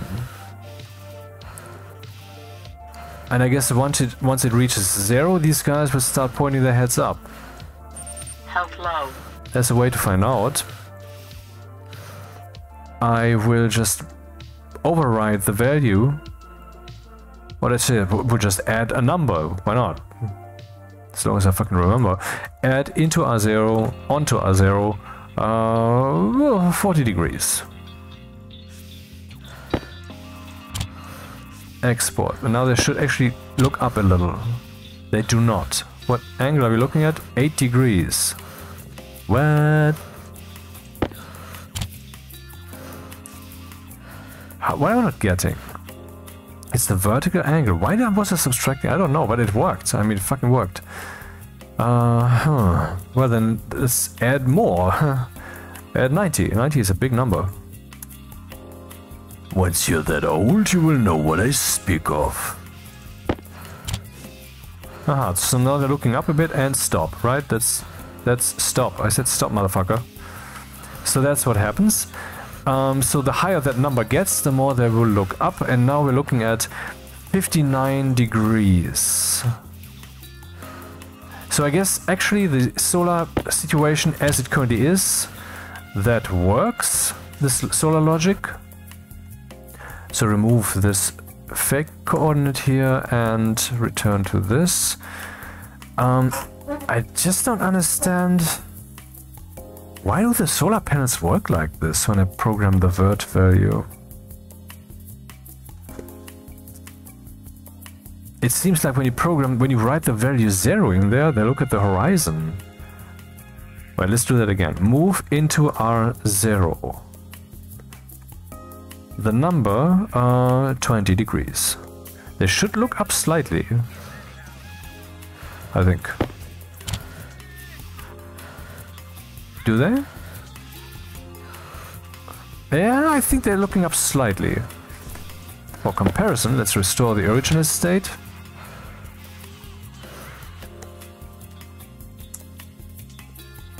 Which is different.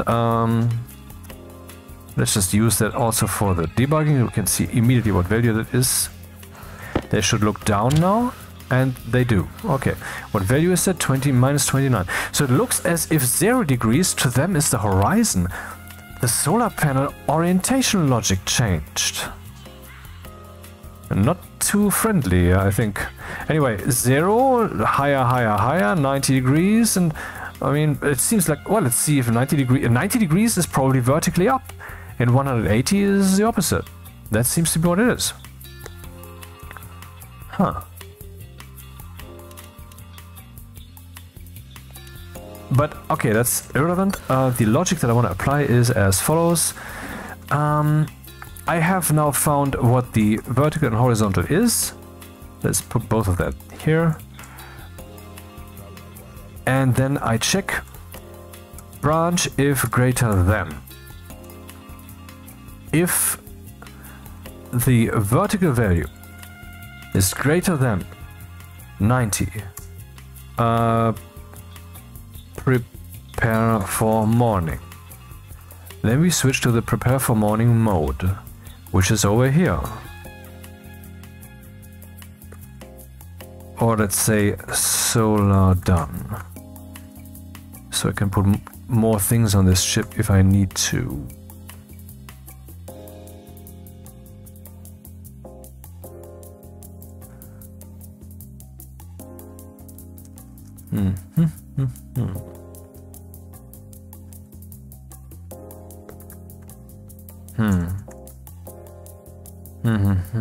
I don't know yet. Anyway, prepare for morning. Let's do that thing. Prepare for morning would be that I write into the terrible, this chair. Into the horizontal value, I want to write is 0 into both. That's funny. But okay, let's use R0 and R1. Move R0, A0, move R1, A0. R0 is... Well, should I give them names? Should I actually waste some more on that?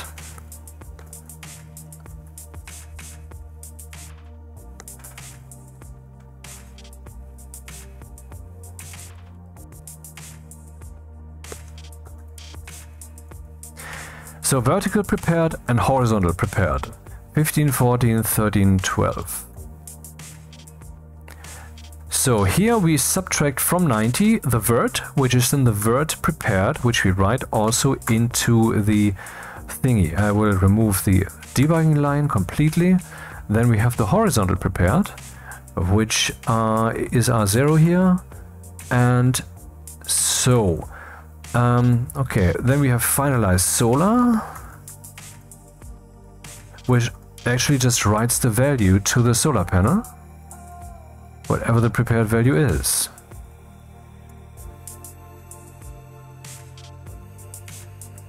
So if we don't have to prepare for morning, what we do is we subtract from 90 the vertical, and we subtract from horizontal 90.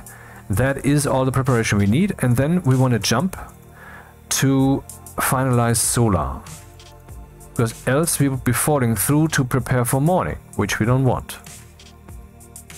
So what is happening now?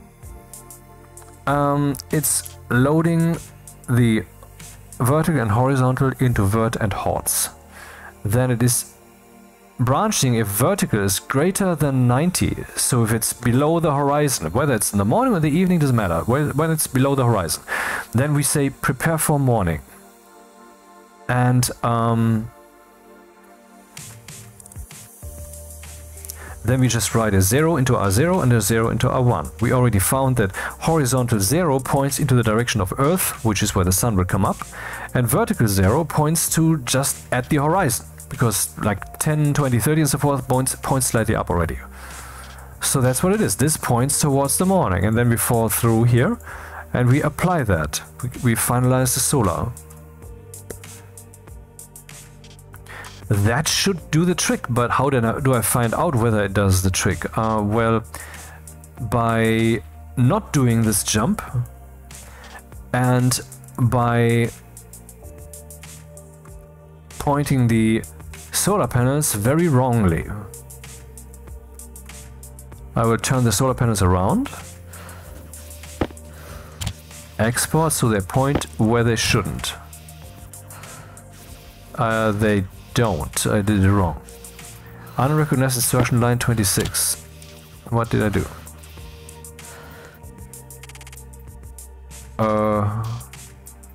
Right. Move. Turn around.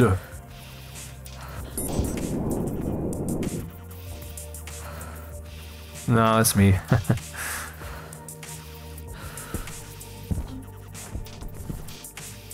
Okay, now they're pointing actually in this direction. I didn't expect that. I thought they would point really to the opposite. I don't know what's happening here, man.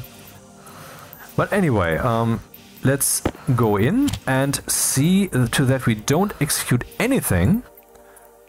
I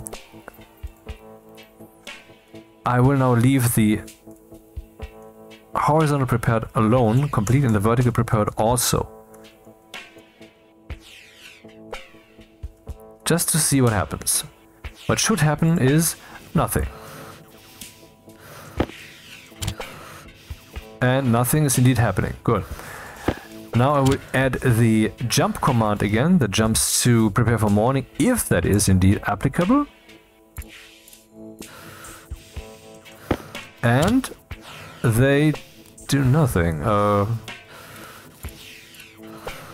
Vertical is greater than 90. What is happening?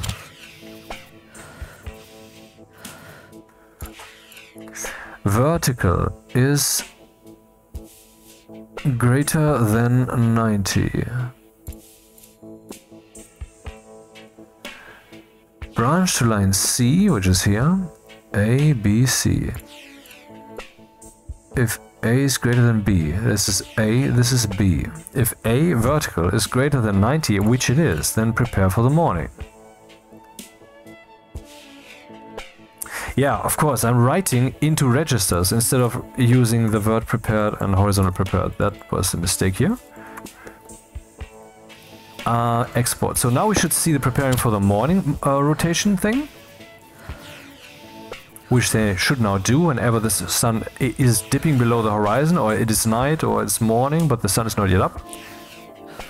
Okay, we see that the horizontal 0 is indeed over there. I thought... Huh. Huh. Oh well, not a problem. So the horizontal prepared should then be 90.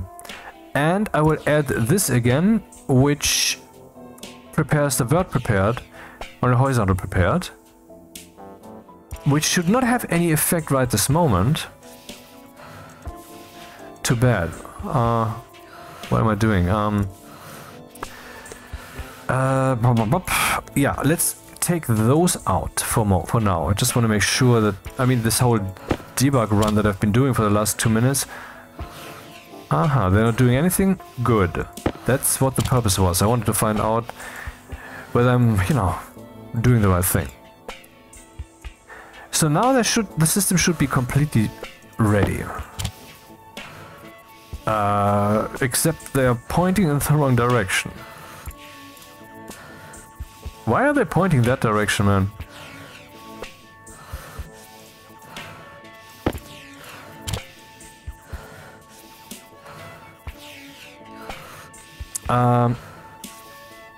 Okay, then we'll just say, I don't know, minus 90? But I think it was minus 2 what we saw there. No, horizontal.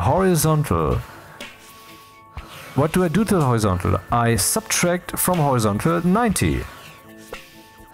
And I saw a minus 2 here. So it would have to be minus 92. So in other words, it needs to be minus 90. Or 270 or whatever. This should turn them actually in the right direction. That should be it.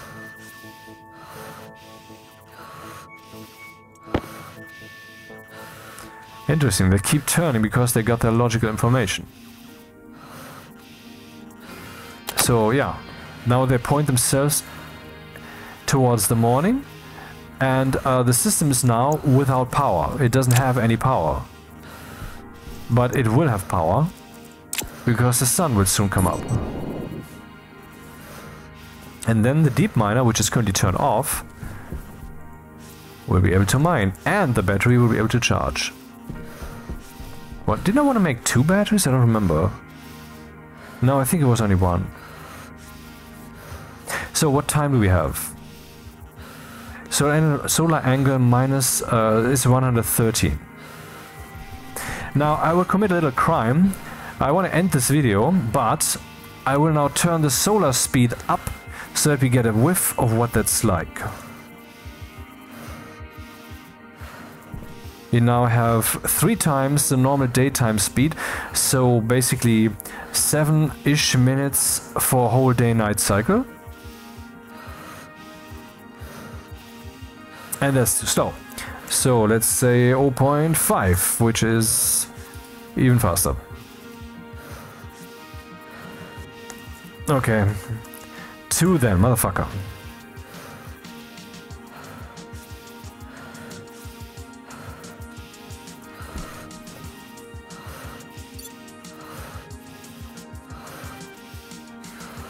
Aha, now they're tracking the sun. Very impressive to see that they suddenly also moved their heads horizontally, because now they could. Now we're getting no whatsoever. What? Why is this thing not generating? Have you seen that? It wasn't generating anything. God damn it, what's going on? So battery's charging, deep miner's running, everything's fine. Good night.